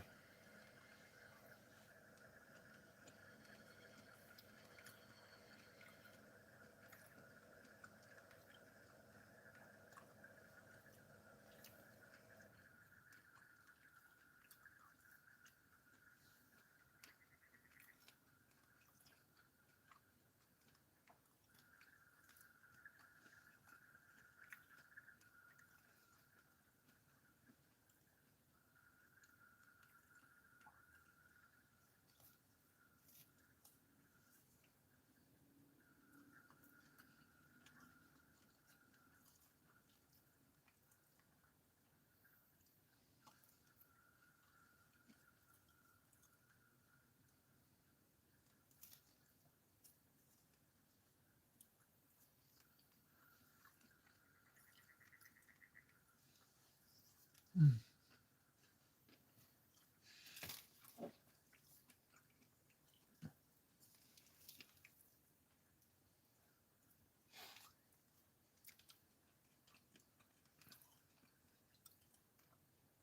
Exactly, Karen. Exactly. That is so true.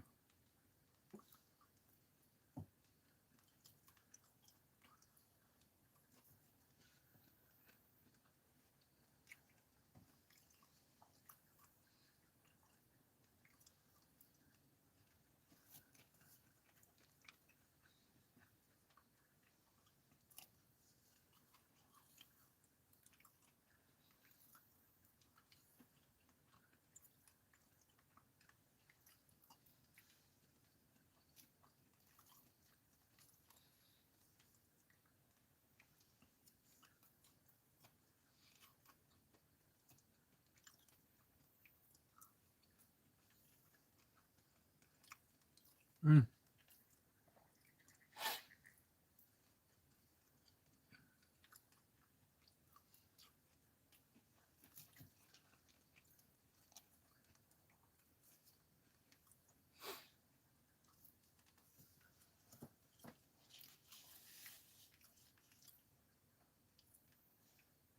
All right, I could probably close my doors now, I think.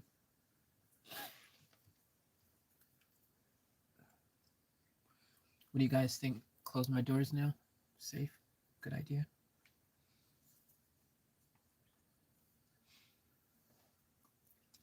Oh, the carbon monoxide's gone.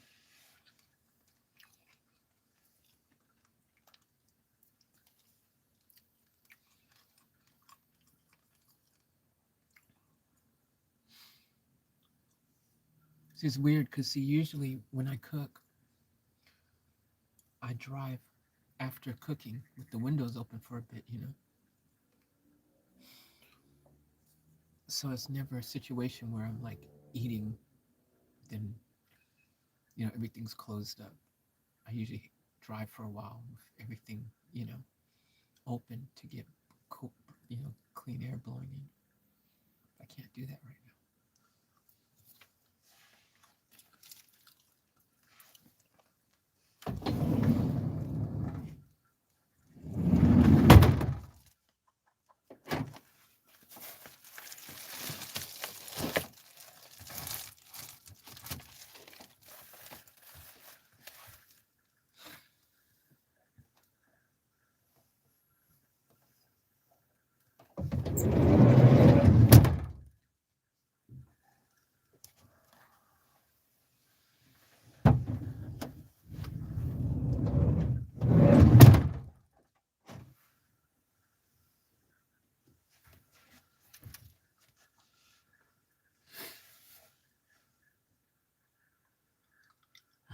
I don't know why I'm whispering. It's kind of weird. I know. I don't know. I think because I know he's over there. Mm, this is really good, though.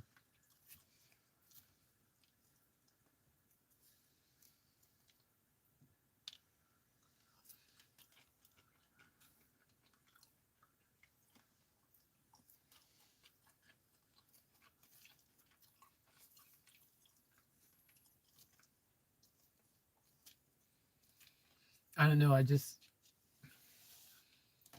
I'm always conscious when there's people, around me, and I don't want to do anything to, disturb anyone who's sleeping and stuff.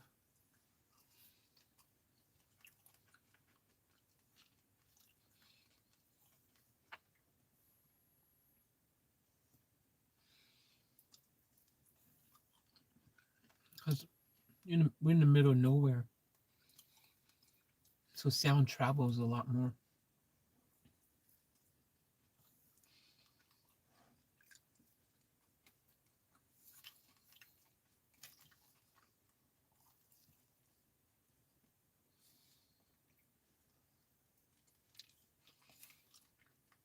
This is good.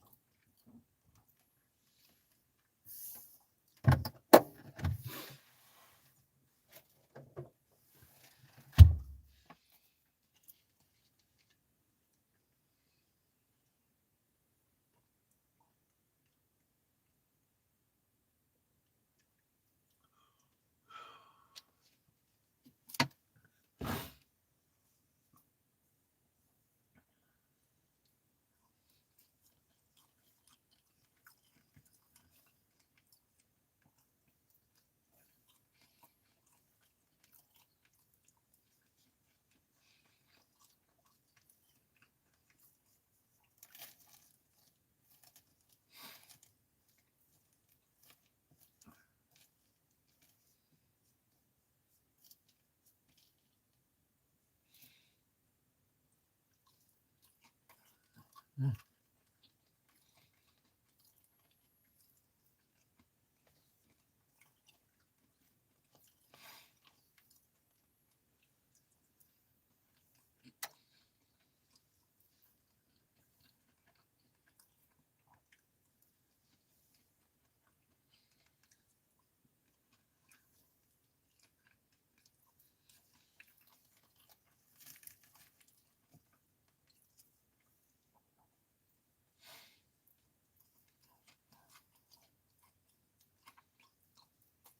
Well, mm, so good.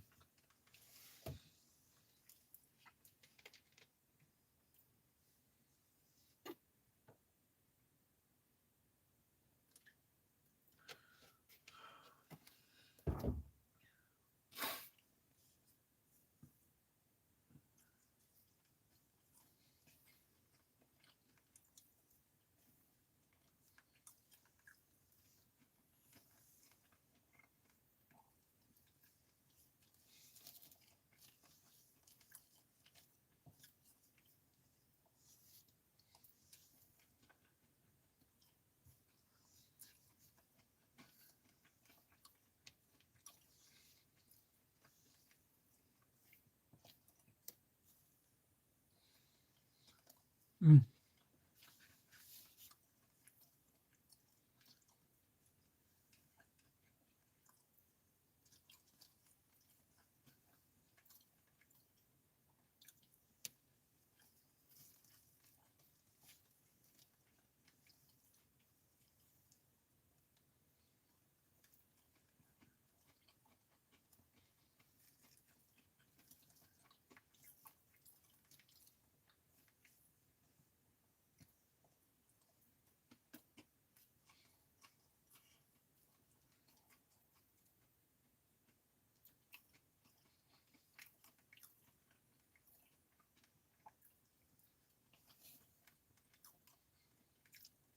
Mm.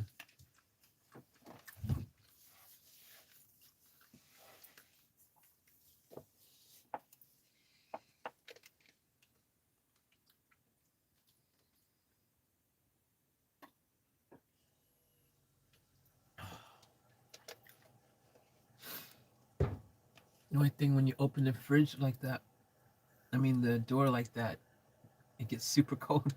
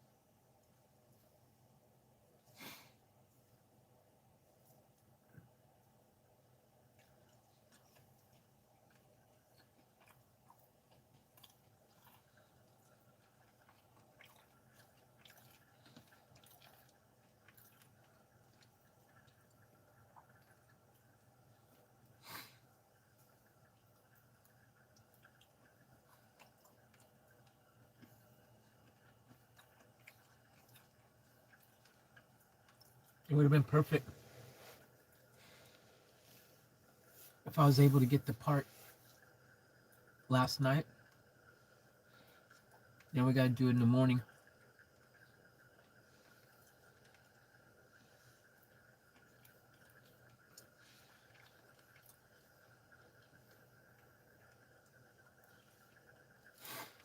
Ooh.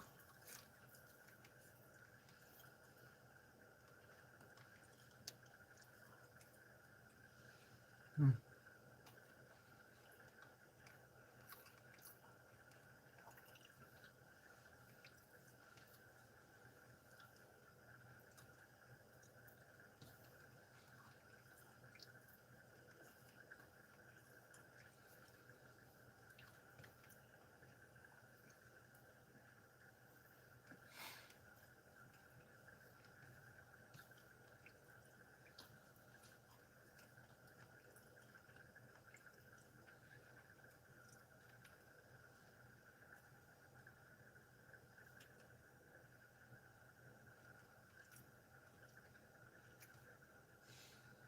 Mm.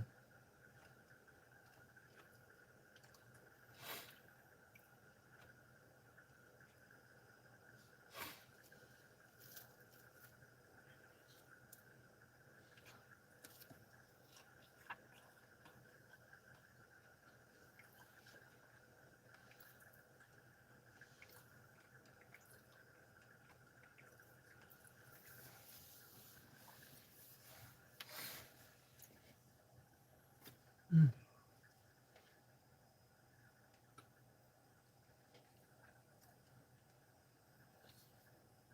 That went down nice.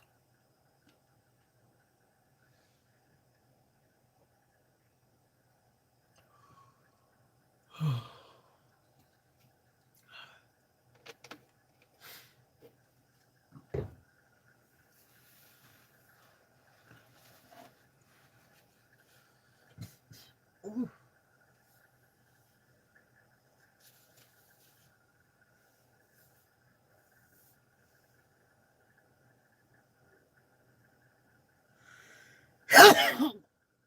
Ugh. Excuse me.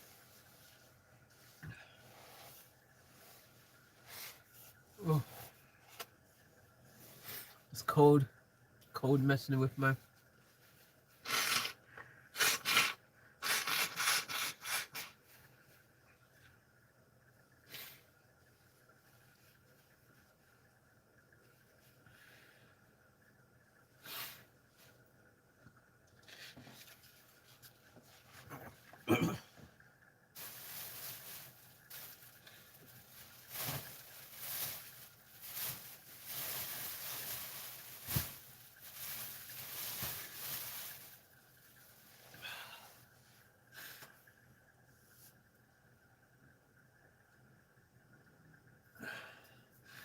I think I'll just wipe my frying pan out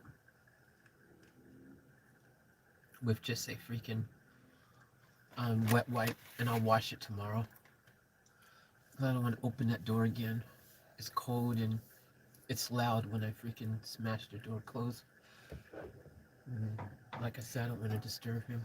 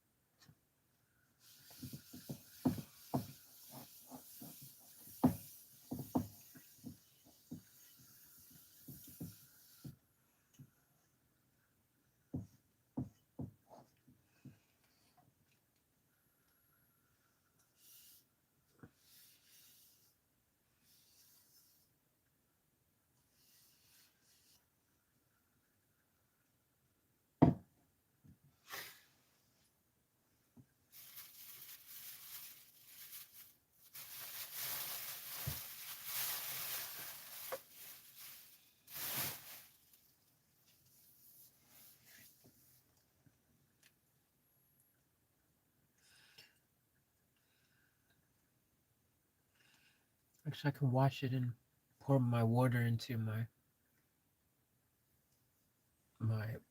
thingy, my big jug thing.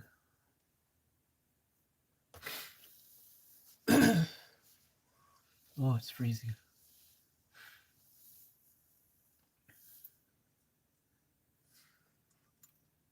I can't get underneath the blanket yet because I don't want to, because I gotta let my food digest.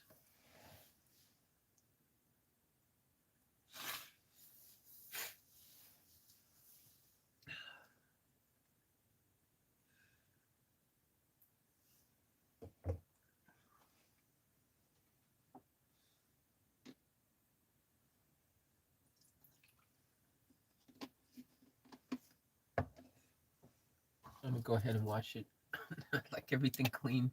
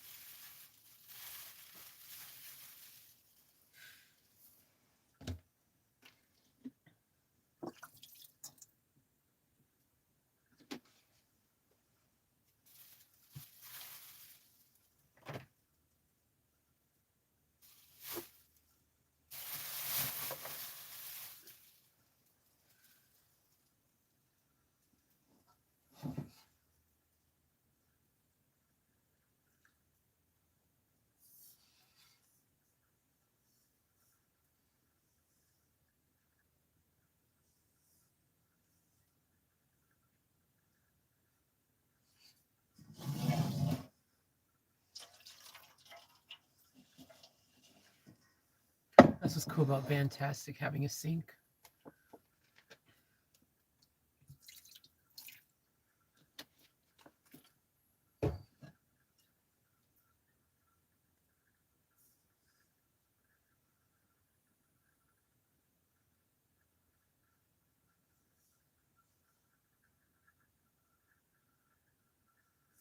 Hey, so Karen, so do you think if I was using mainly blue flame, that right now, since we were cooking in here and that thing didn't even go above 0 at all, like it just stayed 0.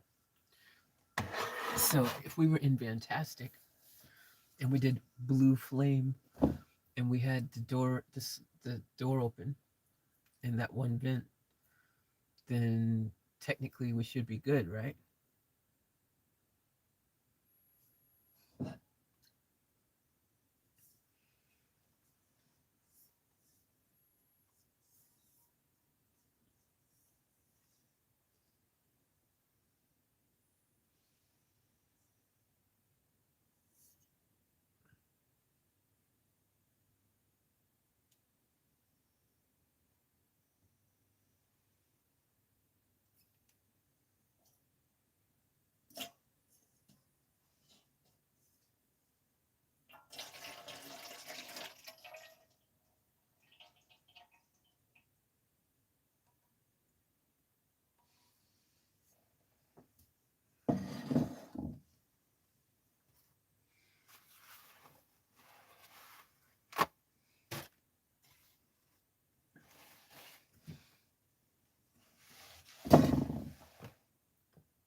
As long as the flame was blue.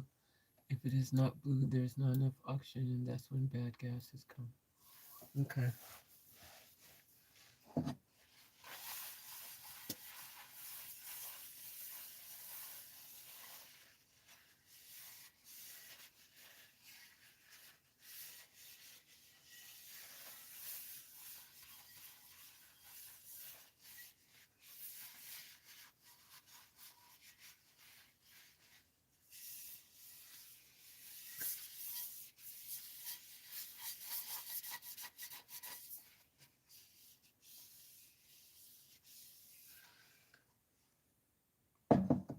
I'm gonna make a video on this.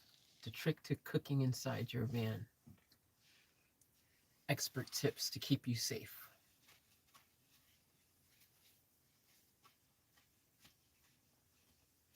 That's a good title.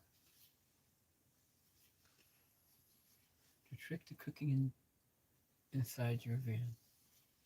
Expert tips to keep you safe.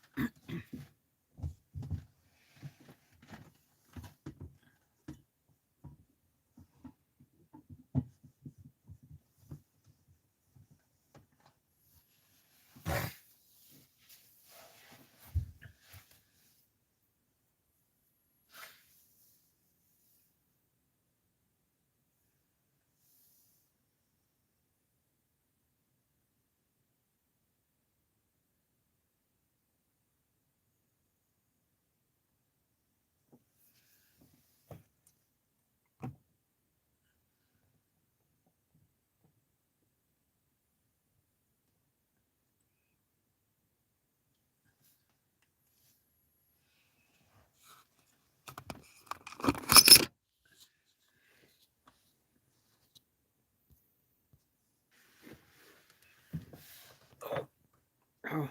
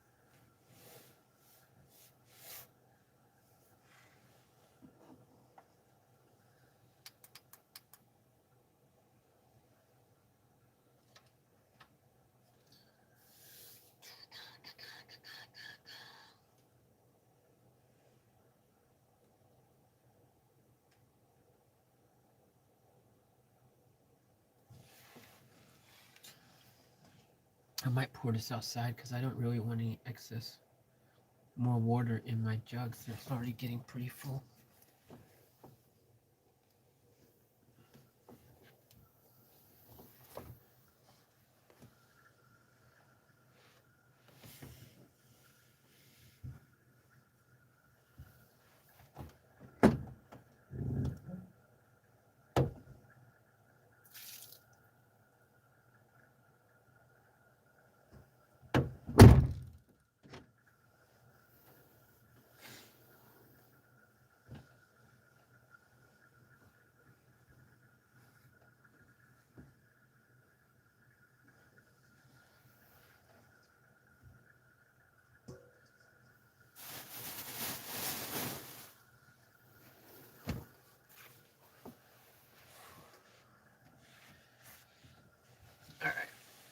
Now we good.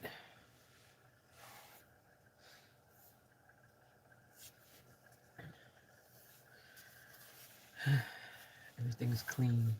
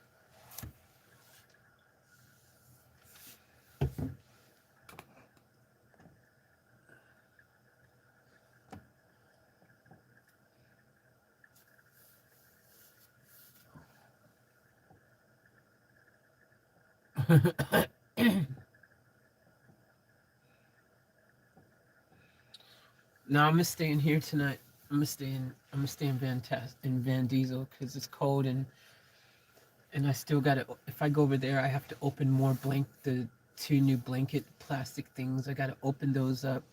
I've got to then freaking um, bring water over there because I'll have to wash my hands. I have to do so many things. I have to open doors again. I have to make noise. You know, like I have to open the door in this one and close it. Open the door in that one and close it.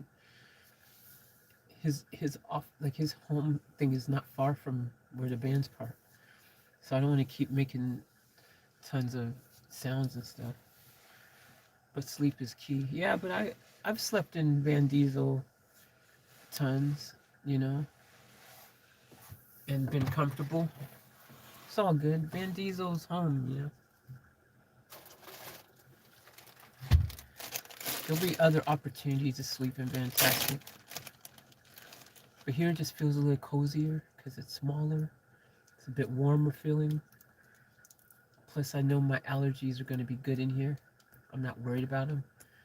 And Fantastic has, you know, the back door has air coming through because there's a crack in it. The back door, the crack in the passenger's door. So allergy, pollen stuff still will come in and bother me. You know, and who knows if there was pets in there before, but right now I feel better knowing I'm in this van because I know it's, you know, I've slept in here so many times, you know. Yeah, I'll get a good sleep in here. For shizzle.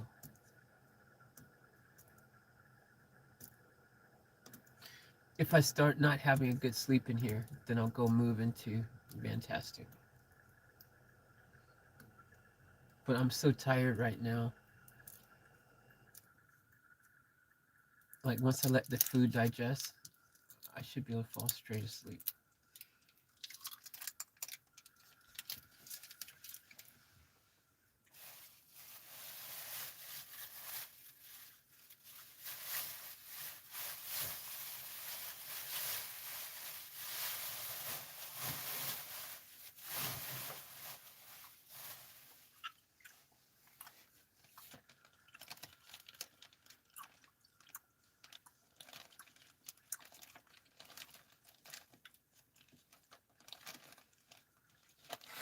So I need to figure something out, guys. I need to make a decision.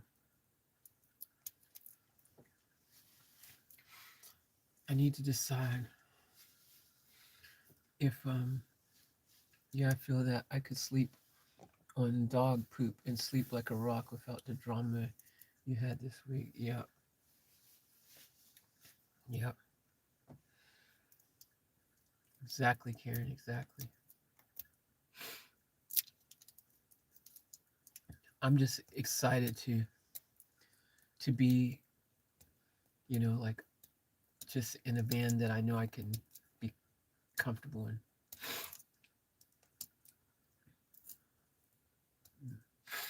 Minimize my breathing being messed up.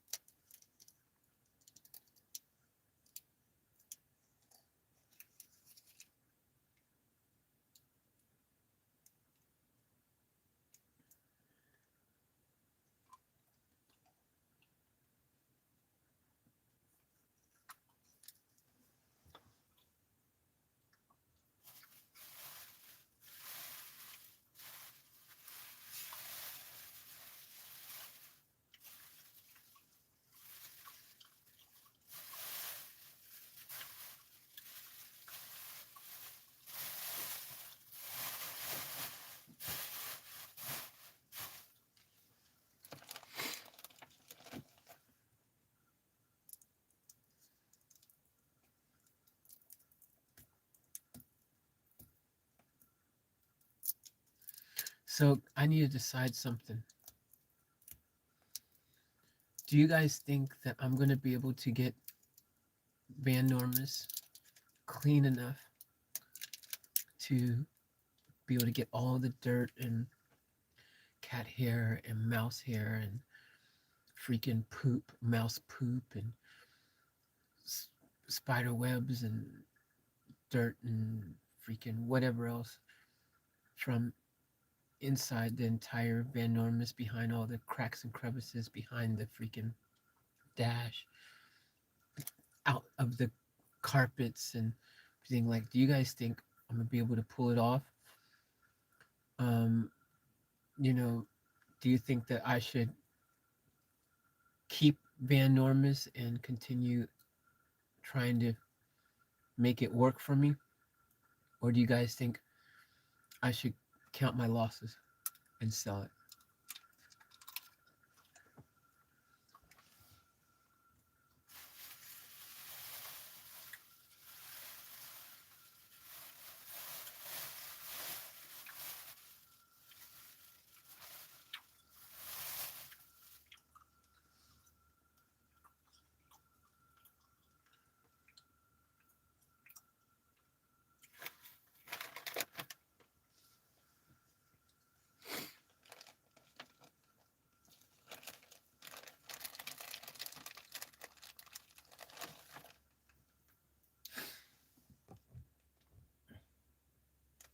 If you get a professional detail one day, including extraction.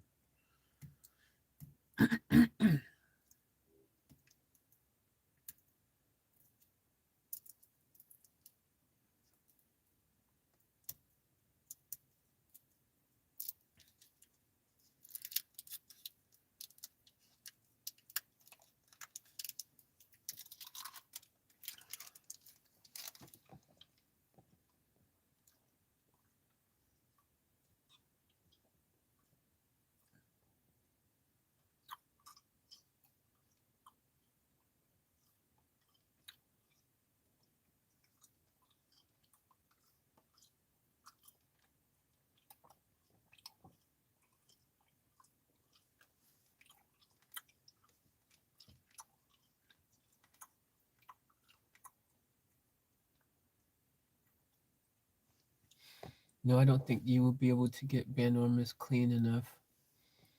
Sandra says you can do it, Faith. So, Jazzy, you don't think I can get it clean enough, but Sandra thinks I can get it clean enough. You agree with Karen 100%. I agree, Jazzy, but it needs wet clean, and a detail can do that.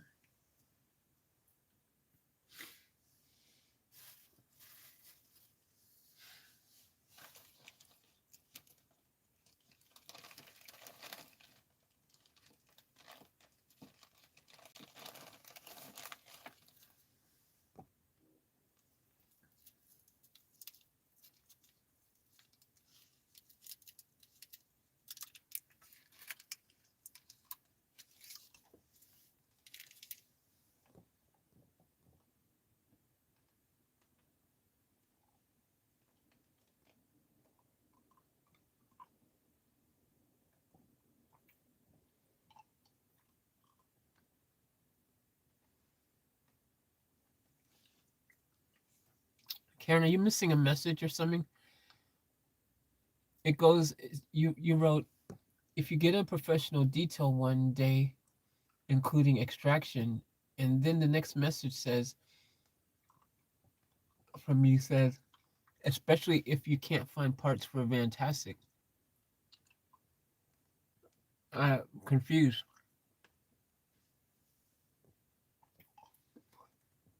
You're talking about two different bands there?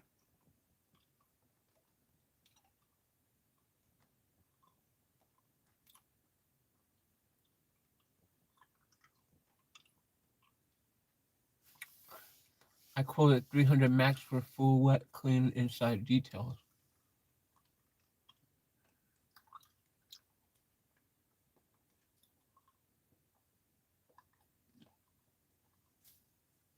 And that was an expensive Queensland perfect. I'm sure you could find a cheaper one.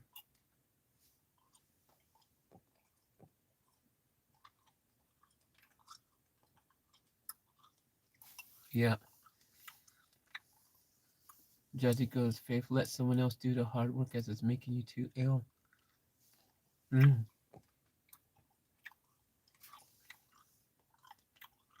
Oh, okay. If you can't find parts for Fantastic, spending time on Van Normus is worth it. Okay. Sandra agrees. Is what I mean.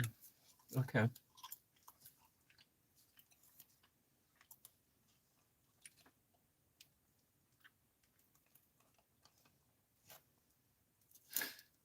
All right.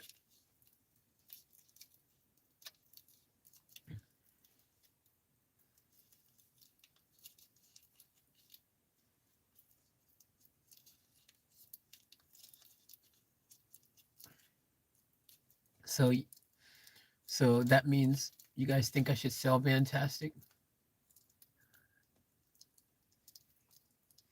So should I sell Fantastic, get Van Diesel going when funds are available, get a detail? Yep.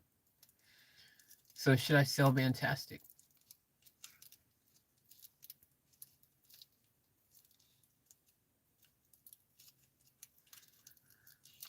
And then another one if it's not enough. Yep.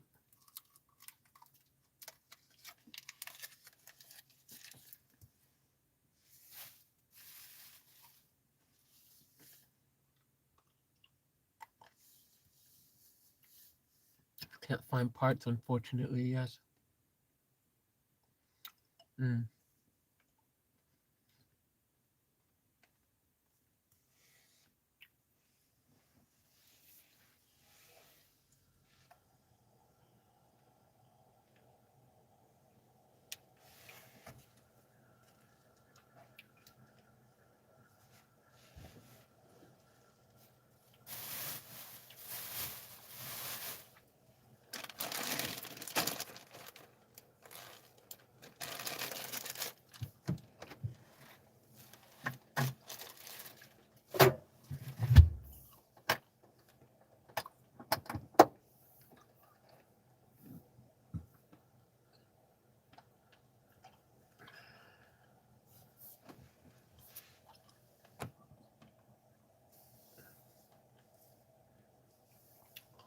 I hate to say it because it's so bright and my favorite. Yep, fair enough.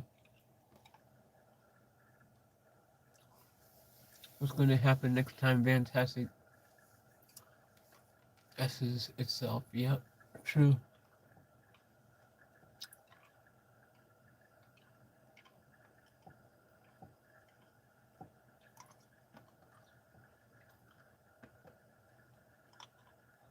Yeah, I was thinking the same thing, Karen.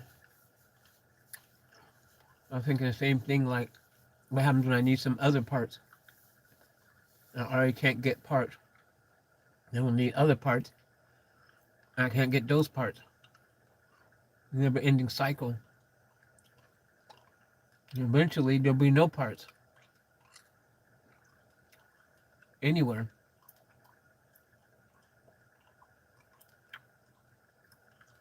Facts.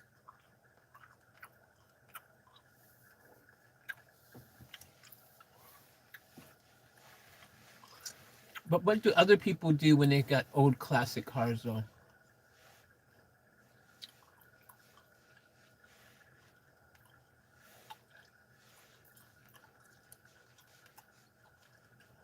Surely I can modify it and put a more modern front, something, bearing hub assembly thing in, right?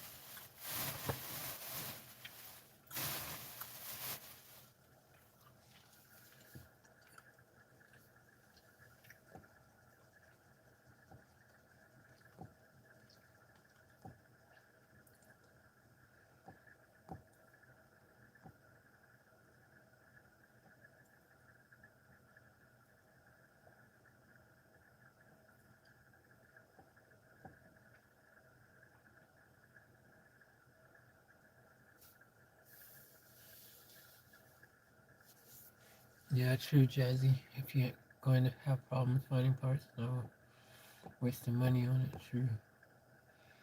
Yep, try and sell it whole if you can. Yep, true. Facts.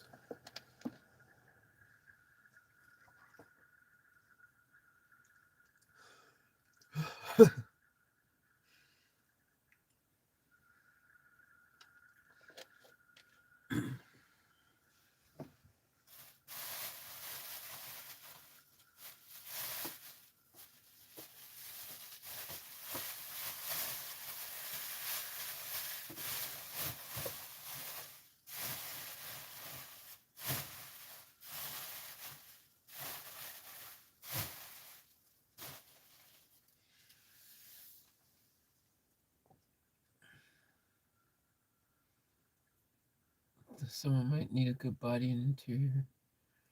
Yep, too much money, Faith. Yeah. Sandra said you might be able to get good money for Fantastic. Someone else might will need the parts. Yep, true. Facts. Sandra agrees with Karen. Cool, cool. Fair enough.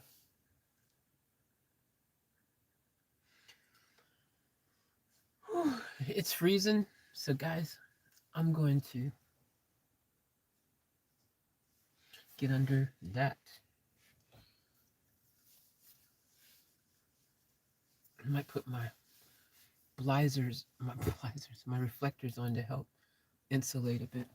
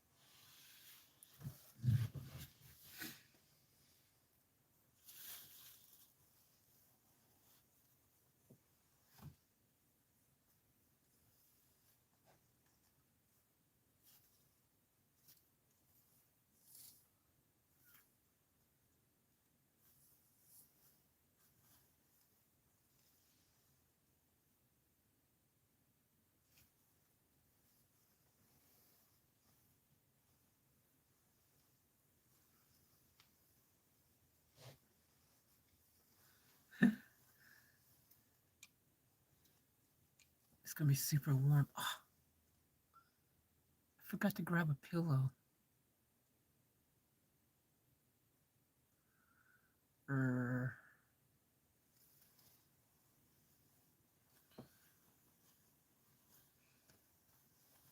It's crazy because I'm used to all that stuff already being in here. Strange not having everything in here already. But look how comfy that looks. Thanks, Ozzy. Yeah, it looks comfy, doesn't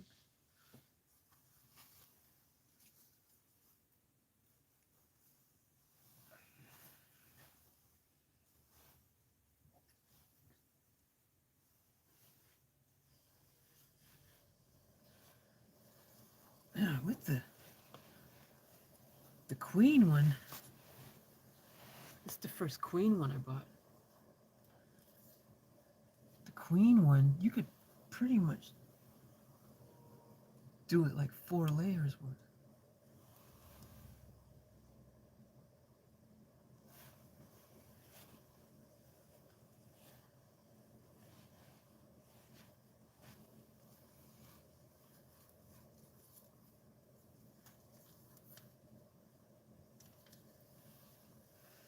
So I could literally flip it one more over.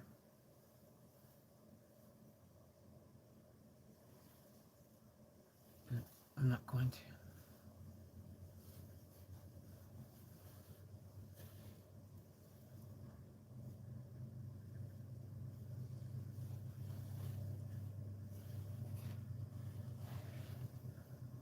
I like the brand new, it being brand new.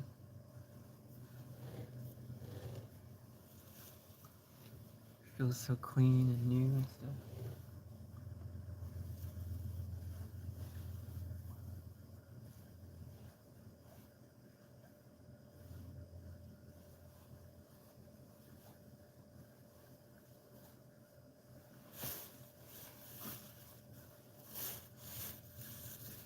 There we go.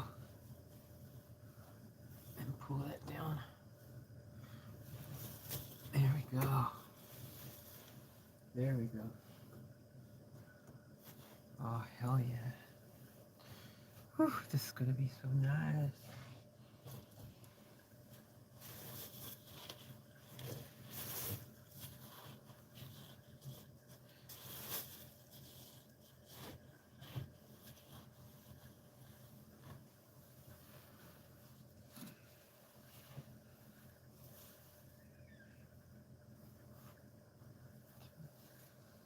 This one.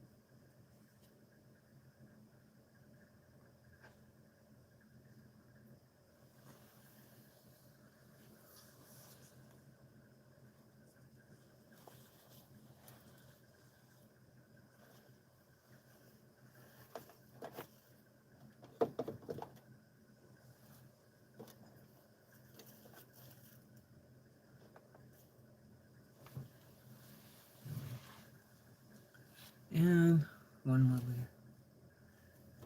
So that's 3 layers. Doubled up. So it's like 6 layers.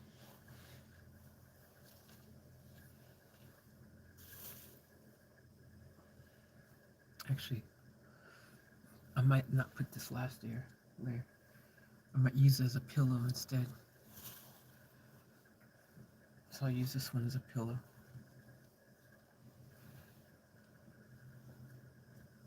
Put that there.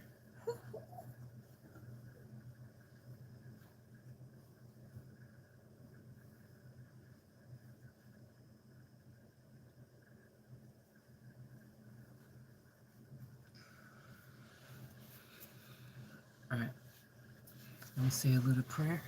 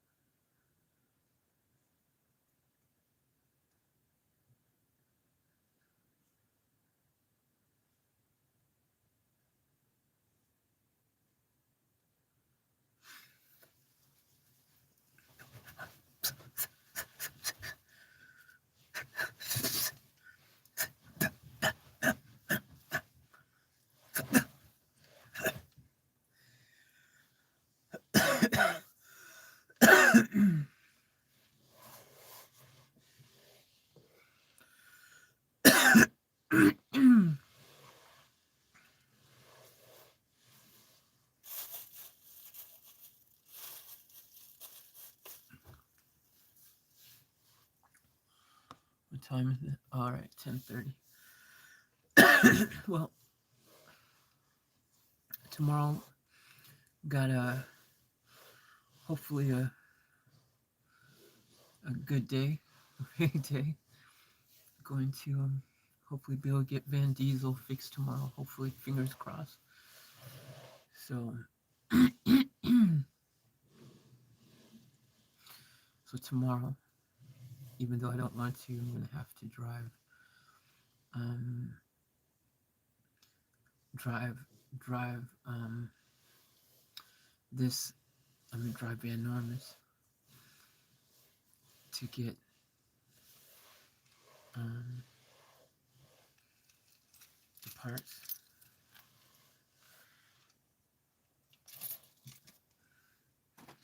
that I need.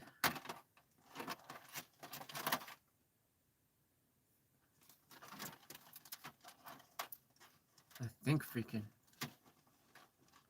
Beamer keys are in Fantastic.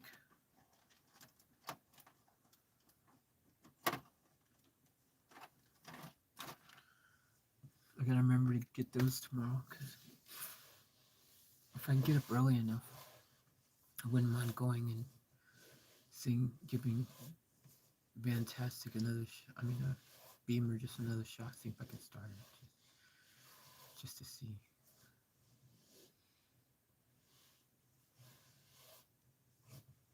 I'm sure the fuel pump's gone on it.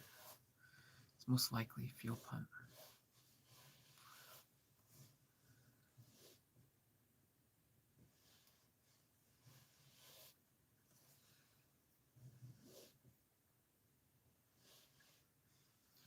So, guys, yeah. Anyways, so yeah, I'm gonna, so we'll see. So yeah, tomorrow, gonna do that. Gonna hopefully be able to get this going. We'll check on Beamer probably, and all that kind of stuff. But anyways, guys, I want you guys to have sweet dreams. I want you guys to stay safe. Thank you guys for all of your freaking love and support. I appreciate each and every one of you. And guys, you all sleep well. Thank you, Ozzy. Sleep well. You too. Night, night, Karen. Night, Jazzy. Who else is in here? I don't know who else is in here right now.